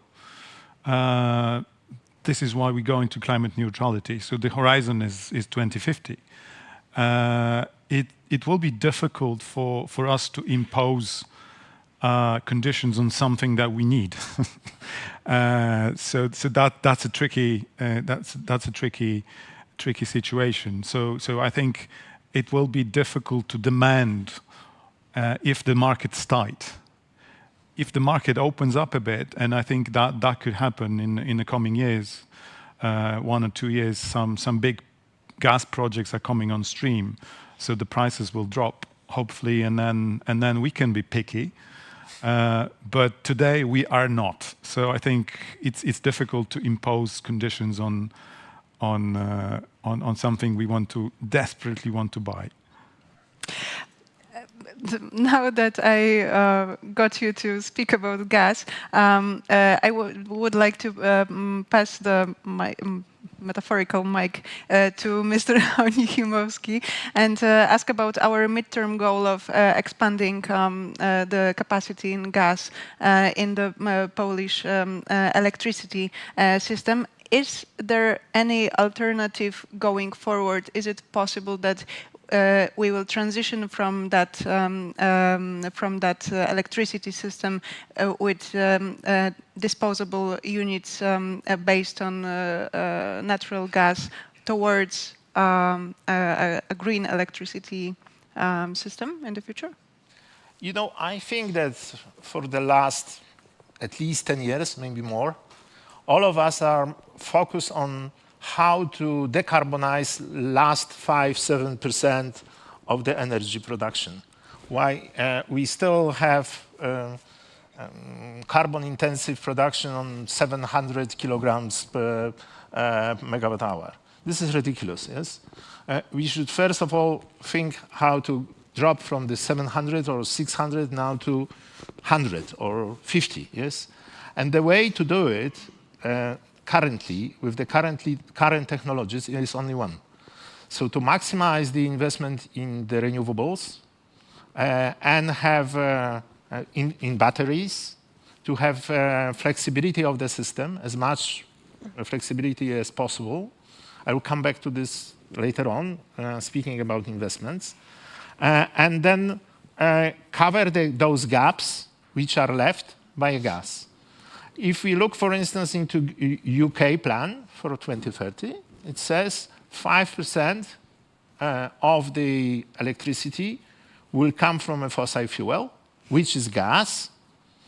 But at the same time, we have 30 gigawatts of gas, and we cannot switch off a single unit. Why? Because when so-called Dunkelflaute comes, yes, so no wind and no sun, and it comes for a few days, we need to cover those gaps. And we cannot cover them via using batteries. We need to use something else, and we don't have any other technology, because if we look at the nuclear, of course, nuclear will give us more of this baseload energy, which is very important for heavy industry, for IT, etc., etc. But it will not satisfy our flexibility needs, yes? Because we need to use it with the capacity factor like 90%, 85%, not few percent. So gas is, and of course then it comes the market issue, yes? Because how to pay people, how to pay investors whose assets are being used so rarely. So we need to pay for the security of supply, which of course current energy-only market doesn't cover. So we need to address this issue, and we need to address as well the issue of flexibility. And we should not give too many tools which are, in fact, are working against flexibility. And to be very honest, when I see today that 90% of the future investment is about to be covered by contract for difference, I'm asking what kind of flexibility support does it give? And the answer is none. Yes, because it maximizes the output of the generation instead of maximizing the flexibility of generation. So there are tough questions ahead of us in terms of the market design, but I think we'll manage. We managed with COVID, we managed with the gas crisis in 21. I think surprisingly good, looking from perspective of few years. So we'll manage this time as well. But who do you mean when you say we? Who is going to lead that most complicated phase of the energy transition when we have to learn from experience as it happens how to manage a system with a large share of renewables and with the growing responsibility of the transmission system operator to get all of the pieces in accord? Is it still market movements that drive the transition forward, or is it increasingly a centralized system in which it is essentially the operator who decides what kind of sources we need in the mix? Okay, if you ask who should coordinate, I think the role of the integrated system operators. I'm not only saying about electricity system operator. I'm saying about integrated operators. Something like, as well, UK with NISO is maybe a good example. So integrate those. Because, for instance, there is a growing problem how to manage a gas market when those gas units are being used so rarely. Yes? So the playing field, I believe, should be in very much designed by people from the operators. But this is just a playing field. Because I still believe in competition. And I don't think that the answer is long-term agreements and us deciding who is a good guy and should be connected with the grid, who is not so good and shouldn't be, because we end up with something which we experienced many years back in Poland, and that's probably not a good memory. So I wouldn't call for such a change. I think market, but of course well-designed market, as I mentioned before, is the answer.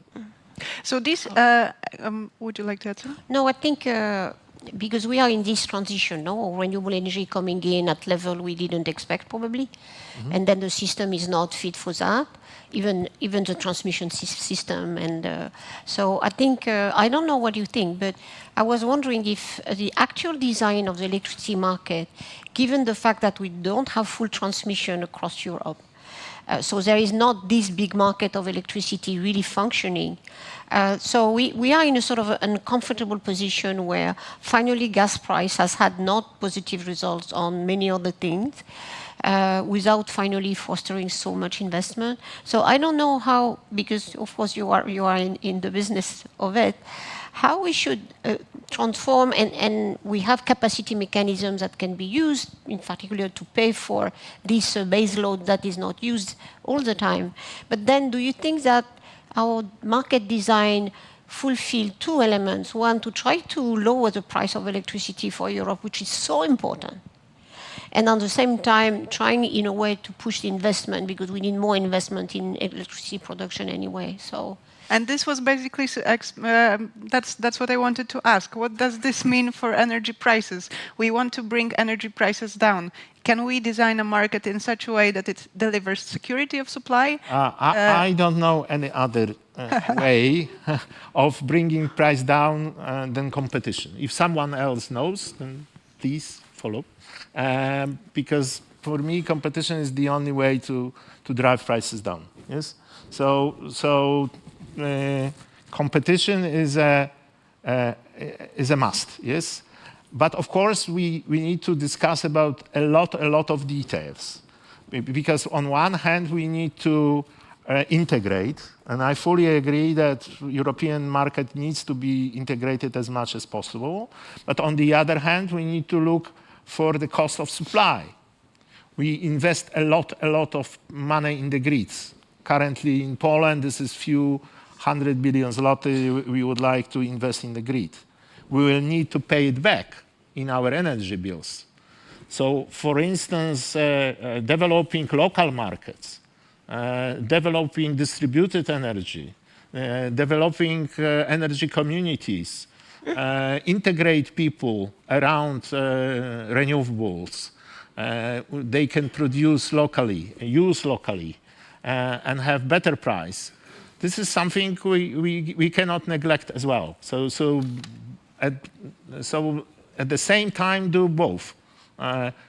Develop the integrated market across Europe, but not to forget about just use the chance of having a local supply, having local low carbon production, having consumers' engagement into transformation. This is something which we sometimes neglect. But for instance, 2 million prosumers in Poland is a huge political force driving the transformation in this country. And I think we cannot neglect that. Despite that for TSO, sometimes they are just a headache, yes, because we cannot foresee how they behave, and it's a big problem for the grid sometimes. But we need to find a way to deal with them via aggregation, via many other smarter system. Yeah. I would add two elements to that, because not many people remember that. You know, it's a from the point of view of economics, it's an impossible task, because for transition we need to invest trillions, and if you invest money, you need to have a return on your capital. So, how to get the prices down when you need to invest more? It's, I think, Nobel Prize is in the offing somewhere. But for me, one thing is interesting here, that in order to expand networks, because that's the main investment element in the years to come, we need to use the cheapest money, and we need to absolutely find the way to reduce the rates. Yeah. And to use, international funding bodies like the EIB, like the World Bank, what have you, because this is where the money is the cheapest. And if we don't use this, the prices will never drop. And the second thing that people don't really often see is that the pace that we're doing the transition is creating its own inflation. So the inflation in economies is say X. But the inflation in the energy field is investment is higher usually, because the supply chain is really, really small. So we need to make sure that we boost the supply chain. Then the prices will drop. Otherwise, everyone will compete for the same boats in offshore. Everyone will compete for the same, companies building PVs. So, if we don't boost the supply chain, the prices will not drop. I think we have instrument that, and sorry, you were speaking, Chris, about EIB. If we design, because grid are not for 2 years, you build grid for 40 years. or even more, but at least for this. So you can have really a long-term investment of infrastructure where, of course, private capital don't like to stay there for 40 years. So that's the combination of public and private funding we should produce. And EIB can issue long-term bonds on this particular infrastructure, which I think, when I look at private capital that is invested in infrastructure, they make a lot of money. So that because, of course, they rely normally on some guarantees from the public sector. And that's why it will alleviate the impact on energy bills. You cannot amortize 40 years investment value in 2 years or 5 years. One more thing, correct me if I'm wrong, but I think that if you prepare tariffs, the period of return on your investment is quite short. You cannot, put to the energy regulator 40 years. 40 years. We do 30 years. 30 years. 40 years. Okay. Then, sorry, forget that. We could but do that. but you touch a very important point regarding the supply chain, yes? Because this is something what we see today, and security of supply of Europe consists as well of this factor. If we rely only on China in batteries, in 3 years, 4 years from now, all short-term reserves of the system, so something what we call in terms we have a shortage, is going to be battery, because battery is much far cheaper as a source of stabilization of a frequency than anything else. But if all those batteries can be switched off by one key in Beijing or somewhere, then I'm not very comfortable with this solution. But you just said competition, that competition drives prices down, and Chinese batteries are just competitive. That's why they are so dominant in the market. So what exactly defines competition? I mean, what criteria, aside from price, are feasible? This is a sensitive question because we're just about to introduce but you know, this criteria. is the same thing what was mentioned by Krzysztof. Yes? So about the gas from Russia, I don't mind what their price is. I don't want to buy from them. And it's just as simple as that. Yeah, it's a security price, but also security. Because if we spend $1 million there for gas, they will build 2 tanks yes, to fight with us, and for us, it will cost much more to build them. So. And to continue on that, I think there is a security premium that we have to pay. Yes. We have to pay a kind of premium, and that is why we need these partners like South Africa for electrolyzers, batteries, and many others. So I think this is really something that is important in the industrial deal now discussed. But I also wanted to add, I can agree a lot what you said about the prices and the grids. Still the demand side and the energy efficiency side, where there's still a lot of things to do, and also as a structural issue in the long run, there is still a possibility to bring down demand or stop the increased demand. If you look, for example, at the increased use of data centers with the increased electricity consumption, of course, the producers have an incentive to sell, but sometimes you don't have as strong incentives to save the energy and, for example, put standards on data centers like Germany has done, mandatory standards. So you really need also, and there's still a lot of things to do, I think, on the efficiency side.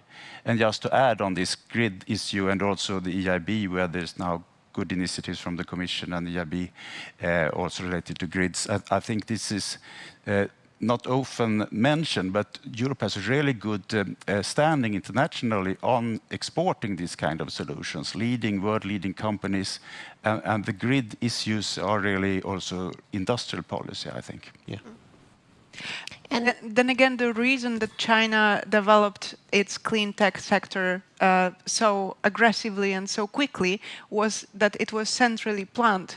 There was a very strong political incentive to build the supply chain for batteries, to build the supply chain for electric vehicles, raw materials that are necessary for those technologies.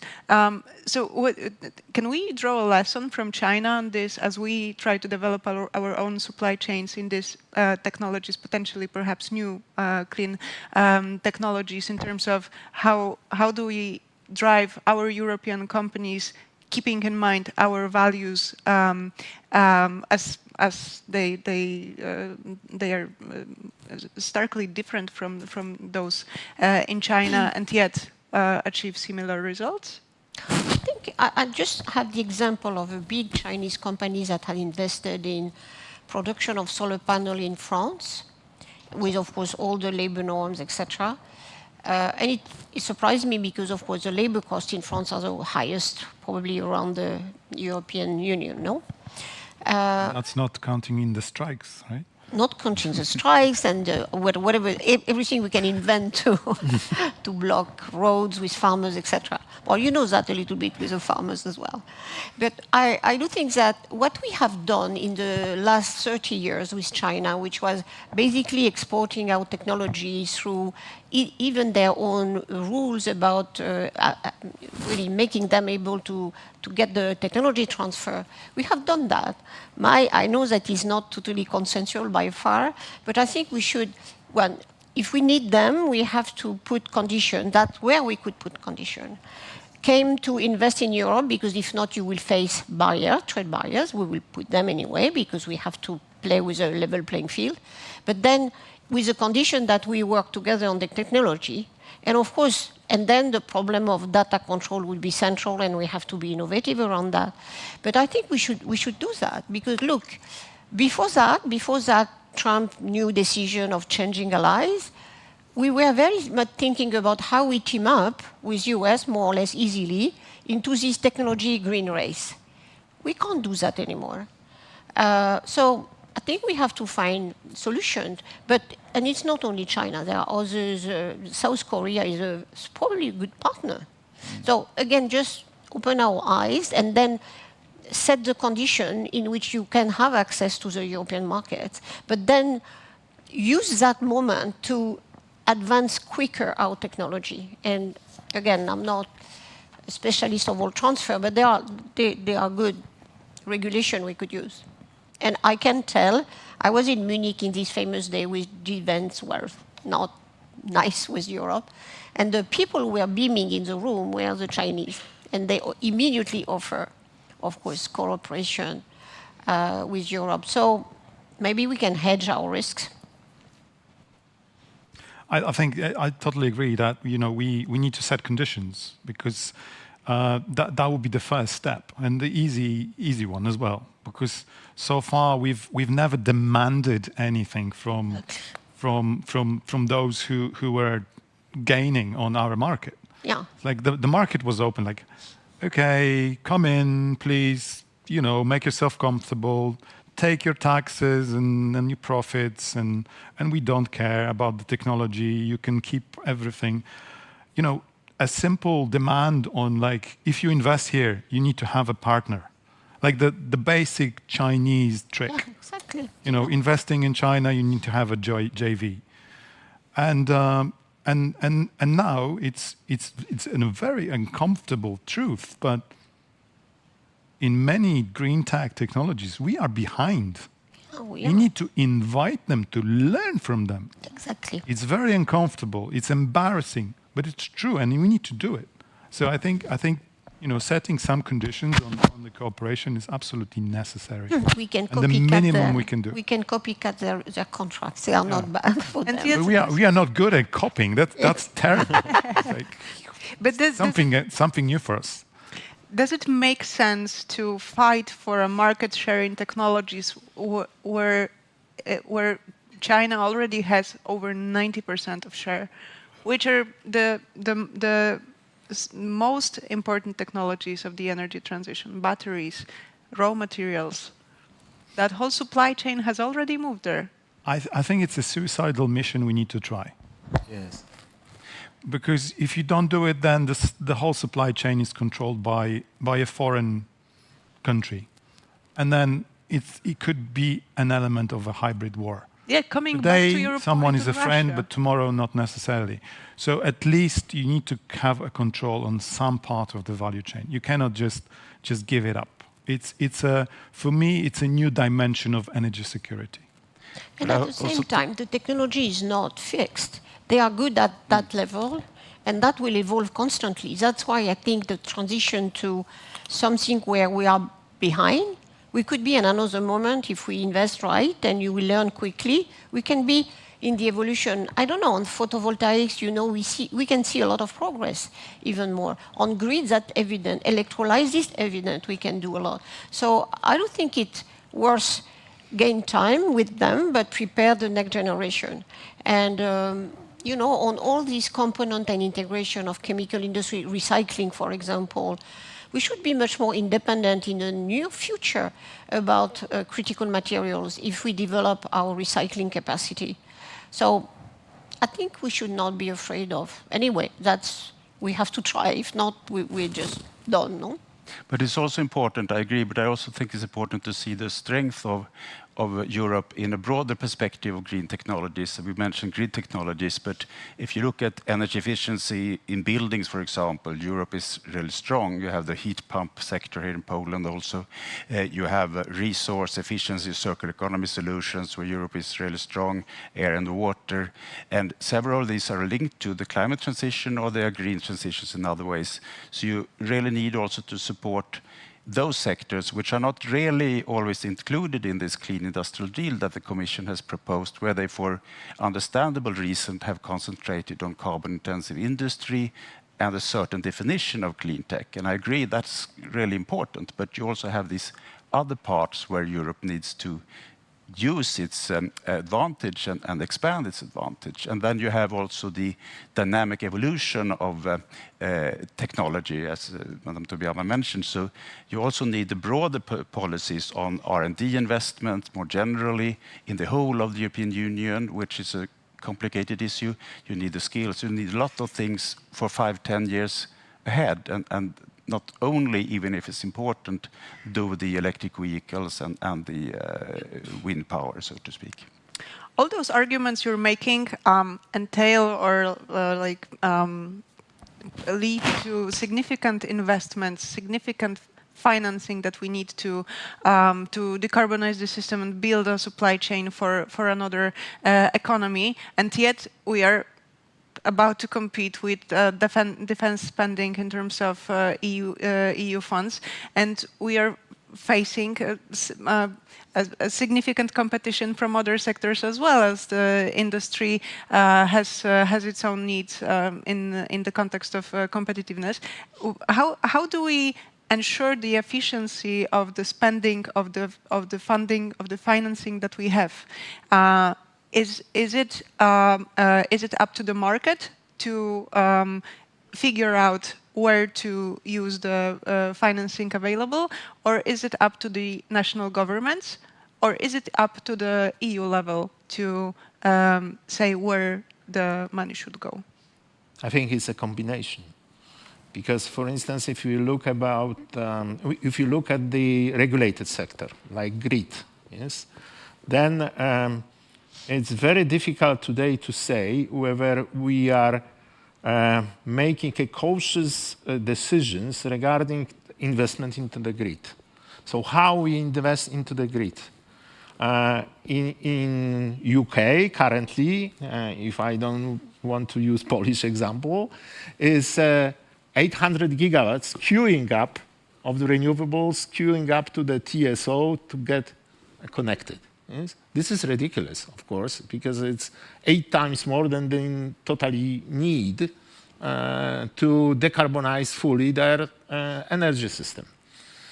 In Poland, it's a similar situation. If we look at already issued conditions for connection, we are already there. Yes? So we have like full system of renewables already in place. But of course, those investments won't happen eventually, most of them.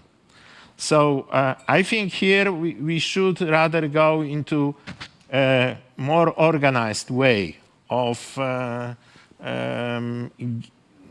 allowing investors to connect, and really here whole EU policy towards, for instance, naming together with the local communities areas of the faster development of renewables, and then TSO or DSO is saying, okay, so using famous cable pooling, yes, there is a place here to connect so much PV, so much wind, so much batteries, and this is optimum for this region. Of course, if someone wants to connect more, okay, on a fully commercial basis, but we won't support that.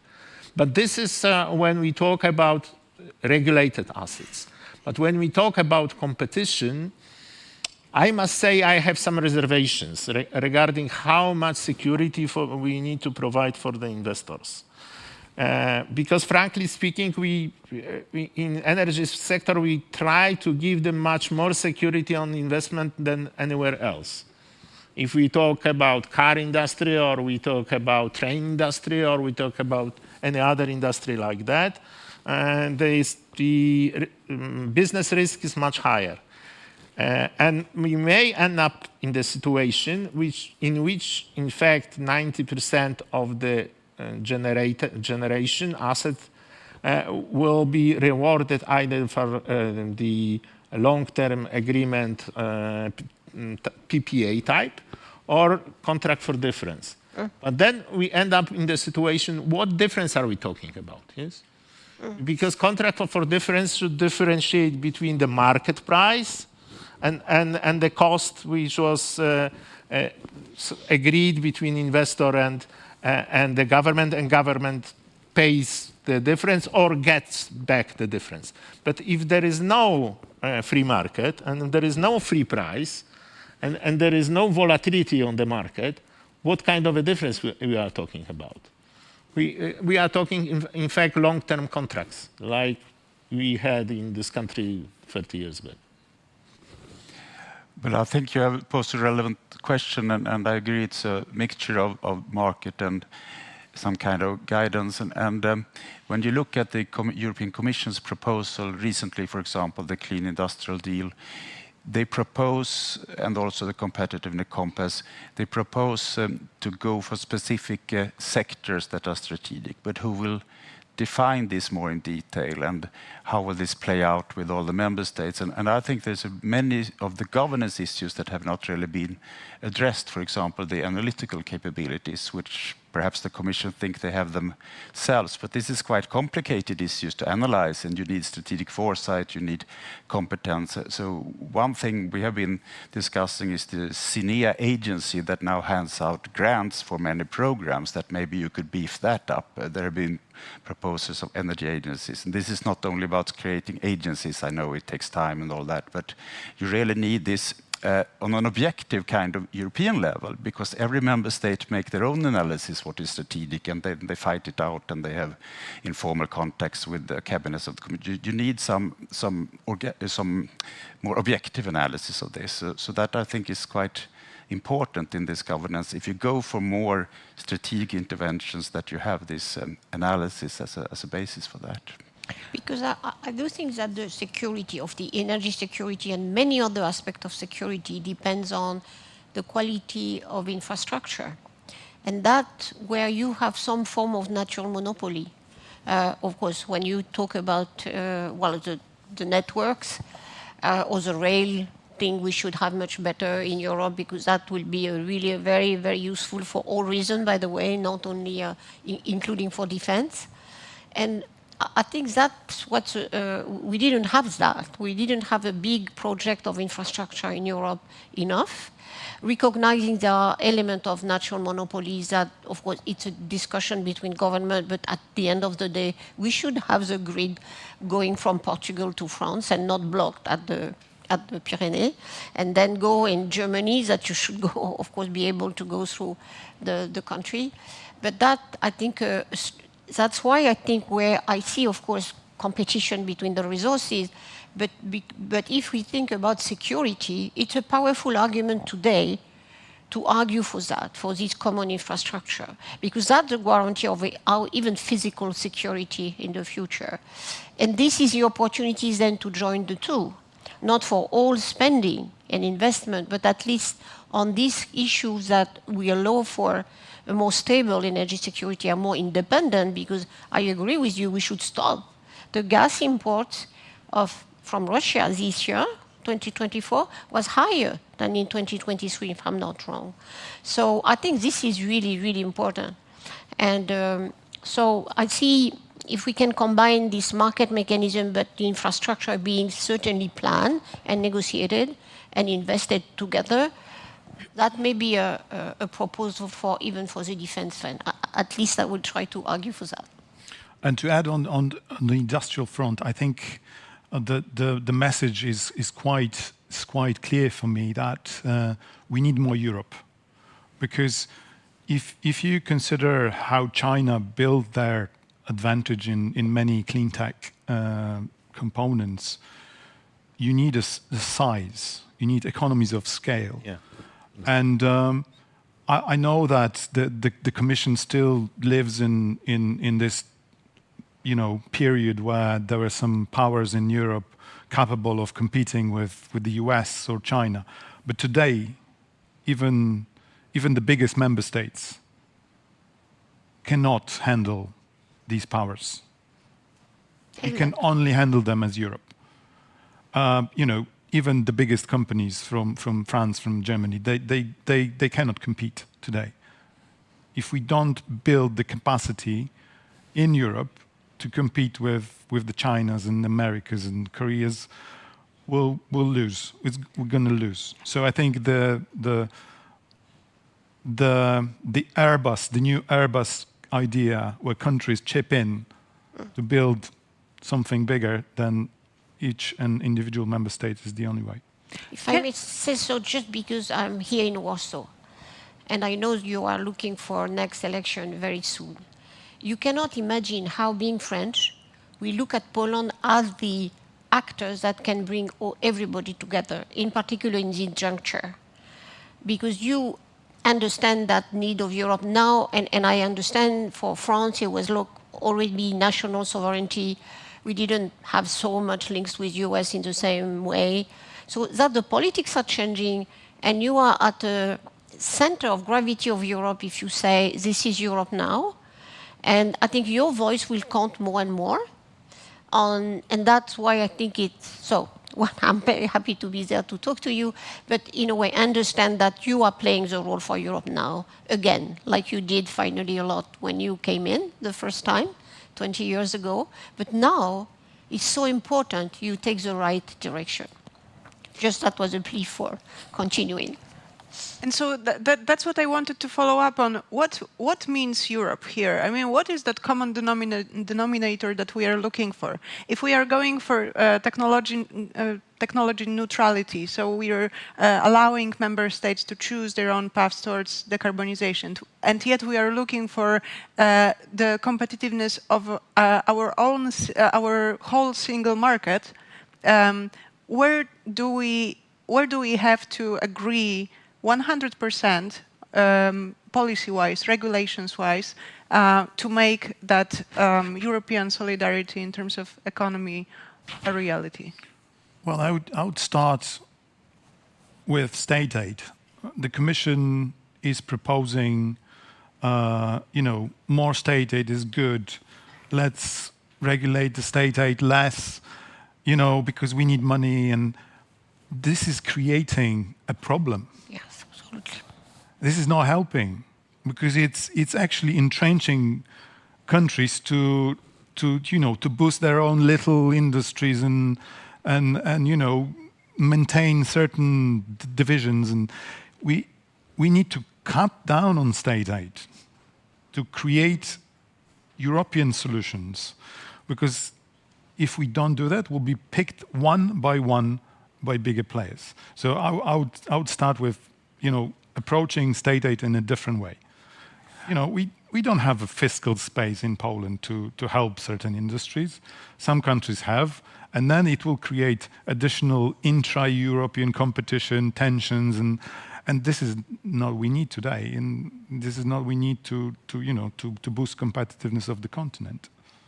And if I may add to that, I agree, but it's also important to see with the instruments that the European Commission is proposing now, for example, as EU instruments in other areas like the Competitiveness Fund, something called the Industrial Decarbonization Bank, where you would pool money from different sources, including the emission trading system, where will this money go? Because there is now the innovation fund under the emission trading system, which I think is a really good thing. It promotes innovative technologies at the big scale, but it has gone mainly, the big projects have gone mainly to some member states, and it's a really political problem if you can't make this work, for example, the new competitiveness fund for many regions in the EU. And it would be interesting to hear if the Deputy Minister or others have ideas about that, but I think one has to consider some kind of combination of money, perhaps the biggest amount of money that goes in the ordinary way to excellence, competition between different projects, but also some kind of quota so everybody knows they get their shares. Maybe quotas is the wrong way, I don't know, but you have to solve this political problem somehow. And that's combined with how the next EU long-term budget, the MFF, will work, because in some way or the other there will be some kind of performance criteria there. Both, I mentioned the competitiveness fund, but there will also be a kind of national fund which the Commission would like to build on the experiences from the Recovery and Resilience Fund. What kind of performance criteria will you have there?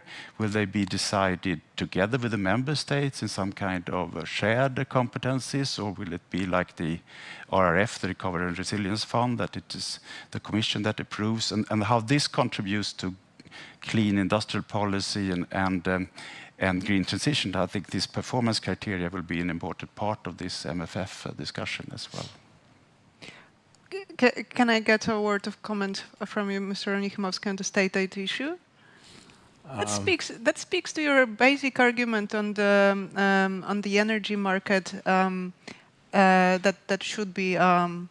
That should include capacity mechanisms, not as a support mechanism, but as a market solution.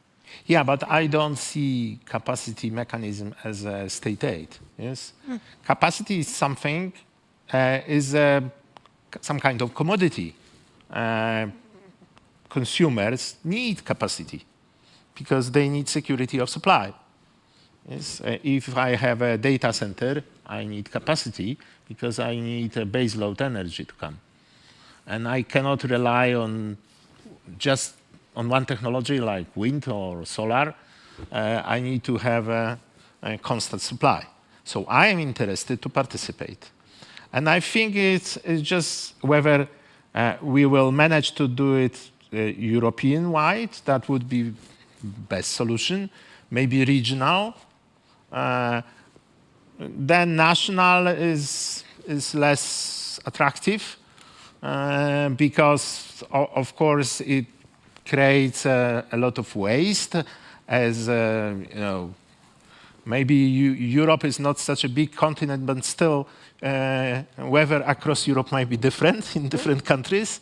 So the use of the necessary use of fossil, if we look from the European perspective, might be much smaller than the one which when we add each country to one to another.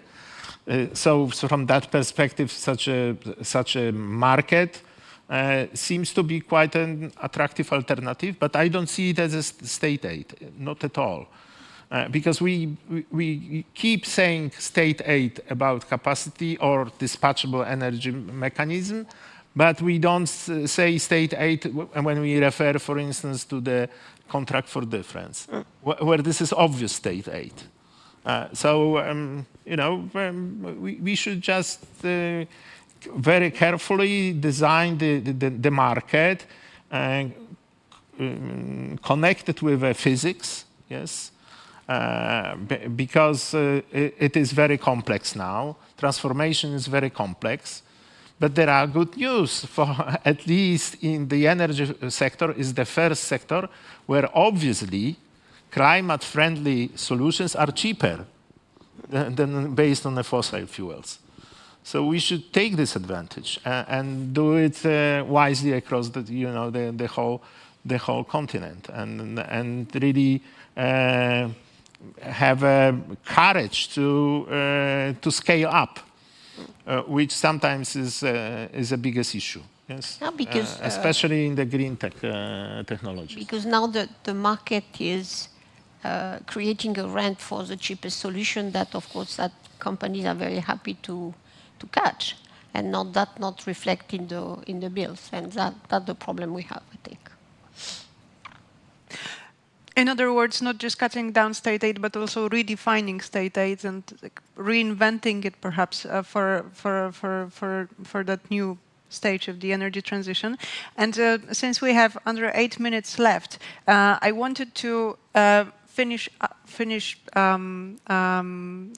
up with a question to all of you on fossil fuels in the perspective of 2050, because it was 2019 when we were designing Fit for 55, and people were thinking, oh, we have so much time until 2030, and here we are, 2025. The Fit for 55 framework is not even implemented on member state, on national level.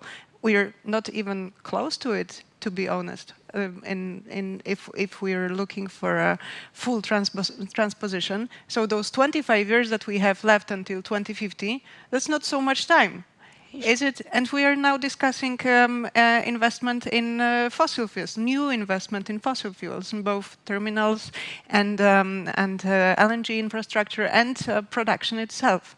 So is it really feasible to still be talking about the full phase-out of fossil fuels by 2050?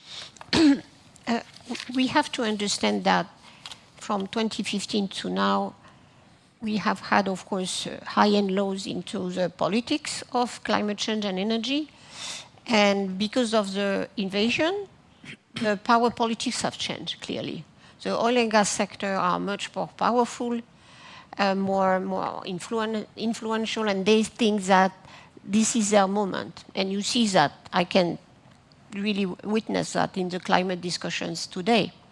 So it's not because we cannot do, it's because now the narrative that is produced since the invasion is energy security is fossil fuel production, is the supply side on that side. And that diminishing any argument, of course, nuclear being one, but of course expensive, long-term. You can't produce them just at hand. And so this, I think, is mostly one element. And look at the competition of narrative between the International Energy Agency and the oil and gas sector. They are very keen to say, oh no, IEA is just like activists now, they are green, and now they have pressuring so much to in a way, close this type of thinking there, which is worrying. Because, of course, they want to control the narrative and convince everybody that the investment in fossil fuel is still very high, will be valuable in the future, where they probably will not be, because they will be more expensive, as you say. But their competition of ideas and arguments are really weakening. A lot of governments are afraid. That's why we have this over the rush to LNG terminals, which probably much more than we need. And so it's not an economic analysis.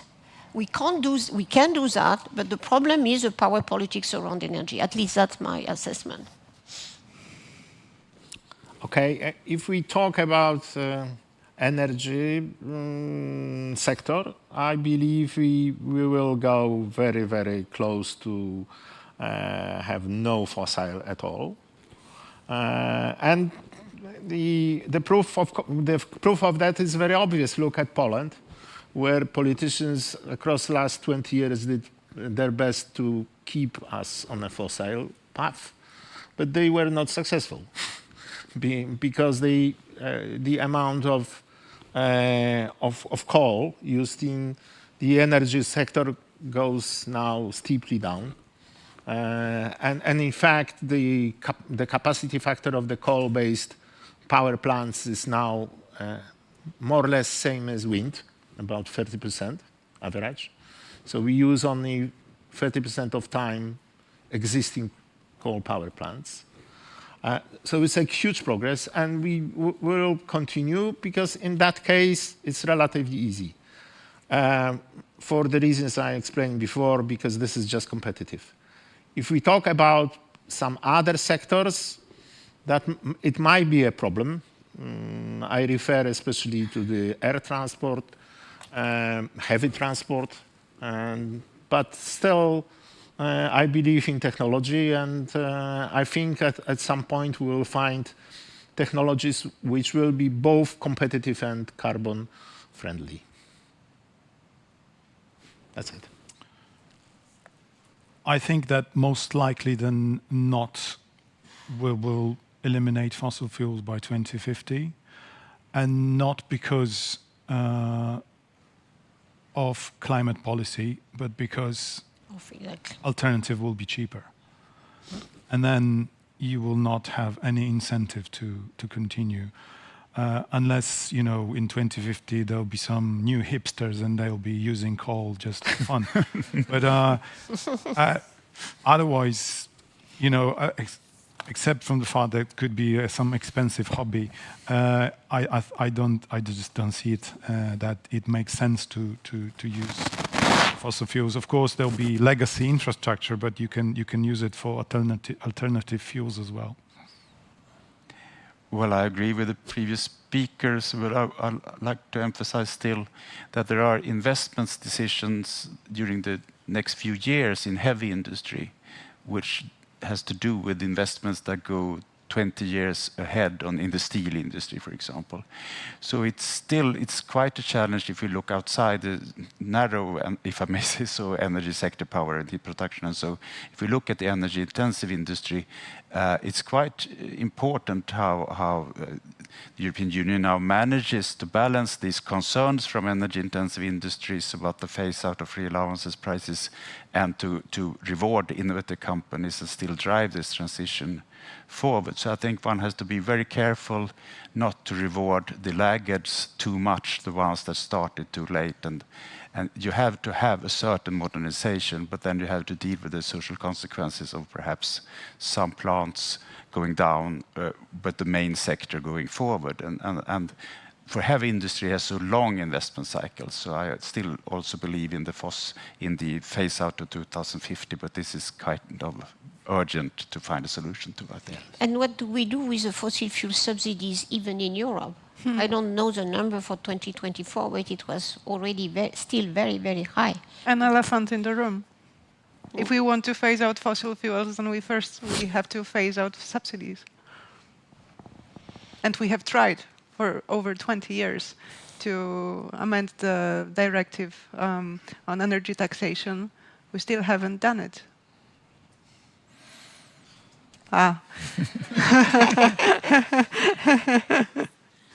Yes, but if I may, subsidies is often there for a reason, and you have to find the social acceptance to take them away, and that requires policies that national governments to a large extent dispose over if you are going to take away the subsidies. So yes, that's complicated, but you have to see it in the context of the broader social policies.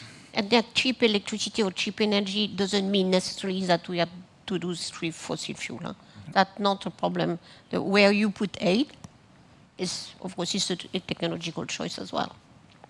And of course, politicians can count, you know. And in behavioral science, the loss is twice as priced as the gain. So when you give something, then it's more complicated to take it back.